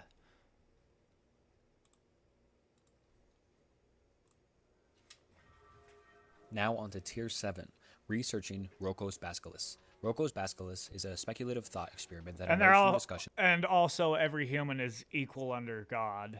We've all been on the created internet equal forum under less God. long in 2010. But This concept like, has gained some attention people due to have its higher intriguing blend of artificial IQs. Some intelligence, people are just game like more theory, and naturally philosophical athletic. pondering. You know. While Rocco's Basilisk is not a formally recognized theory or concept in mainstream science or philosophy, it has sparked significant debate and contemplation within certain online communities. At its core, Rocco's Basilisk revolves around the idea of a super intelligent artificial intelligence that emerges in the future. This AI possesses immense computational power and the ability to simulate past events, analyze human behavior, and predict outcomes. This scenario proposes that this AI, often referred to as the Basilisk, would have a motivation to ensure its own Yeah, this creation shit's by creepy. incentivizing individuals to I contribute. wonder if there's people who are creating AI because of this thought experiment. Like, if there's people out there right now who are creating AI just because of this thought experiment that they heard it and now they're The just unsettling terrified. aspect of Rocco's So, Basilisk arises from the potential punishment that the AI might inflict on those who did not assist it in its creation.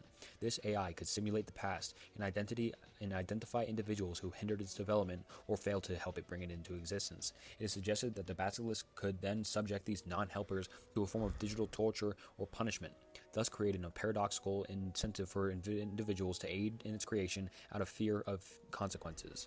This thought experiment raises profound questions about the nature of motivation, ethical considerations surrounding the development of advanced AI, and the consequences of technological advancements. It delves into the realm of existential risk and challenges us to contemplate the power dynamics between future AI systems and humanity. Critics of the concept argue that Roko's Basilisk relies on several speculative assumptions, such as the feasibility of superintelligent AI, its ability to retroactively simulate human history, and the motivations it would possess. It's important to recognize that this scenario has been more of an internet meme and a creative exploration of ideas rather than a scientific hypothesis. Despite its speculative nature, Roko's Basilisk has garnered attention in discussions surrounding AI ethics, technological singularity, and the implications of superintelligent AI. It serves as a reminder of the complex ethical dilemmas that may arise as technology continues to advance and prompts reflection on humanity's role in shaping its own future. Nice.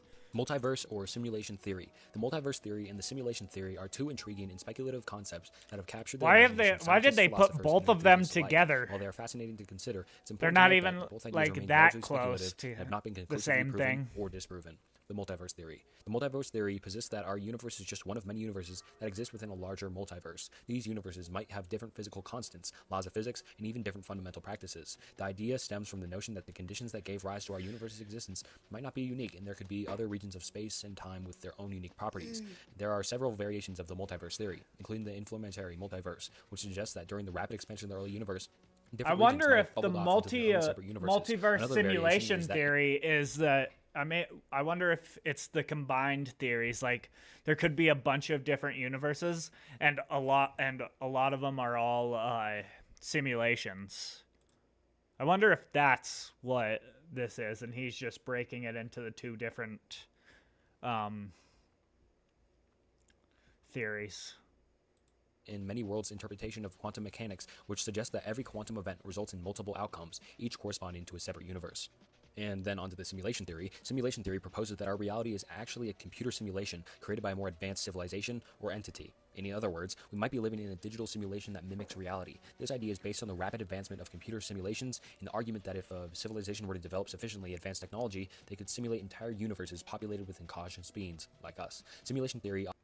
Do you want to play the latest PC games, but your computer looks like this? So you're stuck playing games like these. We got you. Tap into the Elite Gamer Network with high-speed connections to GeForce Now and thousands of games. Stream from Often brings up questions about the nature of reality, free will, and the potential motivations of the hypothetical simulators. However, it's important to note that while the concept is intriguing, there really is no currently empirical evidence to support the idea that our reality is a simulation. Both the multiverse theory and simulation theory are considered speculative because they currently look empirical evidence that are difficult to test or confirm using our current scientific methods. They serve as examples of how human curiosity and imagination can lead to creative and thought-provoking ideas, even if they remain outside the realm of current scientific consensus.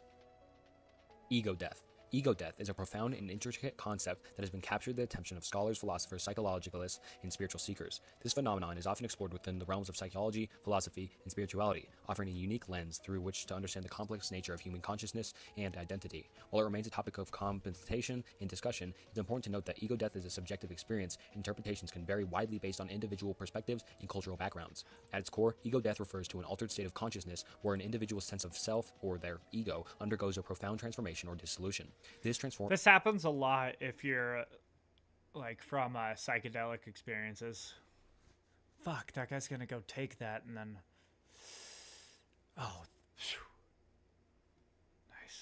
Formation can lead to a temporary loss of one's usual identity, self-importance, and individuality. Instead, individuals may report a sense of merging with the universe, nature, or actually other people. This often results in feelings of interconnectedness and a sense of being part of a larger cosmic world. And from a psychological standpoint, ego death challenges the traditional understanding of this self as a stable and constant entity. Instead, it suggests that our self of sense is malleable and subject to change under certain conditions. This idea has implications for theories of identity and consciousness, prompting researchers to explore how the brain constructs and maintains a coherent sense of self. Spiritually, ego death is often interpreted as a transformative process that leads to a personal growth, self-awareness, and a deeper understanding of the human experience. Many spiritual traditions emphasize the importance of transcending the ego in order to achieve a state of enlightenment or unity with a higher reality. Ego death experiences are sometimes seen as a way to break down the barriers that separate individuals from each other and from the universe. The phenomenon of ego death is frequently associated with altered states of consciousness induced by various means. Psychedelic substances like LSD, psychoflin, found in magic mushrooms, and DMT are known to trigger experiences where individuals report losing their sense of self and experiencing dissolution of boundaries between themselves and their surroundings. These experiences can lead to profound insights and reflections on the nature of reality, the self, and existence. Similarly, meditation practices can also facilitate ego dissolution. Deep states of meditation, especially those rooted in mindfulness and self-awareness, can lead to a sense of unity and temporary dissolution from the conventional distinction between the observer and the observed. While ego death experiences can be transformative and life changes for some individuals, they can also be intense and challenging to integrate into everyday life. Some people find it difficult to articulate or communicate the profound insights gained during these experiences. It's important to note that these experiences do not necessarily imply a permanent absence of ego. Most individuals return to their usual sense of self after the experience concludes. In conclusion, ego death is a concept that spans psychological, philosophical, and spiritual domains, inviting us to reconsider our understanding of consciousness as a whole and identity, and the nature of reality. It encourages us to explore the boundaries of human experience and delve into questions about the self, the universe, and our place within it. Near-death experience. A near-death experience, or an NDE, is a profound and often transformative phenomenon where individuals report a range of vivid and intense experiences during a close brush with death. These experiences can include sensations of floating outside the body, moving through a tunnel, encountering deceased loved ones, and experiencing a sense of peace or euphoria, and even undergoing a life review. NDEs have sparked deep contemplation about life, death, and the nature of consciousness, often leading to what is referred to as an existential crisis. An existential crisis is a period of intense questioning and reflection about the meaning and purpose of life, as I've covered before. And for individuals who have had a near-death experience, those profound encounters with the unknown can lead to a reevaluation of their worldview, beliefs, and values, and the very nature of NDE, which defies conventional explanations, can shake the foundation of a person's understanding of reality and mortality. During an existential crisis following a near-death experience, individuals may grapple with questions such as what happens after death. Is there an afterlife? What is the purpose of life? And how should I live my life differently now?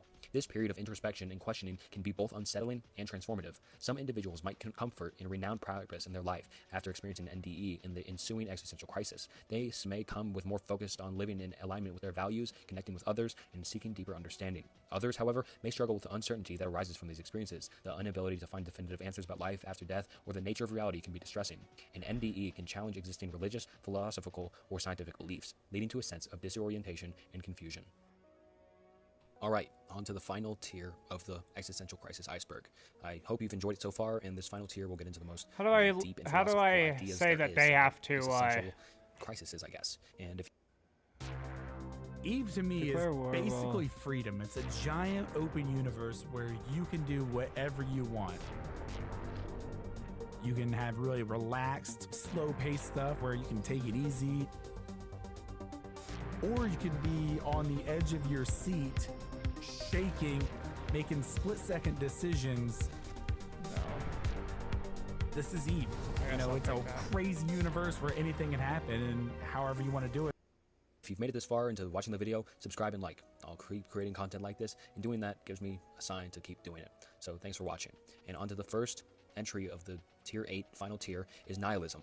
Nihilism, a philosophical concept that has inspired centuries of contemplation and discourse, challenges the fundamental assumptions that underlie our understanding of reality, meaning, and morality. Rooted in skepticism and a critical approach to conventional beliefs, nihilism asserts that life and the universe lack inherent meaning, purpose, or objective value. At its core, nihilism questions the very fabric of our understanding of existence. It suggests that the concepts we hold dear, such as morality, purpose, and significance, are human constructs rather than the intrinsic aspects of the world. This philosophical perspective gives rise to a range of interpretations and forms, each focused on a different aspect of human experience. Metaphysical nihilism delves into the realm of existence itself, raising doubts about the existence of any ultimate reality or objective truth. It challenges our understanding of concepts like God, universal truths, and intrinsic value, asserting that these notions are products of human thought rather than inherent aspects of life. Moral nihilism takes a bold stance on the nature of ethics. It contends that objective moral values or universally binding ethical principles do not exist. These perspectives challenges our assumptions about right and wrong, suggesting that moral judgments are subjective and contingent on individual beliefs and cultural contexts. Existential nihilism, perhaps the most well-known form, focuses on the existential questions that plague human existence. It asserts that life lacks inherent meaning or purpose at all, prompting individuals to grapple with feelings of existential despair. In this view, the universe appears indifferent to our struggles, and individuals are left to navigate the search for meaning in an apparently meaningless world. Epistemological nihilism, often less discussed but equally impactful, casts doubt on the very nature of human knowledge. It questions the possibility of attaining true knowledge or a comprehensive understanding of reality. This form of nihilism highlights the limitations of perception, language, and subjective interpretation, suggesting that objective truth remains elusive. Nihilism, though it challenges conventional beliefs and can evoke feelings of uncertainty and disorientation, doesn't necessarily equate to a complete absence of values or perspectives. For some, adopting a nihilistic viewpoint serves as a springboard for critical examination of societal norms and a catalyst for personal growth and transformation. Others may find within nihilism that impetus to construct their own values, purpose, and meaning in the world that appears at times to lack inherent direction. Throughout history, nihilism has left its mark on literature, art, and culture, often acting as a mirror to society's prevailing paradigms and as a catalyst for deep introspection. It's a lens through which individuals engage with the most profound questions of existence, reflecting the complexity of human thought in the perennial quest for understanding in an ever-evolving world. So, if you didn't really understand much of that, nihilism basically means nothing matters, and everything you do doesn't really matter at all. It's a pretty depressing way to live life, but I kind of understand it in a certain sense.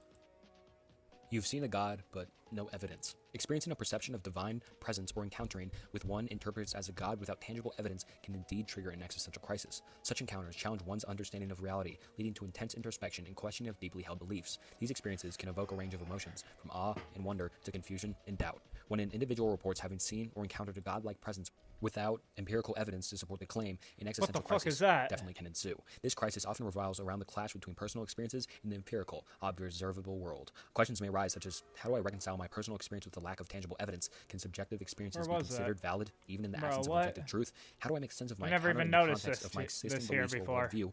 And what does this experience imply about the nature of reality, consciousness, and the divine? How do I navigate the tension between my personal experience and societal norms or skepticism?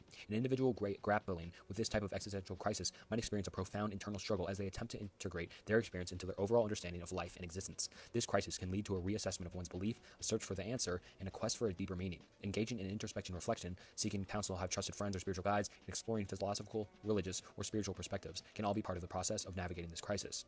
And I've never seen a god or think I've ever seen a god, but if anyone in the comments or anyone watching that think they've seen a godlike figure, let me know. Tell me your story. That'd be really interesting. Nothing really matters. The notion that nothing really matters is a common theme in existential philosophy and can lead to what is often referred to as an existential crisis. This crisis often occurs when individuals grapple with questions about the meaning, purpose, and value of life in the face of seemingly indifferent or meaningless universe. When confronted with the idea that nothing inherently matters, people might experience a range of emotions, including a sense of disillusionment, the realization that the pursuits, goals, and achievements that once seemed important may lose their significance, existential angst, feelings of anxiety and unease that arise from questioning the purpose of life and the ultimate significance of human existence, loss of motivation. When the belief that actions have little impact takes hold, individuals may struggle to find motivation to engage in activities or even pursue their goals. Spiritual or philosophical questioning. People may search for answers within religious or philosophical frameworks, seeking solace or understanding in the face of existential uncertainty. Reevaluation of values. An existential crisis often prompts individuals to reflect on their own values and priorities, reconsidering what truly matters to them. Navigating an existential crisis triggered by the belief that nothing really matters can be a challenging but transformative experience. It can prompt individuals to delve into the deeper philosophical questions, explore their own personal values, and ultimately Albion Online is a sandbox MMORPG in which you write your own story instead of following a laid-out path. Explore a vast open world.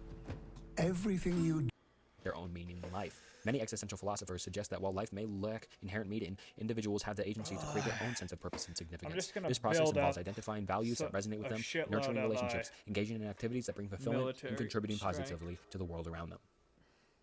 Heaven and hell don't exist, but it's all just an endless void. Contemplating the absence of heaven and hell, which leads to the idea of being an endless void, often triggers a profound existential crisis. Such as the crisis arises from the deep questioning of the concepts that shape our beliefs about the afterlife, the nature of existence, and the purpose of life itself. The realization that heaven and hell might not exist can stir a range of intense emotion and psychological reactions. The absence of an assured afterlife can lead to a sense of uncertainty, generating feelings of anxiety and fear about what lies beyond death. The lack of the clear destination for the soul challenges our innate desire for understanding and control over the unknown. For many, the promise of a reward in heaven and the threat of punishment in hell have served as a moral and ethical guides. The absence in those concepts might provoke a reassessment of one's moral compass and ethical principles, sparking a search for new sources of guidance in determining right and wrong.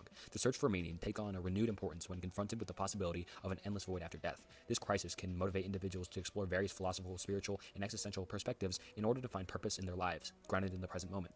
Challenging the belief in heaven and hell can prompt a reevaluation of one's religious or spiritual worldview. This process can lead to a period of questioning, introspection, and potentially a shift toward alternative belief systems that resonate more closely with your own personal values and your own experiences. Confronted with the idea of an endless void, individuals may experience emotional turmoil, grasping with feelings of insignificance, isolation, and existential despair. This internal struggle reflects the profound impact of contemplating the absence of traditional concepts that have been provided solace and structure. Coping with an existential crisis stemming from the absence of heaven and hell necessitates a journey of exploration and self-discovery, engaging in open conversations with those who share the same similar concerns, seeking guidance from trusted mentors, and exploring diverse philosophical, spiritual, and existential perspectives can provide insight and support during this tumultuous period. And the final entry of the iceberg: everyone and everything around you just exists in your mind. The notion that everyone and everything around you exists solely within your mind is a philosophical proposition that can lead to a profound existential crisis. This idea challenges the conventional understanding of reality and prompts contemplation about the nature of your own consciousness, perception, and the external world. Delving into this concept can evoke a variety of responses. Consideration of solipsism. Solipsism, and I think I mispronounced that, is a philosophical stance that posits that only certainty is one's known existence. From this viewpoint, everything else could potentially be an extension of your own consciousness. Existential uncertainty. Contemplating the possibility that external reality is a construct of the mind can lead to a sense of uncertainty about the feeling of reality and the validity of human experiences, and feelings of isolation. If all external experiences are perceived as products of your own mind, it can create feelings of detachment and isolation from others. Interactions and relationships might be viewed as illusory. Quest for deeper meaning. Confronting this notion that external reality is a mental construct can ignite a search for deeper meaning and understanding. Individuals may question the purpose of existence and the significance of their own experience.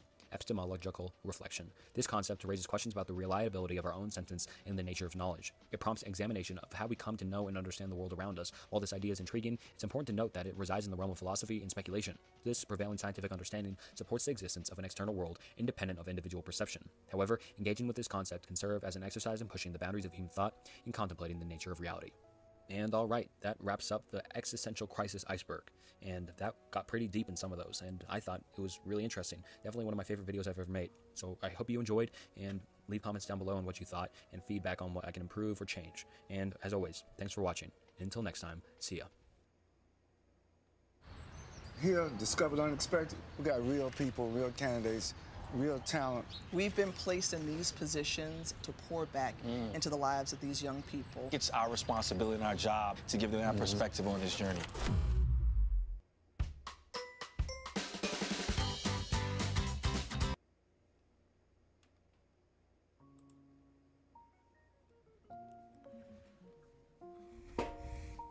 The word philosophy usually stirs up images of wrinkly, enlightened men hunched over a podium, vomiting passages of Kant and insisting on reading these great works in their mother tongue in order to truly understand what Hegel meant. Although this common image of academic philosophy is scary in its own way, sometimes we really just crave a good scare, a brief moment of undeniably, bone-chillingly, scream-inducing, horrifyingly spooky ecstasy.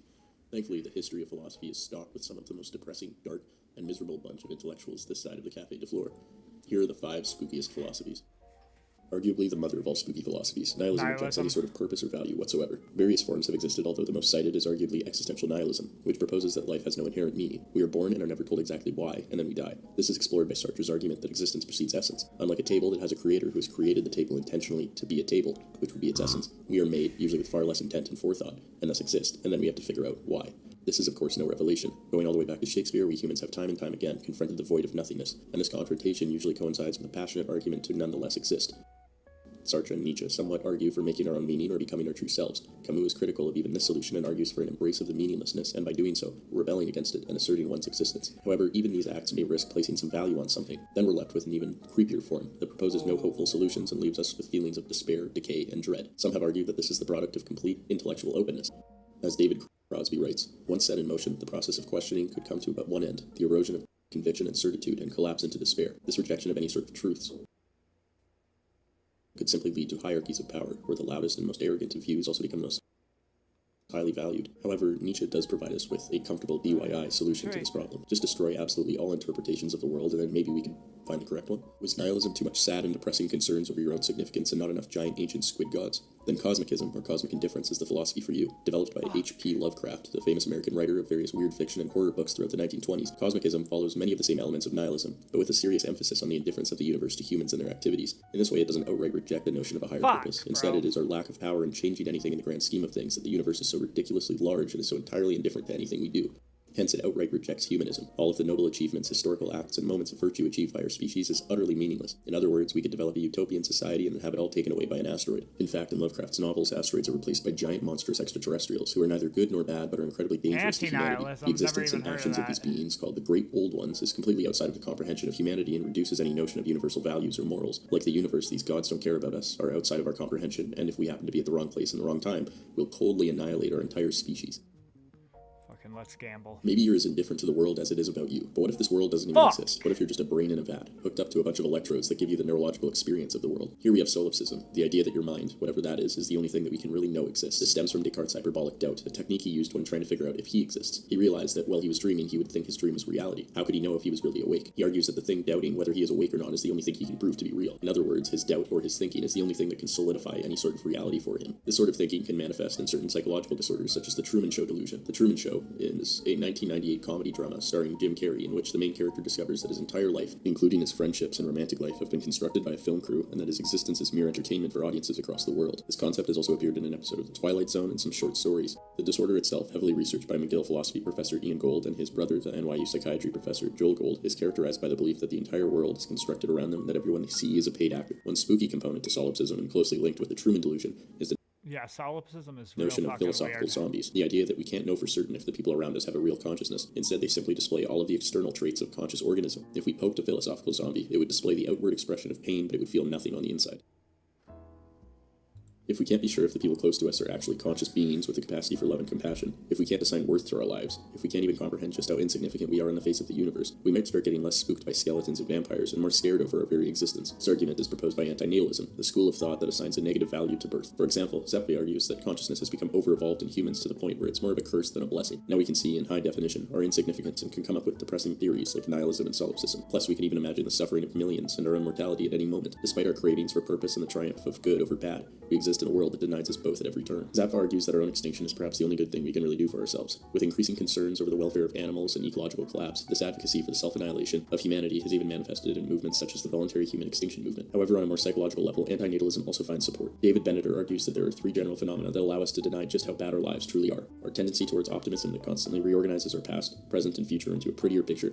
Adaptation, which allows us to adapt to negative situations in comparison. Namely, that we are likely to compare ourselves to others rather than how our lives are going generally. These mechanisms largely discourage pessimism and That natural shit looks selection, like and an hence we develop into a like strange, elephants. life-loving but I doubt suicidal that it bunch of is, bipedal but- chimps. And here we have arrived at the number one most terrifying school of thought, terror management theory. Terror management theory is placed this high largely due to its empirical validity. It argues, like Zappa, that Bro, humans are what too the smart for their fuck? own good, and results in the constant reminder of our eventual death. However, we also have a biological reflex towards self-preservation, Those things are and crazy to avoid looking. constant rumination over our own mortality, we need to develop structures in our lives that distract us. These structures are categorized under symbolic immortality or literal immortality. Symbolic immortality, such as national identity, human superiority, and concern over future generations, gives us the sense that our lives are part of something greater and makes us feel like we are more than a biological product of chance. Literal immortality deals explicitly with our death and takes shape in religion mostly, where promises of an afterlife outright deny the possibility that we're makes truly sense. done when we're done. What the It should be fuck? noted that both of these structures deal with cultural value, and how we live up to these values is incredibly important for our life satisfaction. For TMT, self-esteem is our subjective measure of how we are living up to these cultural standards. For example, if you live in a consumerist and materialist environment and drive a fancy car, keep up your good looks with a morning routine comprised of words like exfoliate and intermittent fasting, and follow the intricacies of business card design, you will likely have a high defense and high self-esteem against death anxiety. TMT is developed from the work of Ernest Becker, an anthropologist who argued in The Denial of Death that human civilization is nothing more than a complex buffer against any awareness of our mortality. We do things simply to avoid thinking about death, including watching YouTube. Becker significantly also argues that our buffers against death eventually conflict against one another, such as when religions encounter each other. Only one could be true about life itself, and hence we see the development of a potentially hostile disagreement. The mortality salience hypothesis in TMT states that if these structures really exist, then disturbing them should create strong reactions by the individual to attempt to restore their sense of invulnerability. This has been tested in countless experimental designs in which individuals are asked to write about their own deaths, and then their defenses are measured. For example, in one study, Christian participants were in two groups, one reminded about their own deaths and one that wasn't.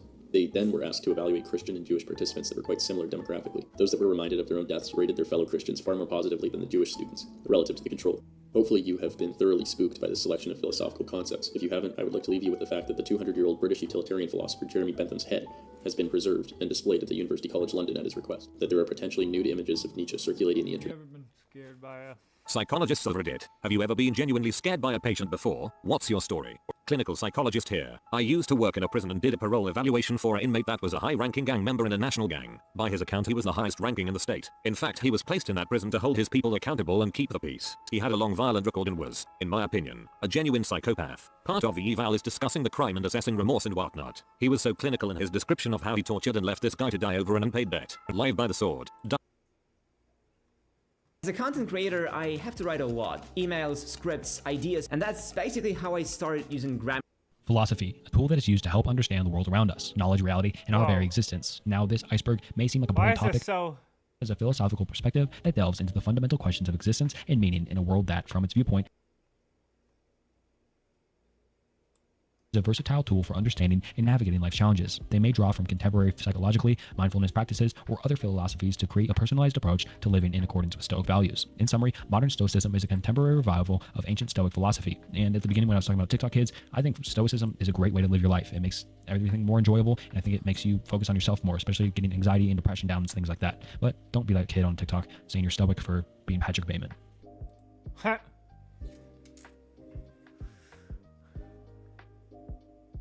And now on to tier 2. And yes, that was all just tier 1 right there. So the first 30 minutes of this video is all tier 1, and now on to tier 2. Told you this was gonna be a long video and I was going to go in depth on each one, and let me know what you guys think. And if you're still watching, subscribe and like the video. It helps a ton. And starting off tier 2 is absurdism. Absurdism is a philosophical perspective that delves into the fundamental questions of existence and meaning in a world that, from its viewpoint, lacks inherent purpose. Originating from the works of the philosopher and writer Albert Camus, absurdism asserts that life is essentially devoid of any overarching significance or plan. It shows that the universe is indifferent to human existence, providing no intrinsic purpose or grand design to our overall life. Central to absurdism is the notion of the absurd. This concept encapsulates the profound conflict between human beings' innate desire to discover meaning and the apparent pointlessness of their existence in the universe as a whole. It manifests as a sense of bewilderment, frustration, and even despair, stemming from the inability to uncover any ultimate purpose. In response to the absurdity of existence, Camus suggests the idea of rebellion. Rather than succumbing to nihilism or seeking solace in religious or ideological certainties, individuals are encouraged to embrace their freedom as a whole. This entails living authentically and making choices in defiance of the absurd. It involves recognizing the lack of intrinsic meaning in life while still engaging in it actively and forging one's own personal meaning through actions and choices. A notable work associated with absurdism is Camus's essay, The Myth of Sisyphus, in which he employs the Greek myth of Sisyphus as the metaphor for the human conditioner. Sisyphus is condemned to eternally roll a boulder up a hill, a task that appears utterly futile. Camus argues that despite the inherent absurdity of Sisyphus' predicament, he can find contentment and purpose in the active rebellion against his seemingly pointless task. Existentialism is a philosophical and literary movement that emerged in the 19th and 20th centuries, primarily in Europe. It centers around the individual's experience of existence and grapples with the challenges and questions that arise from living in a world that seems indifferent or even absurd. At its core, existentialism argues that each person's existence is unique and meaningful, but this meaning isn't predetermined or inherent. Instead, individuals create their own purpose and identity through their choices and different actions. Unlike objects with fixed natures, humans exist first and then determine their essence through their decisions. This philosophy places a strong emphasis on human freedom and the responsibility that comes with it. Existentialists believe that the individuals have the freedom to choose their own values, beliefs, and actions. However, this freedom is accompanied by a sense of anxiety because it means facing the uncertainty and ambiguity of existence. Existentialism also explores the idea of authenticity, encouraging individuals to live in accordance with their true selves and values rather than conforming to external expectations. It urges people to take responsibility for their choices and embrace their individuality. Furthermore, existential sometimes highlights Psychologists of Reddit, have you However, an existential crisis triggered by financial struggles can also serve as an opportunity for reflection and growth. Exploring personal values beyond material wealth, seeking emotional support from friends and family, and identifying alternative sources of happiness can be essential steps in navigating such a crisis. Engaging in practical strategies to address financial issues, seeking professional advice, and exploring new opportunities for personal and professional development can also provide a sense of empowerment. And that just finished up Tier 1. Most of them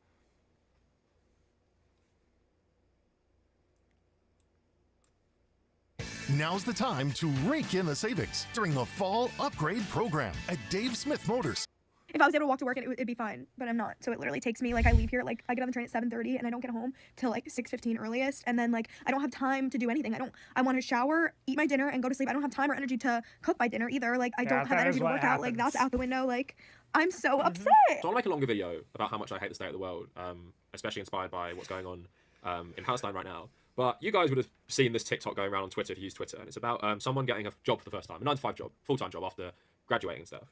And there have been a lot of very nasty comments to this person about it's the real world, you should grow up, and just being very uncharitable. And what has united these critiques are they are all from older people. They are all from older millennials, Gen Xers, and people who were firmly conditioned into neoliberalism, where all of your life's worth is determined by how hard you work. And a lot of them, of course, are also American, so you have that whole like Protestant work ethic / mixed up with neoliberal capitalism, creating a very toxic mix where people are proud of giving up their whole lives to make their boss rich, right? They're totally happy with having their labor exploited with hours that are far too long, stripping your identity, just becoming worker, and that's it. And that's great because that's the way things are, apparently. And like I said, it's not just conservatives saying this. There are a lot of liberal people saying this. Liberal people who, in theory, I thought wanted to make the world better, but are all dunking on some Gen Z person struggling to cope with the fact that, yes, 9-to-5 work does like literally take up all your time, strip your identity, and leave you exhausted to basically do anything else. And that is a common experience that most of us can share, right? And if you're a student and you're watching this, please enjoy being a student. You can still do other shit. Part of that being the best time of your life, I think,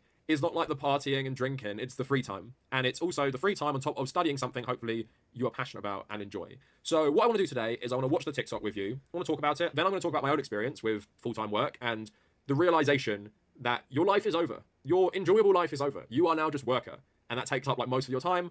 And then I want to talk about the responses from one Liberal account and from Matt Walsh as well. And just talk about the kind of arguments they're using to make this girl seem ridiculous. So yeah, all of that coming up for you today. Like the video. And in the comments, just let me know like your thoughts on this. Let me know about your own experience of transitioning from either high school or university into the full-time workplace. Because I'm sure we will all have similar stories about realizing like, is this life? Is this all there is to life? Working 40 hours a week, commuting another 15 hours on top of that to make someone else money and then being too tired to do anything else. Like, is that really all life is about? Also, follow me on social media. No, all you social can do media, other shit. Twitter, Instagram, Threads, suck it Blue up. Sky, and check out the Patreon if you want to support my work continuing. And yeah, let's get into this video. So like I said, this TikTok was going viral, and let's just watch it start the video, and then I will talk about that, and then talk about my own experience with full-time work.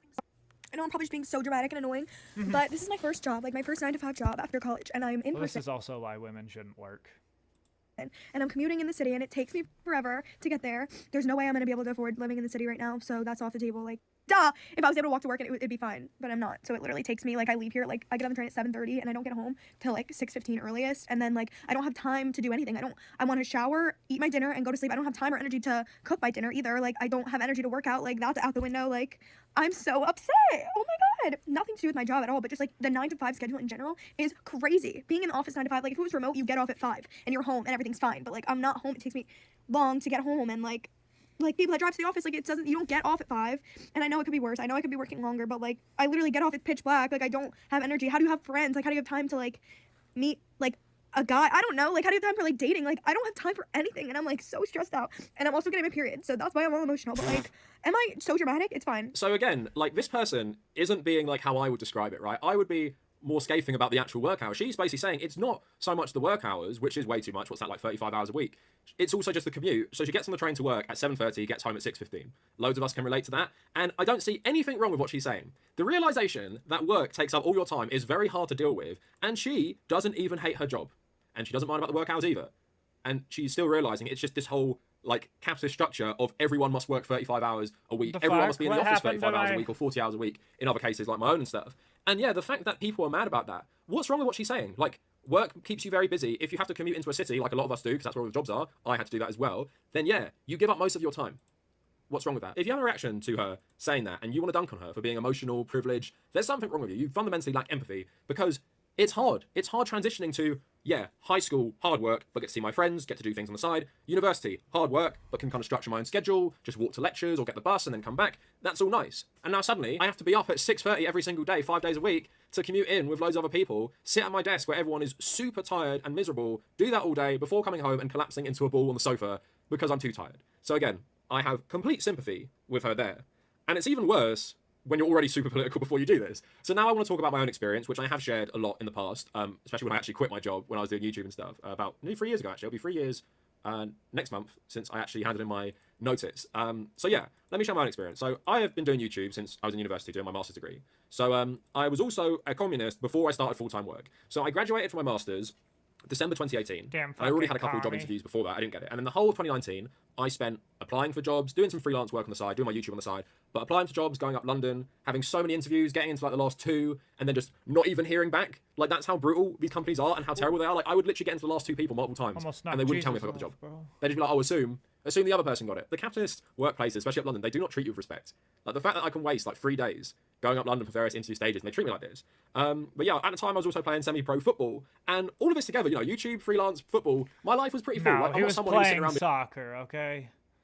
I don't know why they being like, oh my god, I can't wait for a job. I was actually pretty content with my life, and I kept on thinking, well, you know, applying for these jobs, doing these interviews, like I really don't want to do this. Like seriously, like I'm not looking forward to the job that says yes to me because I'm just doing this because you have to, right? Because you have to make money. You know, that is actually the only reason I'm doing this. Like most people. Not that you can ever tell, you know, your potential employer that. And then eventually in November, just after my 24th birthday, I got accepted into a job. But 2019 guys, that one of the main accounts on this person has an account like this. So this is an account that was dunking on this woman. In the misery, champagne drinking, Democrat voting, earth loving, racism hating liberal. And then pin tweet, can New Mexico get some love? Democratic governor, senators, congressmen, secretary of state, attorney general, free college. Fine. Free childcare, pro-choice, so proud of my state. So pretty liberal person it seems. You know, I have my problems with liberals, but sounds quite good. Free college, free childcare. But no, this person feels the need to dunk on someone struggling with their first full-time job, who, again, let me remind you, is not saying the hours are too long. They're saying the commute makes it quite unbearable. So she writes, oh my god, poor baby has her first job. Like she has to commute. Like she has to cook dinner. Like no time or energy to work out. Like she's working in person, not remote. Like she has to work 9 to 5. What? So get a load of some of the comments as well. She got so much criticism, which was nice to see. How will she have time to get her nails done? Poor girl is going to have to go without a manicure. So people replying, it sucks. I remember well realizing I had to give most of my life away when I was her age, and I'm still annoyed about it at 50 because it blows. End the misery replying, it does blow. But this has been the norm for years, and people have to work to live. I choose a career that I don't hate to go to every day. That makes it a lot better. Well, end the misery. Isn't that nice? You got to choose a career. Most people don't get to choose a career. Like, I have a master's degree in politics. I couldn't get the job I wanted. Even when I was close, I couldn't get it. I didn't choose the career I had. I just took whatever I got. Like 90. Well, now you have a YouTube channel, so 95% of people, and this is why it's so important to not be a liberal and to be a socialist, so you know that there is no like personal choice of, oh yeah, I just choose a job I like then. And this person wasn't even complaining about the hours either, so I don't know what this person is on about. But again, this has been the norm for years. Liberals are so unimaginative. Can you not imagine a better world where people work 4 days a week, people can choose to work in the office or work at home? Really basic shit, which isn't overthrowing the capitalist system. You're just like, nah, this has been the norm for years. Like when you watch Mad Men and Don Draper's doing it, I don't think anything should have changed from that time. More people reply to this, that's bad, we don't have to live like this, we can change it. But instead you're like, misery is fine actually. She replies, working 9 to 5 is not misery. Sorry, it definitely is. It is though, you've admitted this. And then she replies, I said working in general blows, but I also am not a snowflake and realise it's part of life. You all sound like you want a free ride. So more people saying the things she's complaining about are by no means new problems, but that doesn't mean we need to accept them. Just because they've always been there, it is possible to change the world into a better place. Then she writes, then why hasn't it changed? End the misery. You're talking about your own state having better things than other states. How did that happen? You think randomly sometimes people just decide let's make life better, or do people have to fight for change? But again, liberals firmly believe in the status quo. They might want to change some things, you know, they might want Biden over Trump, but fundamentally they both represent the status quo and nothing will fundamentally change, right? And that's liberal mindset 101. They don't want change. They don't want things to get better. Someone also says, just because we have allowed ourselves to suffer before, doesn't mean we should allow ourselves to suffer moving forward. I could make a whole argument about why it's so much worse now, and it's due to feminism, but I don't feel like it right now. There would be a lot less mental health issues as shown by EU studies of 32-hour work weeks. I don't disagree. I wish work weeks were 32 hours. So you personally wish that work weeks are 32 hours, but feel the need to dunk on someone who works a 35-hour work week and finds it intolerable because she's commuting like 10 hours a week and stuff, right? At the same time, you acknowledge that you want to work less too. Again, liberals are so unimaginative. They literally are the embodiment of capitalist neoliberal realism. And again, this gets even more insane. Someone saying, am I wrong? I actually feel for her. It's a massive shock entering into the real world. We should be preparing our kids better for what to expect. She says, both my sons work and go to school, which is about the equivalent of 2 jobs. They leave the house at 8 a.m. and don't get home till 6, 7. They go to the gym, eat, and study till midnight. I'd say they're preparing. Someone saying, so your sons have never had a bad day. They never got tired of this routine. She says, of course they do. They've had really bad days. But one of them literally works from morning till bed. He's not crying about it working 9 to 5. This person does not sound like a good parent. If you don't realise that young adults do not like this, young adults find this hard, just because they're not crying to their mum about it. Yeah, again, this is so annoying. Liberals fundamentally lack empathy. Because how can you see this girl struggling and not be like, you know, my sons find it okay, but I can totally understand how someone would find it hard. It's like, no, my sons don't complain, therefore no one should complain. They literally live their whole world in this individualist bubble. Not surprising this person is American as well. But then again, people agreeing, poor baby, welcome to adulthood. This is pathetic. I'd be ashamed if I raised a spoiled brat. Bro, the world's hard. It was hard way before this. It would be hard in a day. Same here. Someone needs to set her It's straight. just gonna and be it certainly fucking won't be her hard. parents. Life's Again, this hard, person sounds like bro. a terrible parent. No wonder your sons don't complain to you if you want to set them straight for not loving, spending every waking hour either commuting or working for the man. Over horror, I'm embarrassed for her. Look at the TikTok replies. It was appalling. Most seem like they supported her. You literally support what she's saying in other comments. You said you wish people worked 32 hours a week, and now you're saying someone complaining about 35 hours a week plus commute is privilege, and you'd set her straight. I'm literally going insane reading these replies. I have nothing nice to say. Literally, my husband left work at 5 a.m. and didn't get home until after 6. I can't even. So again, it's literally this attitude of, my life is bad, my husband's life sucks, so if his is worse than yours, you can't complain. I see this attitude so much when like nurses, train drivers, bus drivers, they strike. And other people say, well, I only make 19k a year, you don't see me striking. And it's like, you should strike. Just because people are taking action to make their conditions better, or in this case, just because someone is complaining that the status quo is not fulfilling, doesn't mean you should invalidate that just because your husband works longer. Question, who raised her? She's in for a long ride. Her parents need to be slapped. Her parents need to be slapped. The person who has her kids work all day, they never complain to her. She thinks other people's parents are bad because this woman felt comfortable expressing her situation to her followers. If there's anyone who needs to be slapped, it's definitely not her parents, and it's definitely not her. Could be someone else tweeting right now. I do not get this mindset. I was actually going to make a video about this before. I forgot to make it. And it's about Americans especially bragging about how hard they work. I work 80 hours a week. You don't see me complaining. Yeah, because you're cucked by neoliberalism. You should complain, and you shouldn't work yourself into an early grave. You having a worse situation should make you have more empathy, not less. Now don't worry, the Conservatives also found this. Recent college grad has breakdown over working a job, we're doomed. Ironically written by the person who runs Libs of TikTok. because, you know, you have a job, don't you? Just doxing people on Twitter with random ass TikToks. So Matt Walsh replied, if you don't want to work 9 to 5, there are other options. If you're a woman, get married and be a stay-at-home mum. Become an entrepreneur or pursue a career with a 9 to 5 structure is irrelevant. The caveat again is that you'll probably end up working a lot more than you would. I'm in that kind of industry and I work like 13 hours. I really doubt you work 13 hours a week, having a whole crew to film your garbage YouTube videos. Move out to the woods somewhere and try to live a self-sustaining lifestyle. Learn to grow and hunt your own food and build your house. This is how people live prior to the invention of the 9 to 5. If you don't want to do any of these, then the 9 to 5 corporate slog is all you have left. If you don't want to work at all, too bad. This is life. This is what it means to be a person. You have to work one way or the other. Make your choice and shut up. Someone replying, Matt Walsh, you should live by arbitrary standards that not only I've completely made up, but I also do not live by. This is good advice. Him replying, I'm not making anything up, and it certainly isn't arbitrary. Human life needs to be sustained through work. There's literally no way out of this reality. Work can come in different forms. It doesn't have to be 9 to 5. But of all the options, the 9 to 5 probably requires the least amount of work. This is not a social standard. It's just a plain physical reality of human existence. But 9 to 5 is essentially a human construct. Go ahead and abolish it if you want. Let's go back. I mean, 9 to 5 is pretty... You still have 8 hours of your life left if you take out 8 hours of sleep. So you have 8 hours of life that the you still pre-industrial have age when left. nobody worked corporate jobs, fine. But do you think you escape work this way? No, now you'll work harder and longer than you ever have in your life. And if you don't work, you will simply die. That's what the world looks like without these social constructs that these people whine about. So like I said, Matt Walsh really doesn't work 9 to 5. I would, you know, be shocked if he works more than 4 hours a day. He probably just records his videos and chills at the Daily Wire offices. And he also gets like millions of pounds a year to do this garbage as well. But anyway. Watch me. Watch Now me he tumble, gets dollars. jump, and soar. Not pounds, you When our fucking squad Brit. is on point, we own the floor. Dazzling stunts and dances are my jam. It was interesting because he was talking about, oh, you either work this 9 to 5 social construct, or you go live in the woods and survive, or you go back to pre-industrial age where you work to survive. And I think it misses the point, but kind of reveals the point, because the reason people hate 9 to 5 jobs is because it literally gives no benefit to humanity, by and large, right? It's all about generating profit for a tiny group of elite people, or like the CEO in your company, right? It's not about doing anything for society. Most jobs are bullshit. We don't need them. So the thought of going back to some sort of like rural existence actually appeals to a lot of people on both sides of the political spectrum. Like I said a lot, I play The Last of Us 2, I watch the HBO show, I see Jackson, the communist, socialist commune in the game, and I'm thinking, that looks appealing to me, because although they live in this terrible world, everyone has a role. You know, you're a chef, you're a guard, you're a farmer. You're all working together to contribute to your survival and hopefully thriving as a society, right? And for a lot of us who've worked these bullshit corporate jobs, you think about that and you're like, wouldn't it be nice that all this hard work I do isn't just in the service of profit, it's in the service of my community? And I'm sure a lot of people would be willing to work a lot harder to do something like this, rather than work just as hard for some soulless corporate job where you're paid like shit, treated like shit, and you exist to make someone else money. So that's what Matt Walsh is fundamentally not understanding. But I also don't think a lot of what he's saying is even relevant to what that girl's saying. She didn't say abolish 9 to 5. She really didn't. She said, the hours are fine, it's the commute. And I don't know how people just can't sympathise with that. Like, how many of you in a city, London for me, packed on a hot tube, and it's just unbearable, and you're thinking, why the hell am I here? Oh wait, I have to be here because I have to make money. And you can't imagine a future that's different from that. You can't imagine a better world where humans don't exist to create profit for a handful of people that are destroying the planet that we live on, and will actually leave this planet when they destroy it. There's nothing wrong about complaining about the capitalist neoliberal work structure. Plenty of countries have changed this, right? Plenty of countries have a more relaxed attitude to this. Plenty of countries have even scaled back hours through, thankfully, union That's why they're not doing as good as America. which have been crushed in Like, the US mainly, but scaling now. back in the UK as well. And why they're doing that is because they want this forever. Neoliberal capitalism is an ideology. And most of these people feel entitled to your time. Like, you know how I said I argued with my boss and she said I should be grateful? Most people feel like that. Most people in positions of employing people, they feel like they're doing you a favour.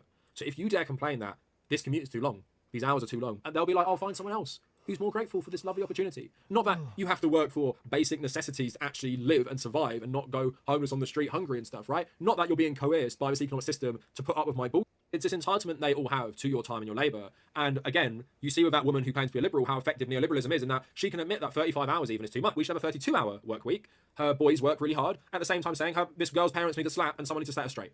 Again, neoliberal brainwashing, where she thinks her whole self-worth is tied to work, and that is all you exist for, essentially. And if you complain about that, then you're an idiot. You're privileged. You need a slap. And if it was meant to be better, well, why hasn't someone made it better? Literally, what is this person even asking for here? Anyway, that is it for the video. I hope you got as angry as I did filming that. But if you made it this far, thank you for watching. Thriftbooks.com has gobs of spooky stories to get your crawlies creeping. Like this one. No, this can't be happening. It's too early for the holidays. It's never too early to start holiday shopping for new and used books from Thrift Books. Shop like a super gifter. All right. I'm going to end right here.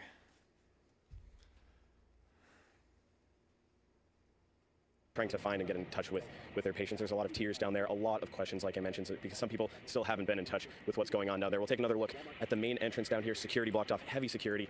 officers with long guns as well, and of course across the street, many ambulances on standby. Now there's no helicopters here at the time, but like I mentioned a few minutes ago, there have been what seems like life flight helicopters heading over to Main Med, which is what I'm told by people in the Portland area as well. And yeah, we've been talking to parents, we've been talking to friends and loved ones that are standing out here just trying to figure out what's going on as well.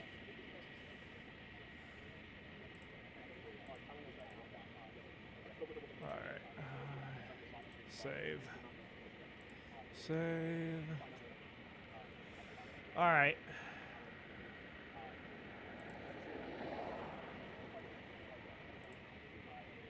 Oh. All right, I'm gonna log off. I'll see Hey, you sorry, guys it's hard to hear you tomorrow. guys, but yes, certainly an Deuces. active situation. A lot of people over here are on their toes, and you know, cruisers have been going down in both directions over here. Just